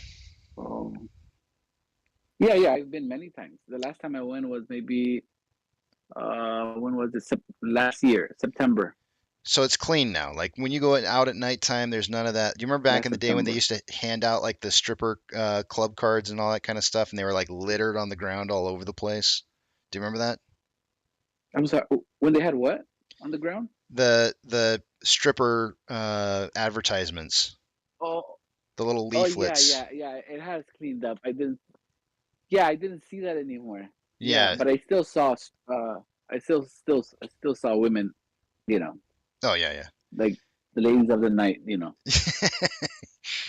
So my story is that I was out and I think it was probably around midnight or so, and they were handing those things out, and I saw this guy who was handing some out, and it looked like his mother and his little daughter and maybe a son or something like that that were like running around out there, and it was like midnight ish or maybe even 1 o'clock in the morning, and he was handing out those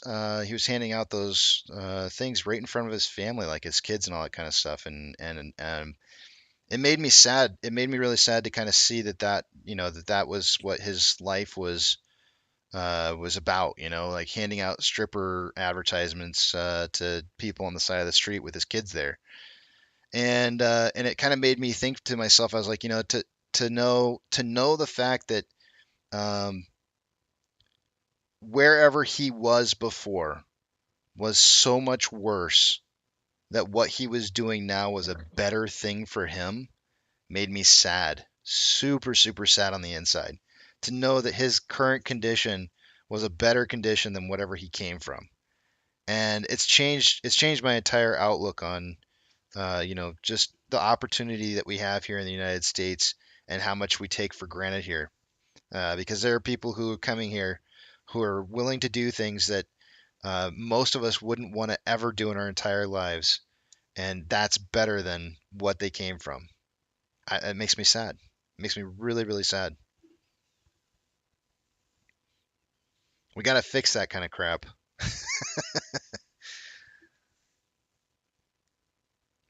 Yeah. It's just wild. Yep.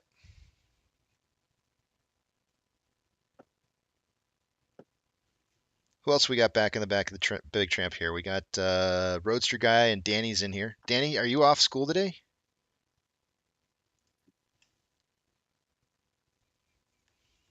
Hey.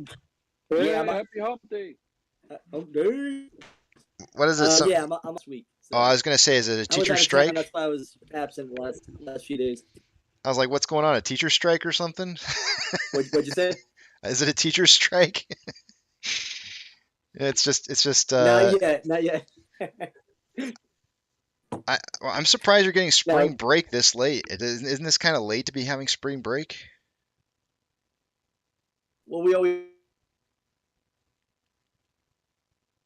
do it around Easter, so we get like that Holy Week, the first half of the week, and then the whole next week. Yeah, very good. But if we were to strike, it'd be at the beginning of the year, not towards the end of summer. So we got to wait for next year. But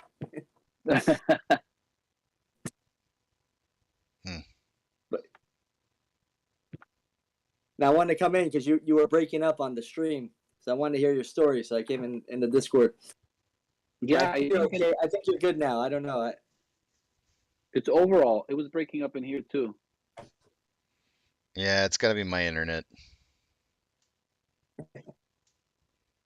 Yeah, I thought it was me. Just assume that it's always me. Don't ever assume it's anybody else other than me, because it's always me. I blame myself. Like you? You blame yourself or myself? Myself. Yeah, who's on first?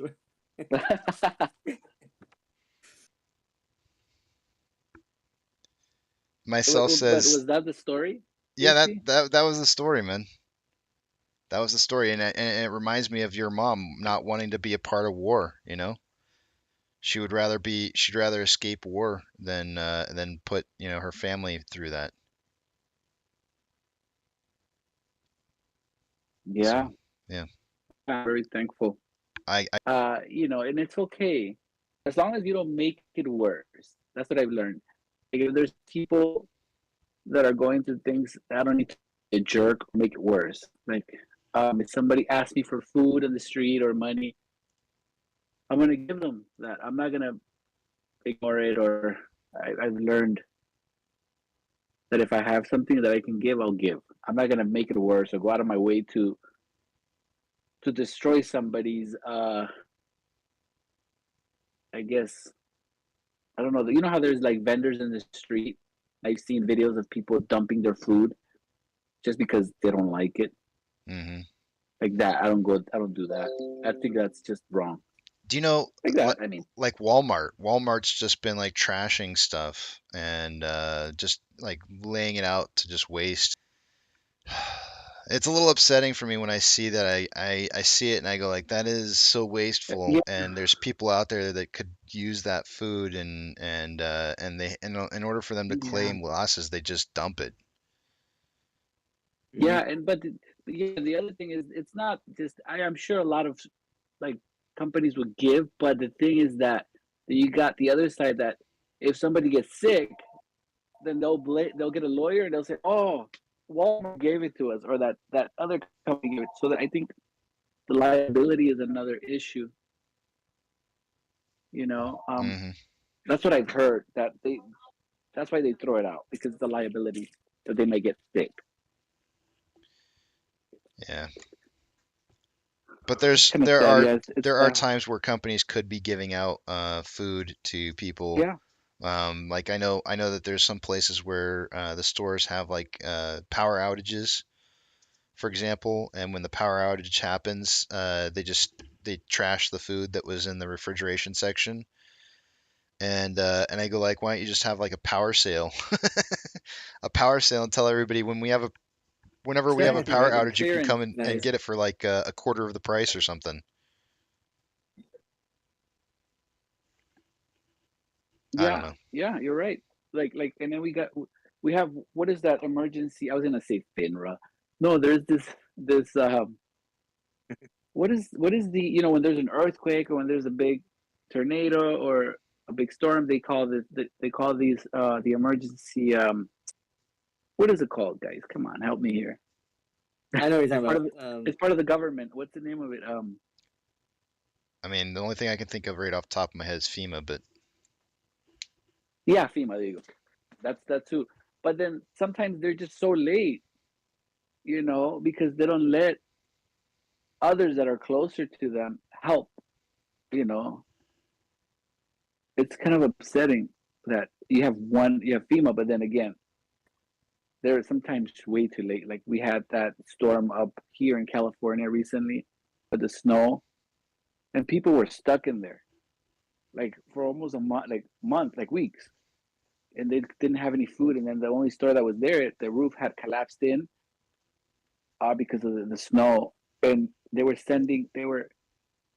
like, people wanted to leave, go down to the city to get food, but they weren't letting them come back up. So they wanted to go get medicine for the family, and the sheriff was saying, no, if once you leave, you can't come back up. But FEMA wasn't coming to help. Yeah. Anyways, The Red Cross is what I was thinking of. The Red Cross. The Red Cross. Yeah, I don't know what they do with all that blood. It's hard, man, because in Miami we have so many like homeless people, and there's one like famous couple, and they're always with their kids, asking for money, and you see them at different places, and they found out that the guy was walking his Mercedes at the end of the day. Oh yeah. And, and I'm like, man, what the hell? People are giving, their heart, thinking they're helping the family, and the guy has more money than probably all of us. Yeah. So it's kind of discouraging. You want to help people, but you don't know what they're going to do with the money. So I'd rather just buy people food if they're hungry. I'd rather just buy them food and necessities rather than, just give them the cash.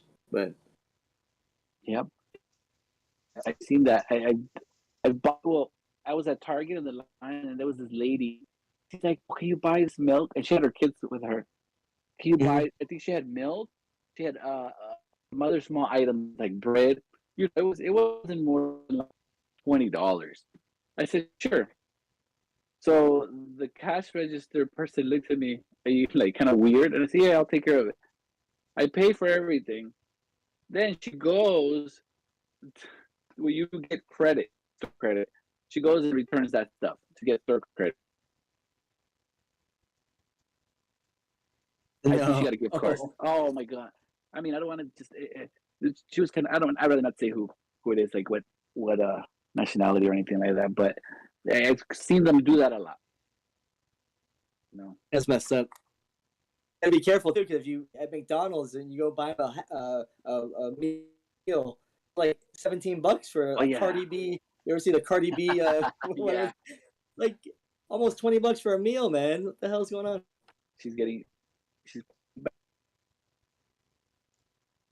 Because I'm going to exit the Big Tramp because I'm buffering really bad. And yeah, Nana was saying at the Publix in Florida. We have Publix. I think in Georgia too. And are you gonna come back in? Yeah, I'll come back in a little bit later. Hopefully, Yeah, let me do the numbers real quick, and then I'll come back in. Okay, I'll be right back. All right.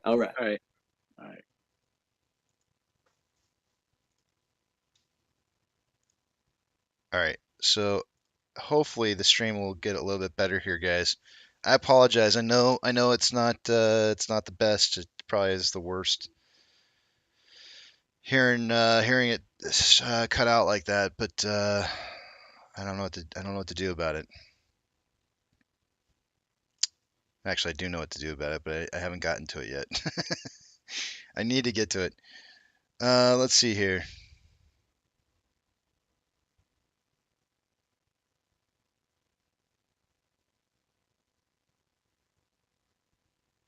I'm going to take you guys over to the other page. I'm not going to be able to see what it is you guys are writing, so hold those personal thoughts, comments, questions, or concerns until you see the Big Tramp back up on the screen again. Let's take a look at what we got going on with these numbers here.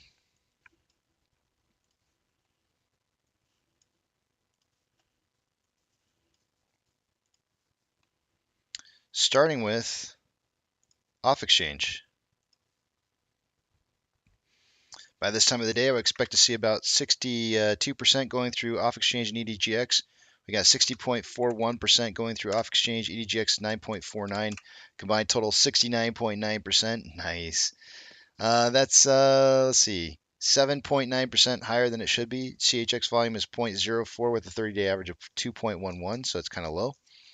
On Ape, we have 61.78% going through off exchange. EDGX is at 6.23. The combined total 68.01, or 6.01% higher than it should be. CHX is 0.02 with a 30-day average of 0.12, so it's low. CHX volume on GME is sitting at 0.13 with a 30-day average of 0.28. Vortex.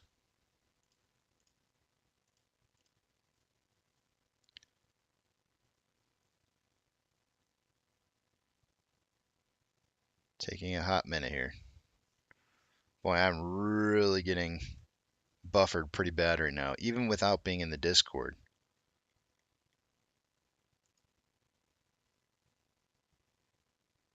It's not just the Discord.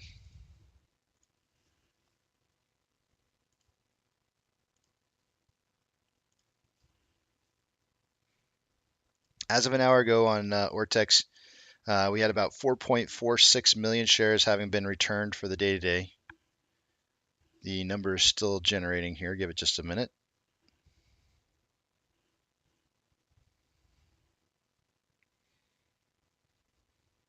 I'm probably going to lose you guys. This is really bad buffering.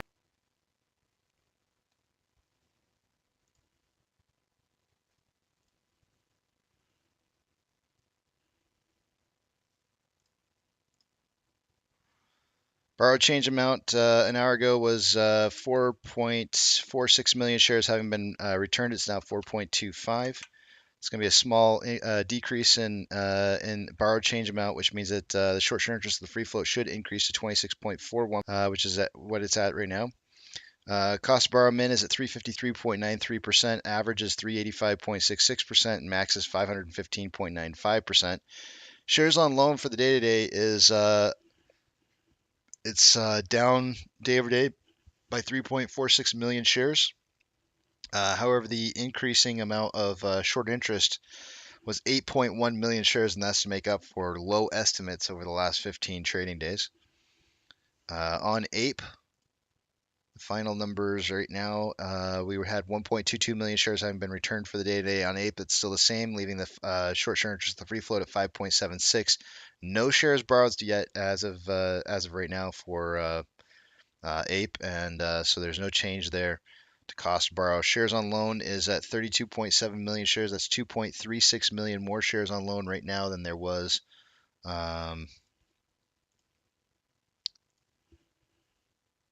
yesterday. Putting us at 32.7 million shares on loan. Taking a look at the combined price of AMC and Ape, we are at $7.18. That is still above the $7.15 level of support that we've struggled with on many occasions and still are struggling with. But we are kind of maintaining right now at $7.18. Still in the ascending parallel channel, rather. Sorry. Still can't get my Fidelity to load up here. It seems to always have problems whenever I'm having problems with my internet connection.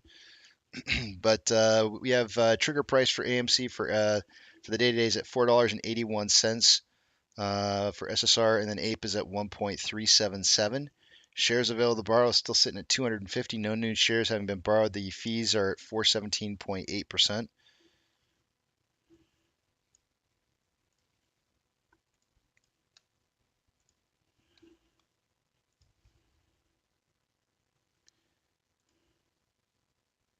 NASDAQ is up 1.49. Dow Jones is up 0.57. The S&P 500 is up 0.77. We have 4,221 advancers to 2,104 decliners. The market is more advancing than declining.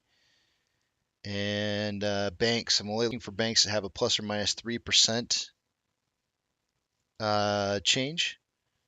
As of right now, Coinbase is at 6.01. And everything else is within that spread that I just told you.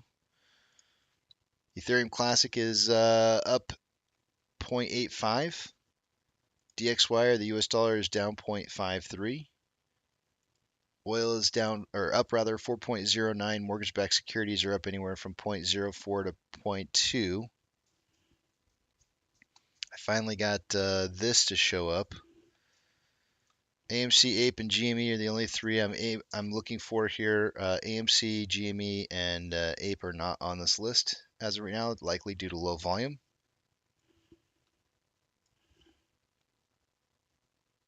Man, SPY is up 0.74%. I am really getting buffered big time right now. Hold on a second, guys. I gotta check something out real fast because this is really super bad buffering, way more than usual. So I gotta check something out real quick here. Give me a second. What am I looking up? Downdetector.com.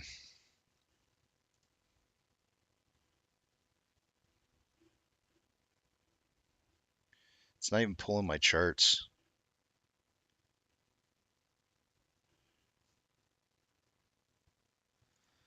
We got a lot of different outages right now being reported, but doesn't look like anything that should be affecting me. YouTube's not really, it's not really elevated.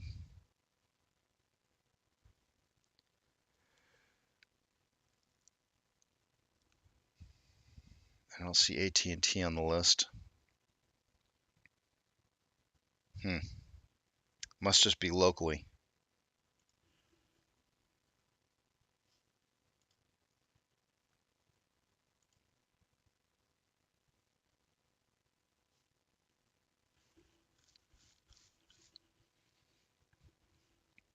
I have no idea how this stream is still actually managing to work right now. Let's see, VIX is down 4.98, VBR is up 0.36, VB is up 0.58, 2.33, Amazon is up 0.3, Cinemark is up 1.53, Doge is up 4.27, Bitcoin is up 1.59, GME is up 1.71, HYMC is up 7.22, NCMI is up 4.59, HUD is up 0.05, Ape is up 4.12, and AMC is up 4.4. Let me see here.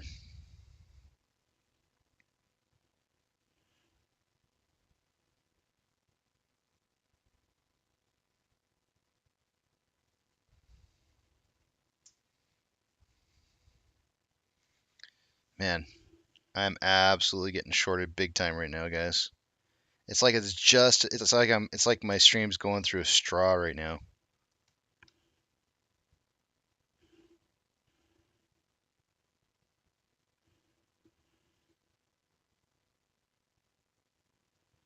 Give me 1 second here. I'm gonna try and figure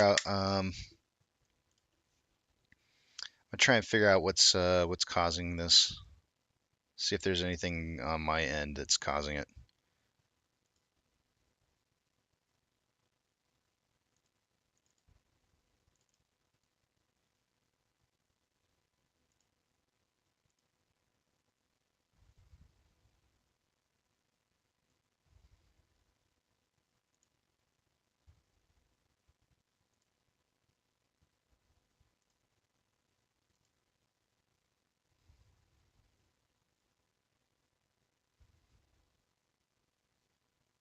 No.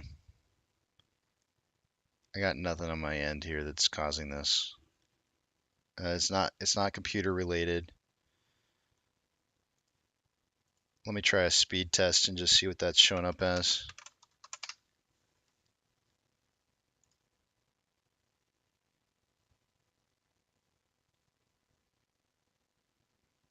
There's nothing wrong with my speed right now. I mean, if I told you what it was, you'd probably be like, well, there's your problem. But it's actually well within what I normally stream at, so I'm not sure what's going on right now. I can see that there's definitely some buffering issues going on here, but there's not huge amounts of load coming from off of my computer. I'm getting good internet speed tests here, well within the limits on what I normally stream at, and have no problems. So I'm really not sure why I'm getting what's going on. There's nothing on Down Detector that would indicate that there's something going on here. and yet when I try to okay, now everything seems all right. Now I just refreshed and everything's fine now. I don't know. I don't know what's going on, but I definitely got shorted there a little bit. VIX is down 5.19%. VBR is up 0.36. VB is up 0.69. Tesla is up 2.43. Amazon is up 3.19. Cinemark is up 1.53. Doge is up 4.09. Bitcoin is up 1.62. GME is up 1.89. HYMC is up 8.34. NCMI is up 4.45. Hood is up 0.35. Ape is up 4.58. And AMC is up 4.79. Yeah, it's still happening to me. On AMC, there's approximately $1.5 million more inflow than outflow. 12.5 million shares traded so far for the day today after 169 minutes worth of trading, putting us on a pace for 28.98 million shares traded by the end of the day today. That is very low volume compared to the 40 to 60 million I was predicting in pre-market. On a 4-hour chart here, we have more selling pressure than the buying pressure than RSI of 62.6, which is above average. On a 1-hour time interval, more buying pressure than selling pressure than RSI of 60.14, with a crossover of the vortex indicator within the last hour. RSI, or sorry, for 30-minute interval, vortex indicator showing more buying pressure than selling pressure than RSI of 62.54, which is above average. And on a 5-minute interval, more buying pressure than selling pressure than RSI of 58.03, which is above average.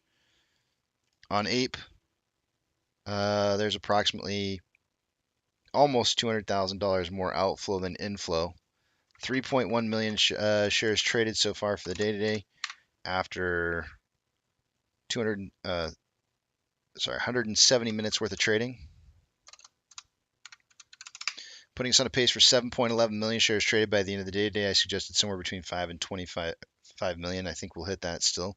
On a 4-hour time interval, we have no data, even though it says I got an excellent connection. What is going on?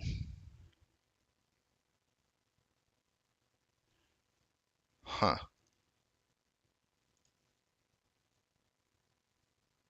Okay. Some weird stuff going on right now.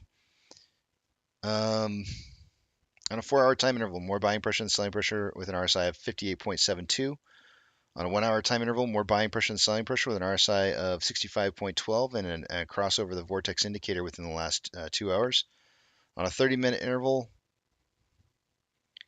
we have more selling pressure than buying pressure with an RSI of 67.6, which is above average. And on a 5-minute interval, more buying pressure than selling pressure with an RSI of 58.44, which is above average.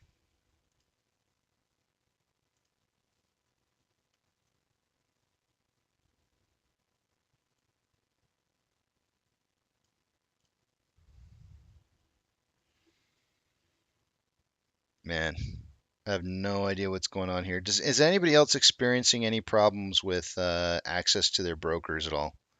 Are you guys having any issues with data? Just out of curiosity, I'm just trying to see if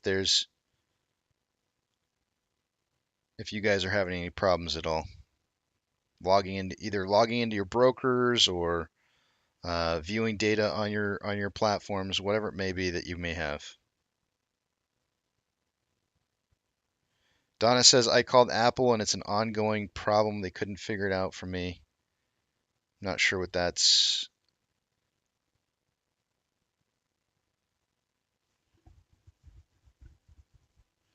It keeps dropping out my my screens here. My internet says that my connection's excellent right now, so it's not showing any problems. I ran a speed test. Everything was fine on the speed. But yet there still seems to be some kind of problem here.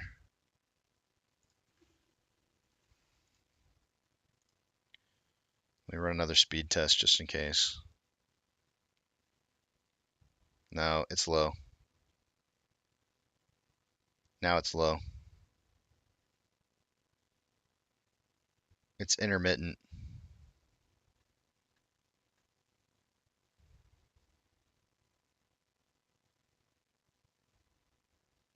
Okay, there is a problem. I'm getting intermittent problems here.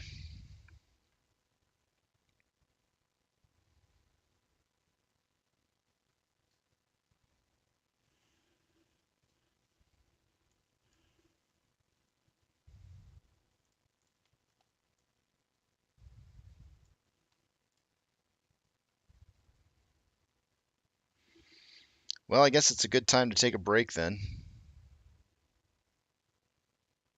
Dynamite says blame Putin.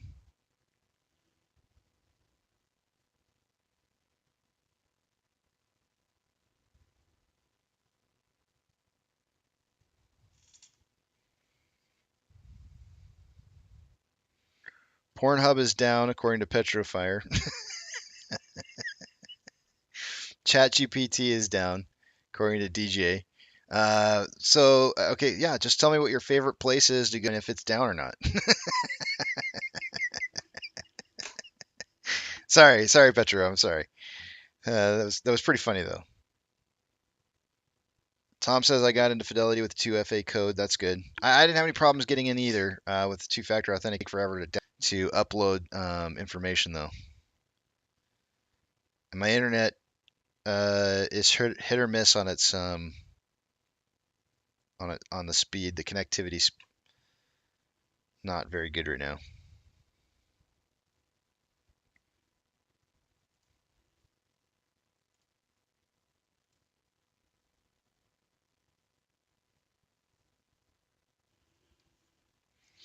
Alrighty, I'm going to take a break. It might be a good time to just take a break anyways.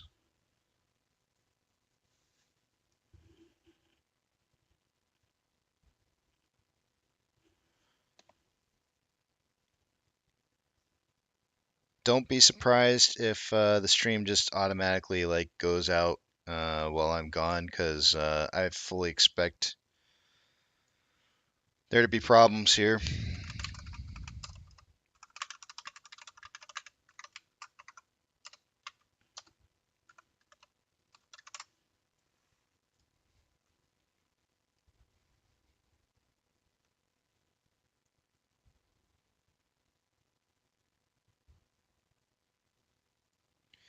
All right, I'll put up a little bit of music before I go. I'll see you guys back at 12:10. Hopefully the internet will have resolved itself by then. Mac and Bees, thanks for reporting that that you got into your broker with no issues. That's good. It's good. It's just good to know whether or not it's a system-wide thing or if it's just a me thing. Me and Donna, that is. It's just us, Donna.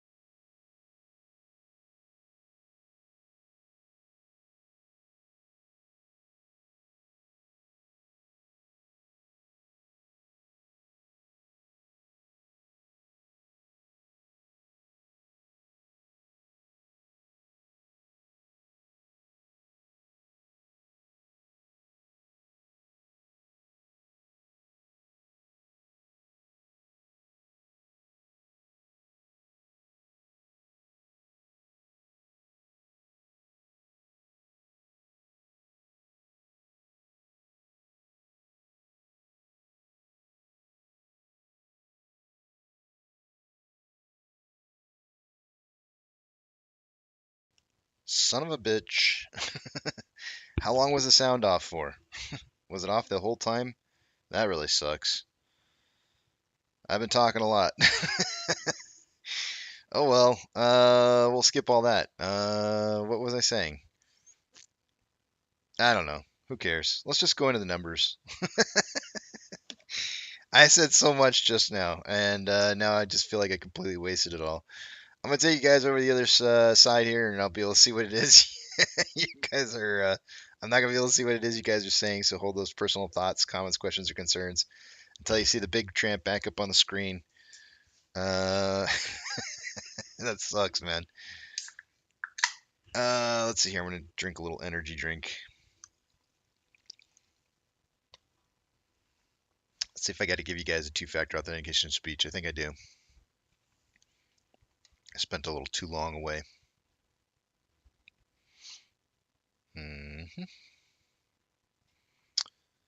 I am still having internet problems, guys, and until this resolves itself, I'm probably not going to be able to go back to the back of the big tramp and talk back there because it won't even be worth it. It just, to be honest with you guys, it's really, really bad.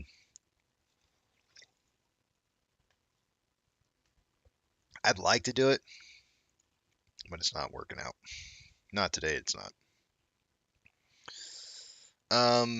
Two-factor authentication. If you don't have it, you may want to consider getting it, as it could prevent you from having somebody log into your account that shouldn't be in your account. When you do sign up for that, if they allow you to put in a secondary device to be able to receive your access code, it might be a great idea to set up just in case something happens to your primary. Please take pictures or video footage or something at electronical. I can't believe I just said electronical. Holy crap, electronic. Yeah, why not? Let's just make it a word. Electronical. Do something electronical to record your information. I completely just made up a word. Electronical. Is that a word? Hold on a second. I'm curious now. I don't even think. I bet you that there's no way that's a word. Oh, no. It is a freaking word. Anything powered by electricity which has microchip technology. Okay. I thought I made up a word there for a second. I guess apparently it's already been done.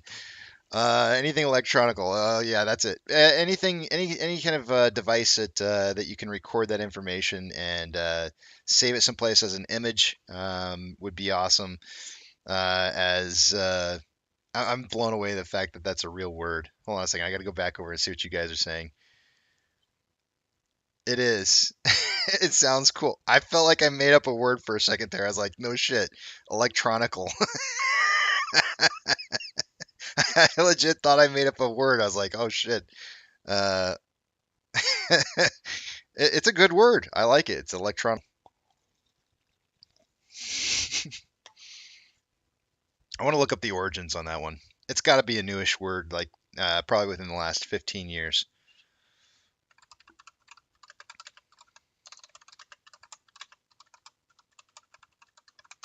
It's like one of those things where it's like, what was the 2.15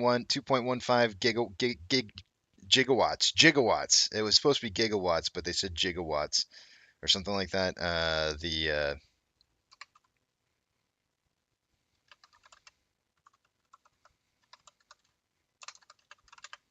And Back to the Future. What was it? I can't remember. I can never remember what the number is. Oh my gosh, this internet is just killing me. Let's see. Electronic. When did they add the electronical part? Electronically. That I've heard before. Electronical I've never heard of. I've never heard anybody say electronical before.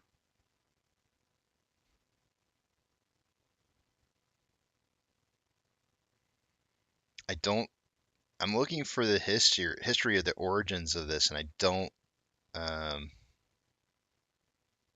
not finding anything. It's got to be newish.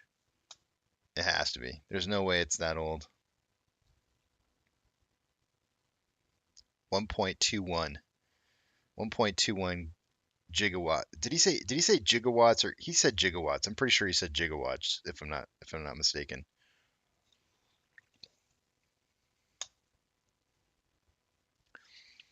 All right. Well, I felt like I was mixing electronic with. Do you guys remember Bionicles?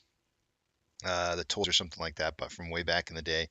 Pretty sure I was mixing like electronical, and is coming from Bionicles and electric or something. I don't know what words I was mixing together, but it sounds like Bionicles, electronical. Maccabee says, "Tell your electronicals to stop shorting your stream." No kidding, man.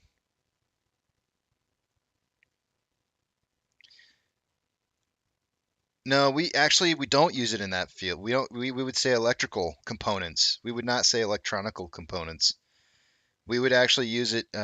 We would say electrical components. I've never ever heard anybody say electronical components ever. In the 20 something years that I was in the industry, I've never heard electronical components. I don't know. I don't think I have. Doesn't sound right. Let's finish off where I was at. Where was I? What the hell am I doing here? This isn't my home. Where am I? What the heck is happening here? Completely at a major squirrel moment there. Refresh. I'm moving screens around. That's what I'm doing. All right, starting with off exchange.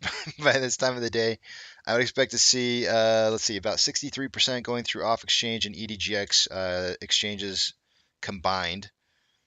Let me see here real quick. Move that over here. Currently, we have 59.63% going through off exchanges. EDGX is at 9.4. The combined total on that's 69.03%, or about 6.03% higher than it should be. CHX volume starting to kind of kick up a little bit. We need to see this number over 500K today, or we're going to continue to see. We'll probably fall off that. We'll fall off that threshold list probably pretty quickly. But right now, CHX volume at 106,000 shares. Our 30-day average is 2.12, so we're still low.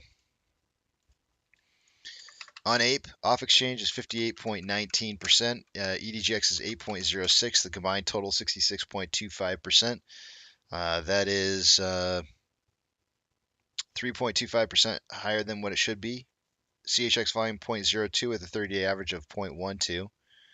And then CHX volume on GME is at 0.09 with a 30-day average of 0.28. Nothing unusual happening there. Taking a look at Ortex. As of an hour ago, there was approximately 4.25 million shares having been returned for the day.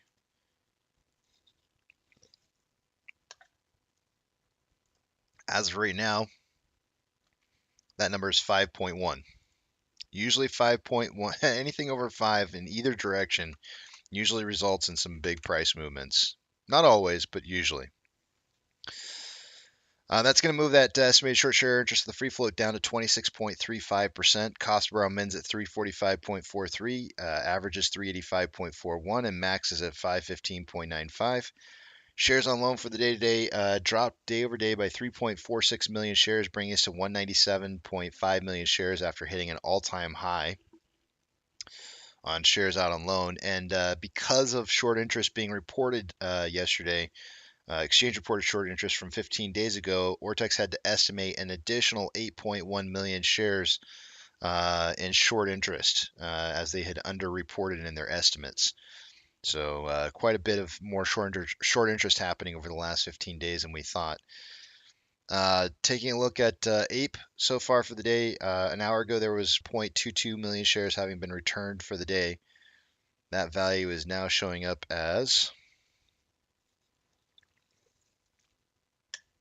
Who the F knows, because it won't update, because my computer sucks. Well, my internet sucks.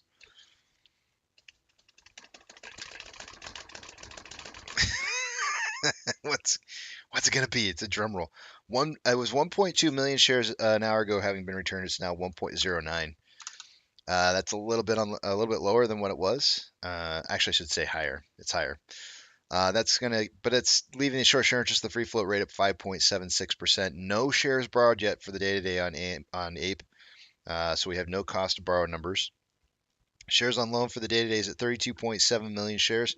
That's 2.36 more million shares on loan today than there was yesterday. Taking a look at options. Highest amount of volume for this morning was at a $6 strike and out the ascending parallel channel.